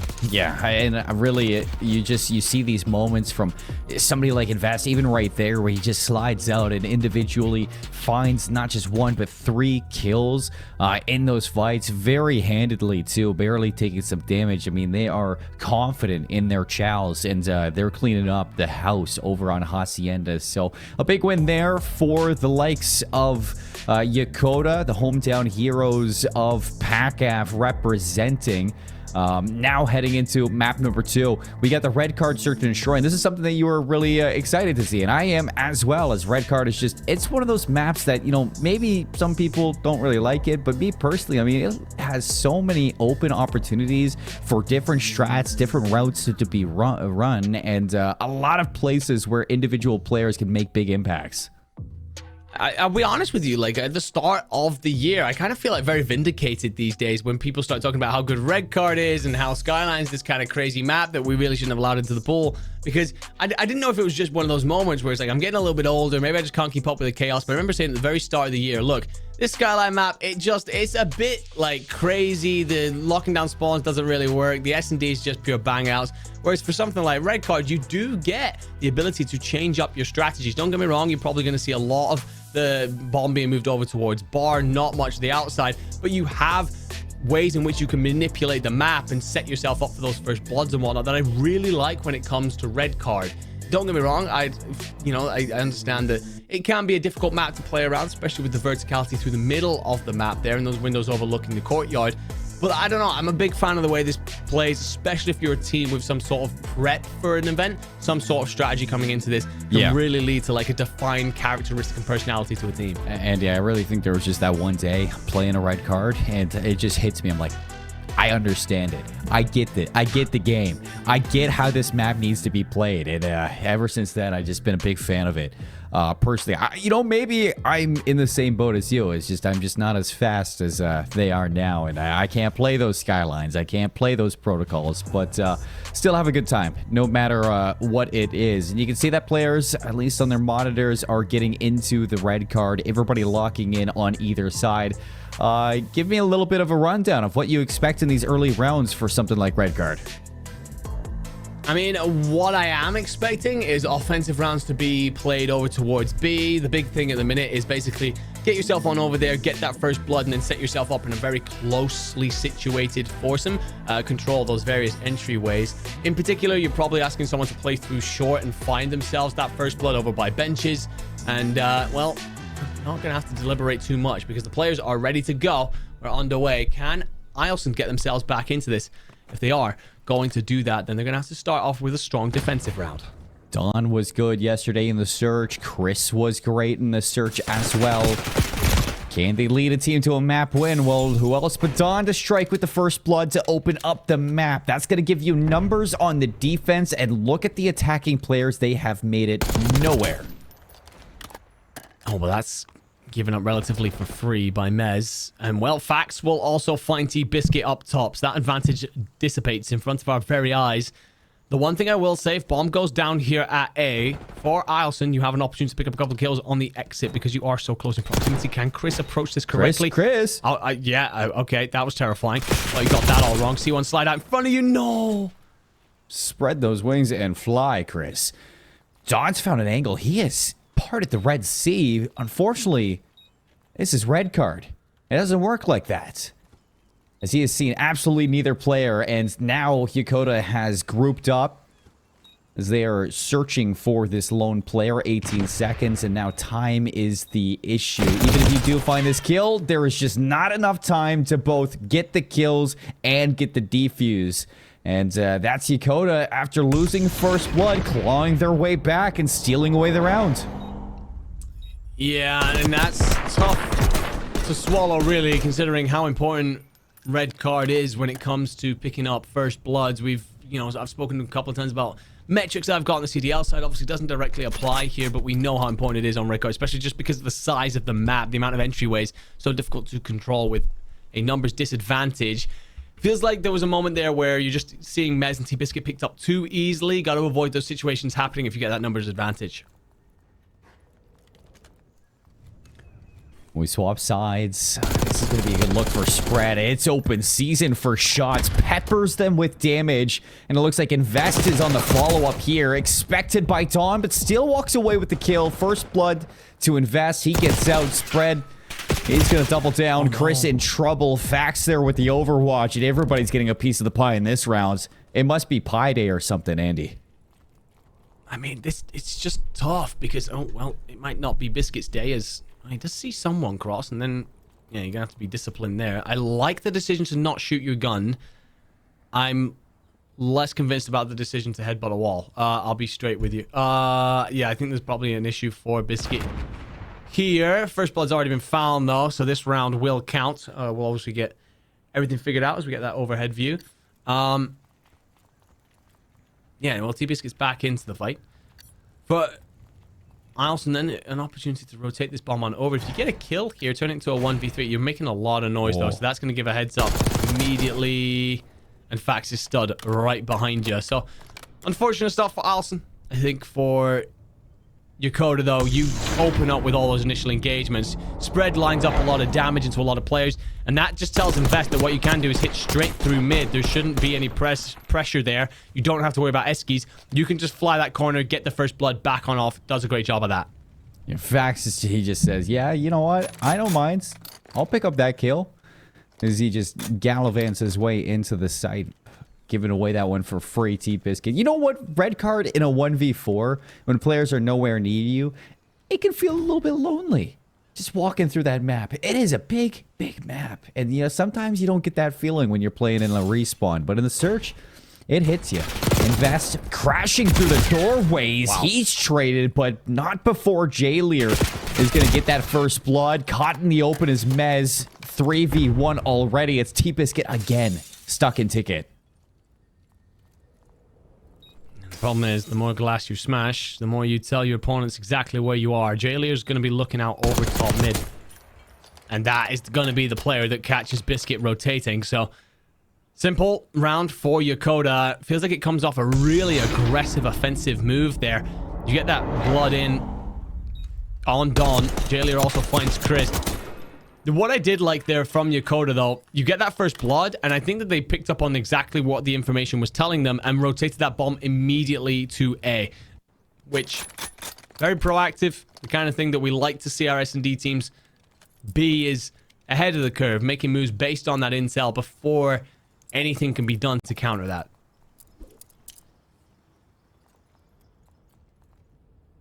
Well, Handsy. Now we can see a pretty interesting one. This is the sit and spawn and wait strategy from Ilson. As they took a little bit to leave, it's giving a lot of time for Invest to hit this flank all the way up the staircase, going around and up top. Slow peeks the door too. He's not going to give any noise. He's in behind the whole play, but he's got the pistol out. He's got the pistol out. What are you doing? This is so obnoxious. Finally takes out the sub, but it's just too late.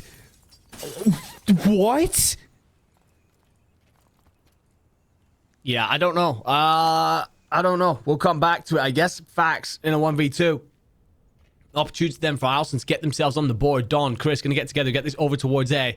It'll be difficult for Facts to retake this. If it's been a free bomb plant, he should check B, see the doors aren't even opened, and recognize that he's got to rotate on over. Well, he will have no doubts about it now. Chris going to play archers here. The big thing here for Chris, Don, is to set up a crossfire. Do not get caught in 1v1 fights. Yeah, that's going to be an issue here. Yokota, it's Facts. 30 seconds to unravel this one. Not sure if he saw the player into the goalie net, but he's able to slip his life. 22 seconds now. He's making the full wrap back around. So far from this bomb. Still, I feel he's got a chance. He's got to make some quick work, though. His time now ticking down. It's too late. It's done. Eilson going to do enough to hold on to the round. Take their first in the red card. And yeah, true, I agree. That was a 007 play from Invest. I mean, it was something. Guy thinks we've he's seen some great GoldenEye. pistol work. We've seen some wonderful pistol work through this tournament from the likes of Breadwinner and Co. If you know what you're doing with the Strider, it does hit like a truck. But even still, I think, you know, I question it. But it's all right. We're good. If you're Yokota, you can take those risks. You're up 3-1. Just breathing. Setting yourselves again. And going back into the fight. For Eilson, an opportunity to build a little bit of momentum. Then you've got to win some of these first blood fights, though. 3-1 up for Yokota. A little bit of trolling in round 4, but a lot slower as the case this time. Fast on the side of Eilson. They're hitting it right down the outside. Lots of damage from J-Lear. No kills. But I'm sure he's calling it out to his team that he is in trouble. Chris with some shots. Everybody trading damage. No kills yet in the round, and the bomb has hit B. Yeah, and you've given it up completely for free. That's the worrying thing here. Because B, a very difficult site to retake. And also, it's not going to necessarily be that you get there with your full team, because J-Lear's, oh, he's rotating in behind you. He might get some great timing, and he does indeed catch Chris through mid. So you're retaking B, numbers disadvantage, you don't have ticket control. Eilson stacked a lot of odds against him here. They walk right by him. Mez not checking his corners. Almost with a triple kill. T-Biscuit's still alive. 21 seconds in the 1v3. And players from Yokota tracking him down. He's got the knife out. He's just trying to pull something nefarious, but not to be. Yokota up 4-1 now. Back in the search to destroy lead. 3 up to Eilson. And man, I didn't talk about it, but we also didn't get to see it on the stream and our view. But somebody got kidnapped in the round before, Andy, and we never really talked about it. I mean, I'm at a point where I'm a bit like, you know what? Sometimes you're, you know, when a team is leading by a considerable amount, and you can see all the laughs going on down. It was Eilson that did the kidnapping. Yeah, but like, it's one of those moments where I'm kind of like, was that the best use of your time?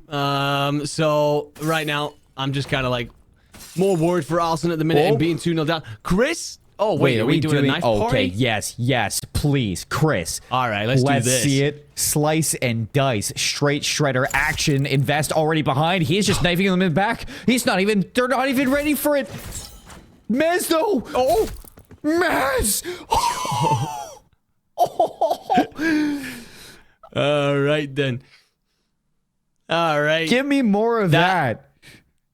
Was superb. I'm not gonna lie, that was absolutely fantastic. I thought that Chris had pulled off some sort of crazy play, diving out through ticket with a knife in hand. I was like, all right, but no, some sort of agreement comes through that we're just gonna meet up inside the stadium and trade blades.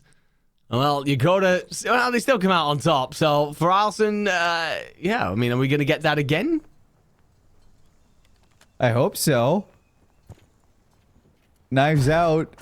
Possibly. So it was a triple kill from Invest and then a triple kill from Mez last time. Where is the setting for the battleground this time? There's an RCX. That's got to be illegal.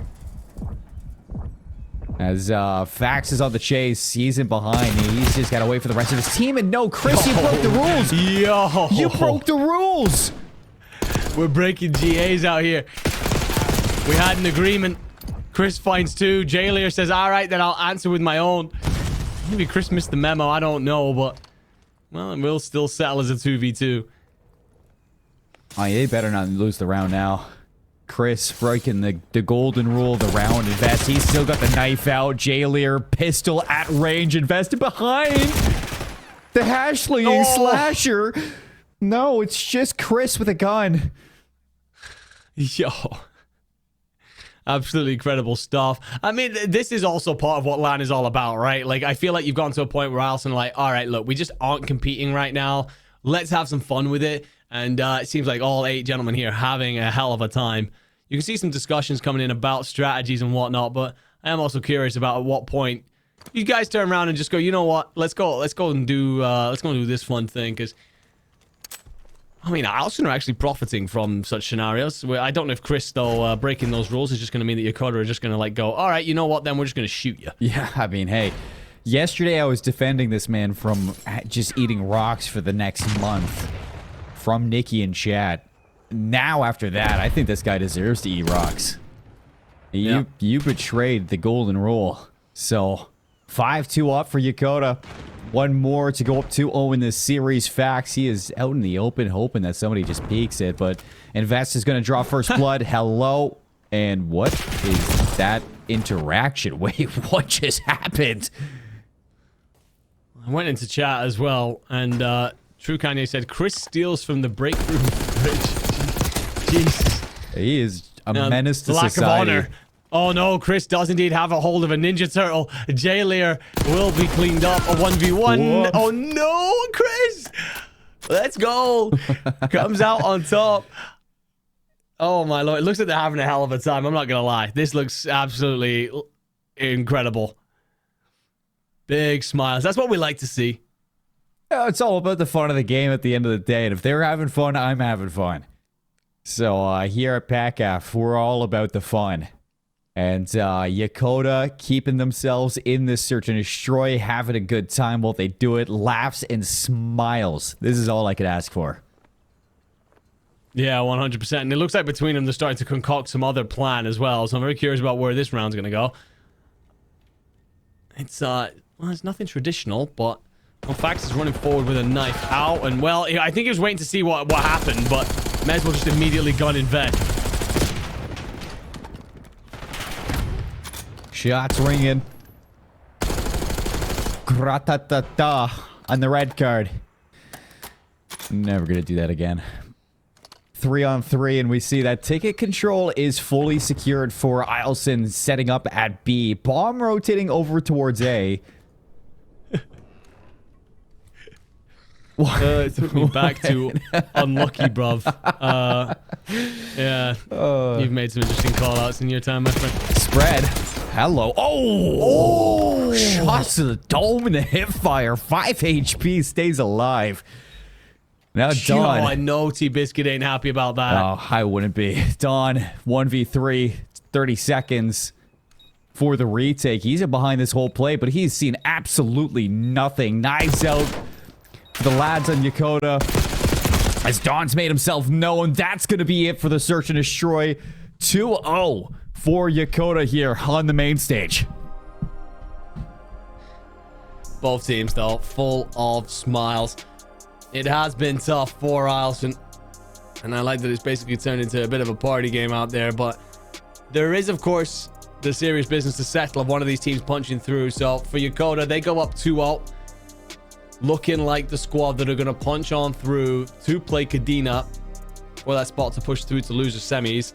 It's got to be a bit of a run if Yokota are going to make it, but I mean, you come out of this series, I mean, right now you'd probably come out of this series feeling very refreshed. What? Oh no, this is this whole mewing crap. Like what? Like that? What is this thing that people have brought out these days? Chad, is this Riz? Oh my god. Serious question. Andy, you just don't get it. I don't know if I want to. This is one of those moments when I start to actually feel old. Like, nothing really makes me feel that bad, but then I see stuff like this coming out and I'm like, I don't know what this is. That shot by Spreadham, by the way, was absolutely crazy. Yeah. He said, watch out for Spread on the map. He is just frying right now. Andy, 2-0 for Yokota. Things looking good for this team. I think that is the most enjoyable match I've had in Call of Duty for a very long time. Knives out in a search and destroy round. Like, who's coming up with this stuff? It's great.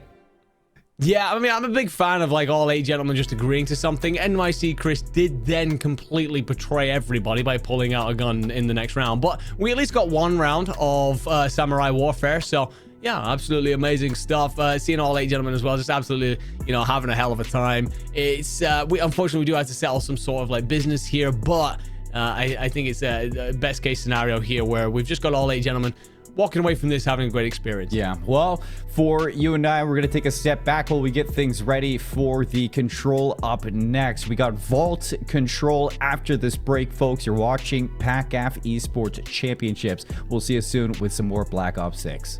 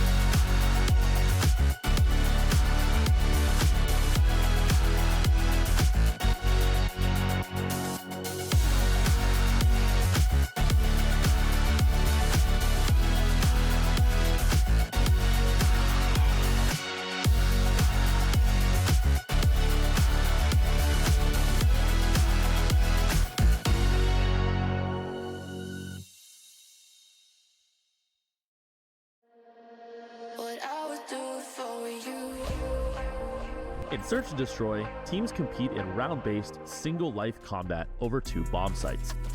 One team is designated as the attacking team, where their goal is to plant a bomb at either bomb site before time expires. The other team must defend these bomb sites, preventing the attacking team from planting the bomb at all costs. Additionally, either team can win the round by eliminating all members of the opposing team. If the attacking team plants the bomb, a 45-second timer will begin where the defending team must now defuse the bomb before time expires, even if they have killed all enemy players. Defusing the bomb takes 7 seconds, so players must ensure enough time remains to secure the round. Teams will switch sides after each round, and the first team to win 6 rounds will claim victory.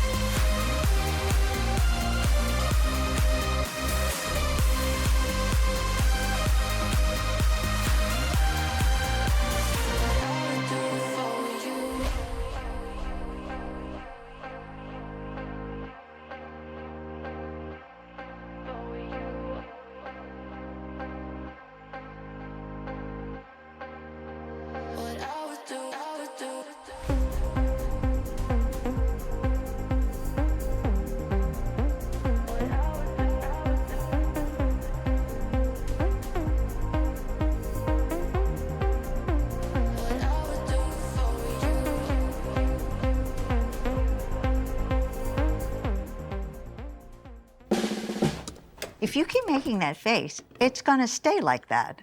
Funny. I'm trying to get my own car insurance. Well, that's easy. USAA. I thought that was for the military. And their families. Grandpa served and he joined USAA. He shared membership with your mom, so she'll give it to you. Really? And they'll take good care of you. USAA. Members who switched saved an average of $725 annually on auto insurance. Welcome back, everybody, as we are in the end game now of day 2 for the PACAF Esports Championships. Once again, my name is Seymour alongside Enigma and Andy. It has been a blast throughout each and every one of these days. Sadly enough, now that we're down in the lower bracket, we're going to have to say goodbye to a few of these teams. And right now, things are not looking good for Eielson. They aren't. They're having a difficult time of it. You know, the hard point went very much so against them. Felt like that they never really rotated. They were comfortably outslayed. It was a tough situation for them. It ends up in a 100-point clubbing. And then we go to the S&D where it was looking real comfortable for Yokota. They were up 5-1, I think it was, before we start to then get knife fights and all sorts of other fun circumstances. There is at least that situation going on where all 8 gentlemen just laughing and joking around, having a great time. This is exactly what we want to see. You know, there's a lot of obviously serious stuff when it comes to qualifying for Worlds, when it comes to everything that comes as part of the whole circuit that we've got going on here. But here at PACAF is also about the memories that we make along the way.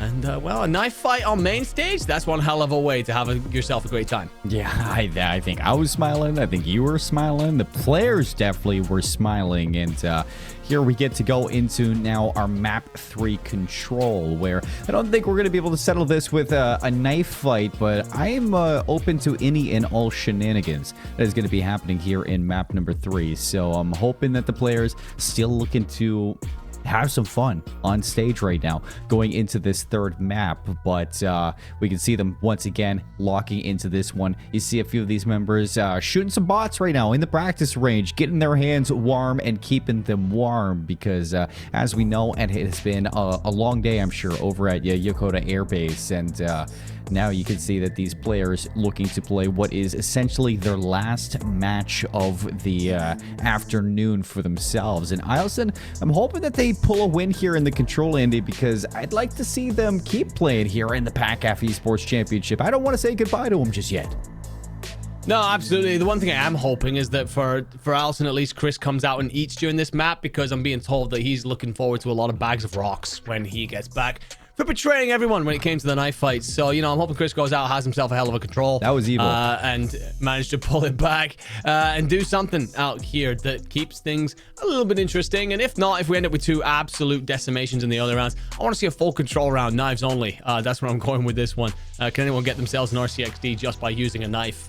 Because, well, Invest, he was having a great time out there. Mez also found himself a double or so. And let's face it, it was a hell of a lot of fun. So, but for Eielson and Yokota here, just getting yourselves locked in. You can see the screens. I do believe we will be just moments away. I'm pretty sure that's some vault that I'm seeing. And yes, it is. So potentially then to send Eielson home, to push Yokota on deeper in the lower bracket. This is vault control. I think you and I have gotten pretty good at spying those maps on monitors that aren't our own. So here we go. Invest back into his same old antics, running it down mid and finding kills. So double kill to open up the map. Now over towards the respawning members of Eielson as the attack for Yokota has their sights set on A. Dawn is here to see if he can stop them with that. He's sitting down in towards that A zone, tracking down these players, finding absolutely nothing. Chris, however, he's getting a few up towards those halls, and he's going to make it hard to hop on this time. Yeah, Chris on the redemption tour. I'm to at least get some ketchup to go alongside the bag of rocks that's waiting for him back at base. Right now, Invest. Oh, he goes high, and from the top rope lands on Mez. The end of his barrel sticking through his skull. And well, it's 3 in the feed. That means that Yokota are going to have the opportunity here to stack the point. But they've already got progress over at B. 2 players fighting for each zone. Very comfortable doing so. But Invest, well, he just completely lost where Mez got to. What do you think the record is for a player off of the break-off to go without dying? Shots. I'm not really sure what that is. I'm going to have to, you know, go back into some, or ask some statisticians for Call of Duty to tell me what that is. But Invest is going to go 5-0. Before he drops in this round. Back over towards A. You got double progression happening because Vax is at B at the same time. He's going to go down, but Spread at A secures that second segment. They have 3 players here, 2 stacking it, and they're looking to finish it off. T-Biscuit is up high. Just give some modicum of control from Art. His teammates unfortunately falling in front of him. It's going to make that job very difficult, and also you're starting to get pushed in by Invest. Invest I think he actually goes for the assassination, doesn't pull it off. T-Biscuit manages to spin, turn, and burn just in time. So it will be 5 lives to try and use to your advantage if you are Yokota. Dawn, makes a bit of a mess of that one. And Spreadwell, he will find a kill that allows his team to continue to push forward. Your players also back down from Art, so it's a tough situation. Keep an eye on your minimap as well. Invest, hitting another route through the southern side of the map to try and go and fight for Art. That's what we call a little bit of Damon Barlow for Invest. The good old karma. Coming through. Spread slides out through the card. You hit the shots. Pistol's going to get it done. And Chris is going to fall as well. So 4 down in the feed. You can see that with a player sitting in Art, look how far those red arrows are spawning up all towards the southernmost left point of the map. So a long way to get over towards this B zone. And before you do that, second progress is going to be collected. Dawn slides out for the contest. He's going to immediately drop back into the progression. And everything for Yokota is looking tip-top, sharp as ever. It really is. A spread, well, he'll stay alive. He will then get support, and that will be an offensive win going their way. For Yokota, you said it yourself there at the end. It looks sharp. Looks like they've all got each other's coverage. I mean, Invest 10 and 2 on the Jackal here. Vault control. Just to show the quality that he brings to the party. We also then get a stylish little final kill there. And you can see like the little spring in their step as well. He picks up the 2 and immediately pushes through line towards Statue, towards Art. Just making sure he's playing for those power positions at all times. Also going to end the round on a 3 spree. And an opportunity to extend that further as we roll out here with them on defense.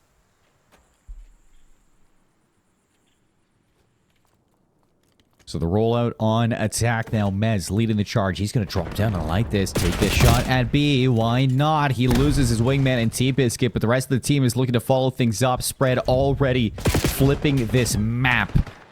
And it looks like Ilson are going to know that. T-Biscuit off the respawn. See if he can provide some help with the players rotating through. Nice hip fire. Spread goes down. Unfortunately, there's still more. And I think that was some illegal paraphernalia being used to complete that assassination. So we're going to have a little bit of a chat there. Yeah, that's definitely not allowed on base. What I will say, you are getting a little bit of a push back here from Ilson. You've managed to make great progress over at B. And, well, you get 2 kills as well out of the 3. So great passage of play. And even more so, like, you start to really kind of amp this up. More kills. The problem is those reinforcements are going to be so close to you, which means that you lose Art control eventually. But 2 ticks at B, it's a great way to start your round here. And well, as the defense moves over for Yokota, you can then start to stack it up at A. This is looking good. 2-6 at B, working on number 3.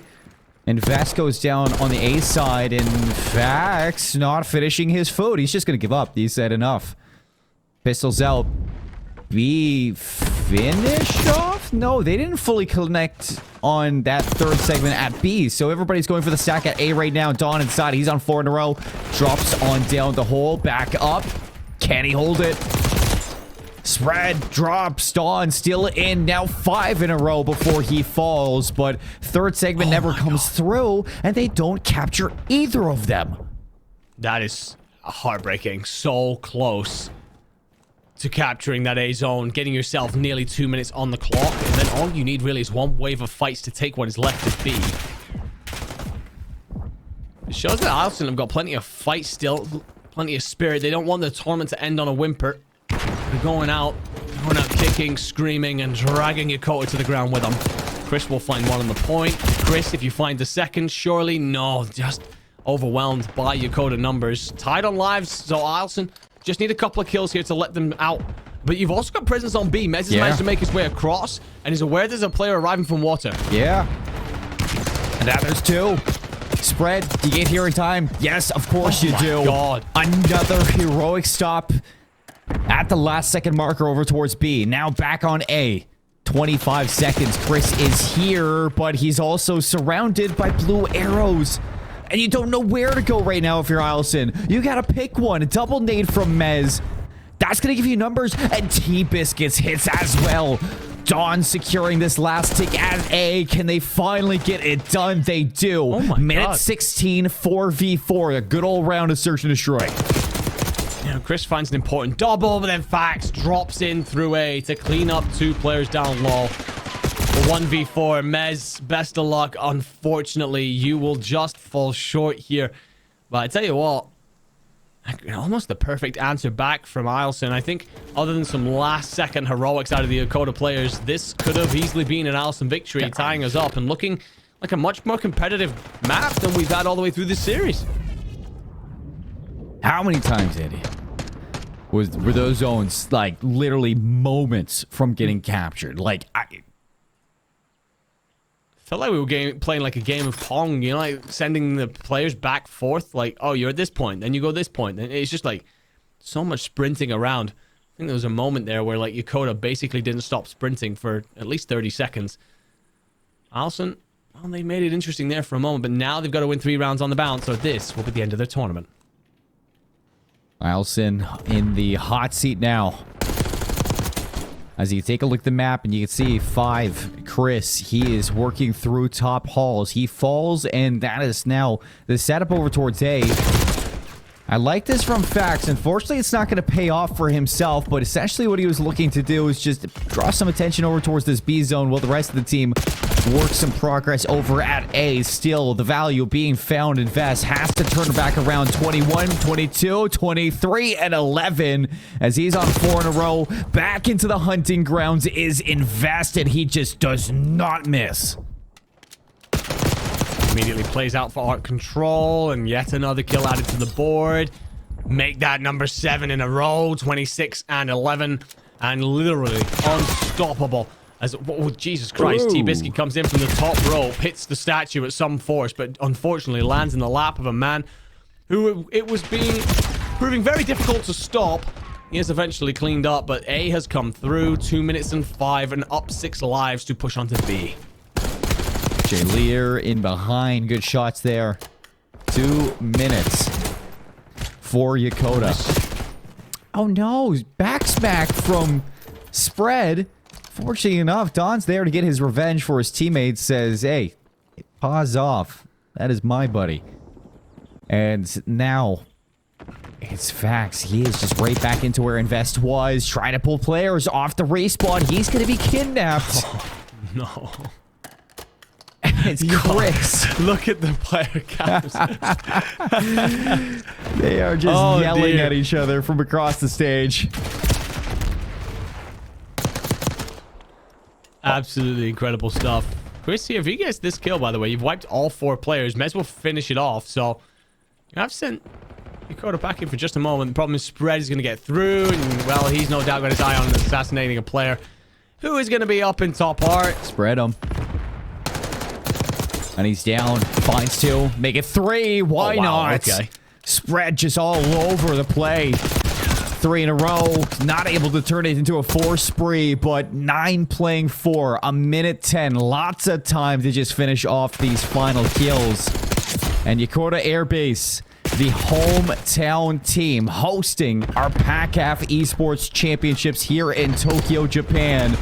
Moments away from pushing further and further into the lower bracket. Moments away from sending Ilson packing from the tournament as they have showed up here in day 2. And they look good. They do indeed. We knew that this team probably came into today a little bit underrated, but I think they've done a great job of reminding us through this series just what kind of firepower they possess. And that will be all she wrote for Ilson. It's a spirited effort, but unfortunately just not enough to control Yokota Air Base. Home team will punch through. They will play Kadena in the next round. And also to confirm, ladies and gentlemen, there was a result off screen. Osan Airbase beat J-Bear 3-0 as well, so they will move forward to play Masawa. Yeah, we will be getting a little bit of an update for that bracket for you guys later on to recap everything that's been going on for day 2. But let's take a second and let's give some respect to the teams that have showed up here to the PACAF Esports Championships, because Ilson, although it is not the outcome that you would have wanted, it was a fun time watching this team perform. They gave us a good show, even in the red card search and destroy. And I was loving the personalities coming out on that stage between Chris and the rest of the squad showing up here at PACAF. And you see that on stage, just how much fun they are having. They showed up for their base. They had a great time, and they are just putting themselves on the map in terms of Call of Duty competition here in Air Force Gaming. No, they are for sure, and it does. We've mentioned it a few times, but it does definitely loop back into everyone here having a great time.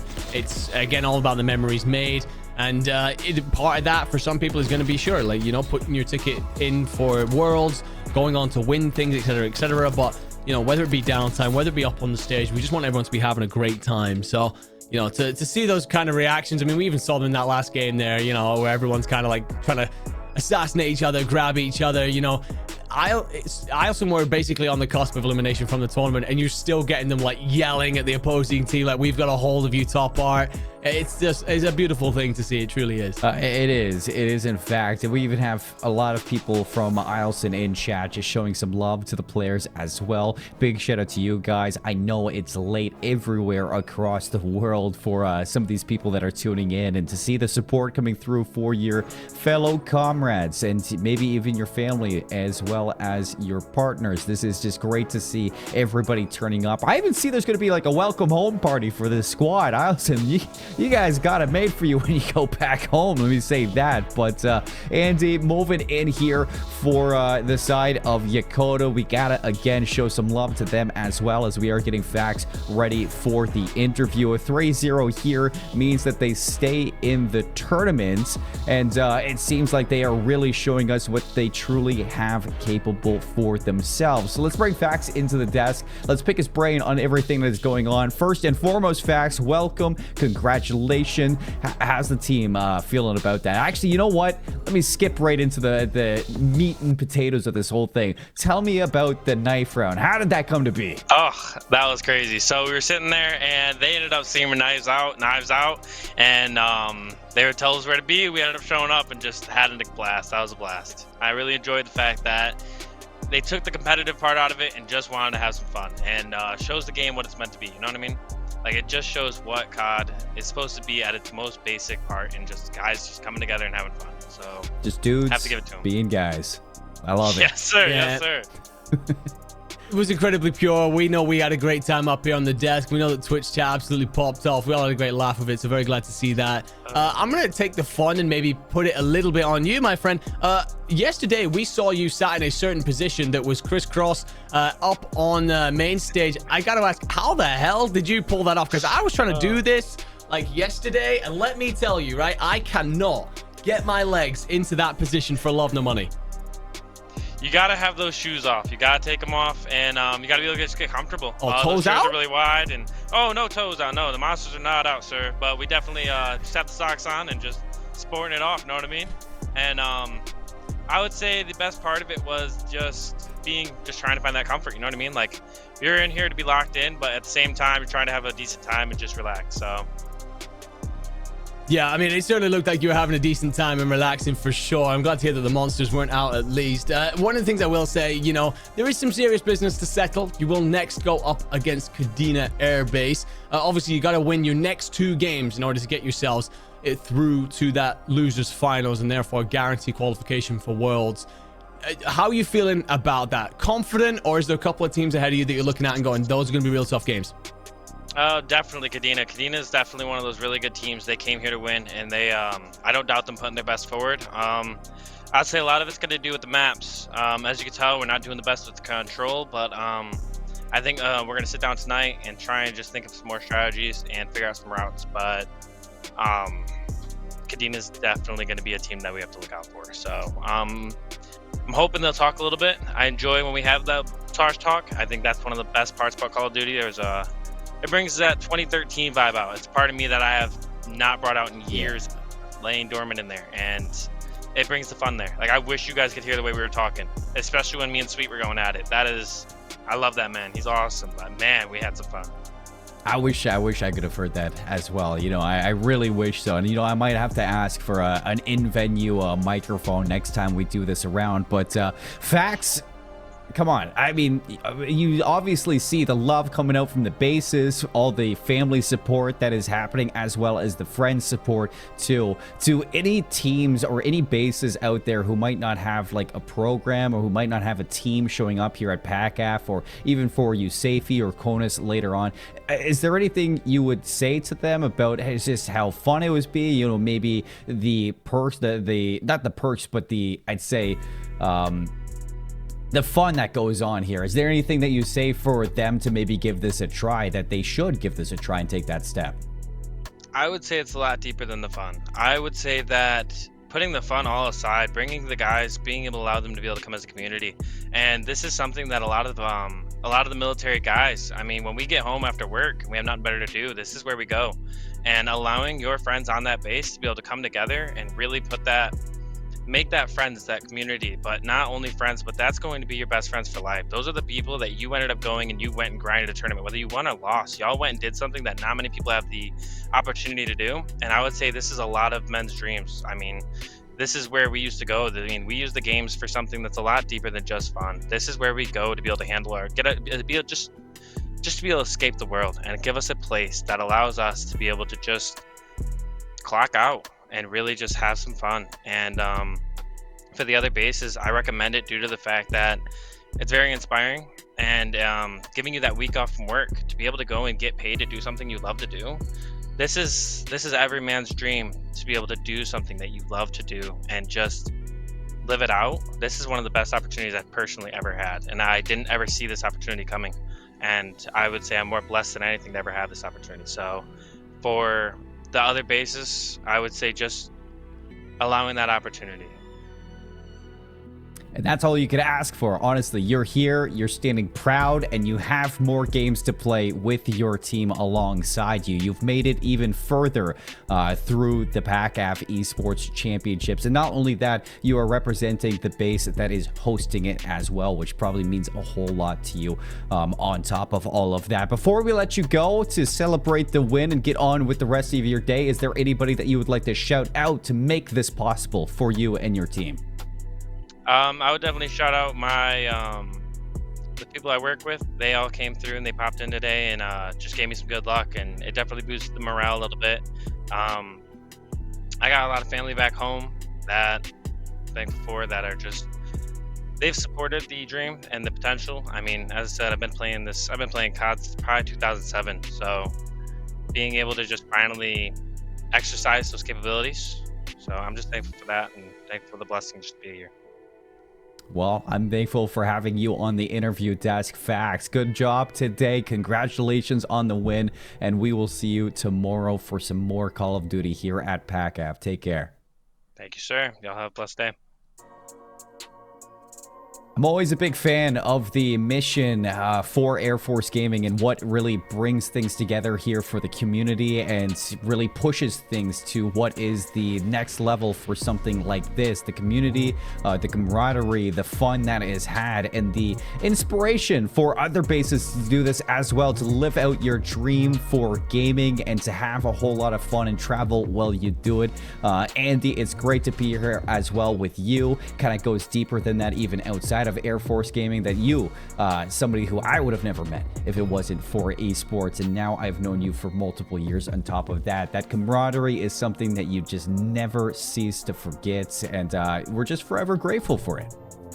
No, 100%. When I try and explain our world to my family, to my friends, they struggle to understand like what this all is about and where it comes from and why I love it so much. It's because of meeting people. That's the important thing. It's making those memories. It's getting to meet up with each other. You know, we finally got to meet in person in Saudi Arabia last year for the Esports World Cup, and it was a glorious moment, one that I'm, you know, not gonna ever forget, because it was an opportunity to get together with people that we spend so much time working with and chatting with, but always over a call of some description, right? But you know, the opportunity to go and do those kind of things on LAN as well just really elevates everything. And you know, one of the things he said is we quite often use gaming to, you know, clock out, escape from, you know, a lot of things that you might be busy with work, etc., etc. So wonderful to hear, you know, the inspiring things that were being said there by Fax. And a lot of it does indeed resonate. We are very blessed to do what we do. We are. And yeah, no, this is an amazing opportunity here to cover these PACAF championships. Having a hell of a time alongside you too, my friend. Well, with that being said, everybody tuning in and everybody watching, don't forget that this is not the end of the road on the many steps that it will take to get over towards the World Championships. And if you are not a base signed up to qualify for USAFE or CONUS, get on that. Bring your teams together, bring your airmen and guardians together to get that done, because it is a great time for everybody that participates with it. Andy, let's take a look at what we got going on for tomorrow in terms of the bracket, because we are finishing things up today for day 2, and we can see just how many games were played. It's a whole lot of them. As we started with Anderson versus Yokota earlier on in the daytime, is a 3-1 victory there, and we finished off with Yokota moving into now play Kadena. Let's get a little bit of a recap on things that may have surprised you, things that you were happy to see, and things that, you know, maybe you weren't so happy to see. I think the big surprise is definitely seeing Masawa and Kadena drop into lower bracket. I mean, they're both teams that finished number 1 in their groups, and yeah, they will be dueling for that final spot, I imagine, at Worlds, unless they are upset by either Volsan or Yokota. I think there's not much of a surprise lower round 1. And I think that winners round 1 as well, largely what we came to expect. So it's yeah, that's probably my 2 biggest surprises. And as well, it's just the fact that the winners games looked so comfortable in favor of Hickam, in favor of Anderson. For tomorrow, really looking forward to that winners finals. I think that's setting us up for an absolute classic, but also then settling that final World Championship spot. It's going to be a fun time. We got 2 teams confirmed for the World Championships over at Buckley Space Force Base in Colorado, Anderson Air Force Base and Hickam Air Force Base, both getting it done in the winners side of things. We started with 8 teams yesterday, and now after day 2, we are down to just 6. So tomorrow, we get to run through more games as well. We get to run through that winners final that Andy was alluding to, as well as the lower bracket to figure out who that last remaining team will be to qualify for the World Championships. Folks at home, thank you for sticking with us throughout all the troubles throughout the long day number 2. But tomorrow, we will be resuming March 15th at 0930 JT, and we hope to see you there as well. For now, take care, have a great night, get lots of sleep. We'll see you with more PACAF tomorrow.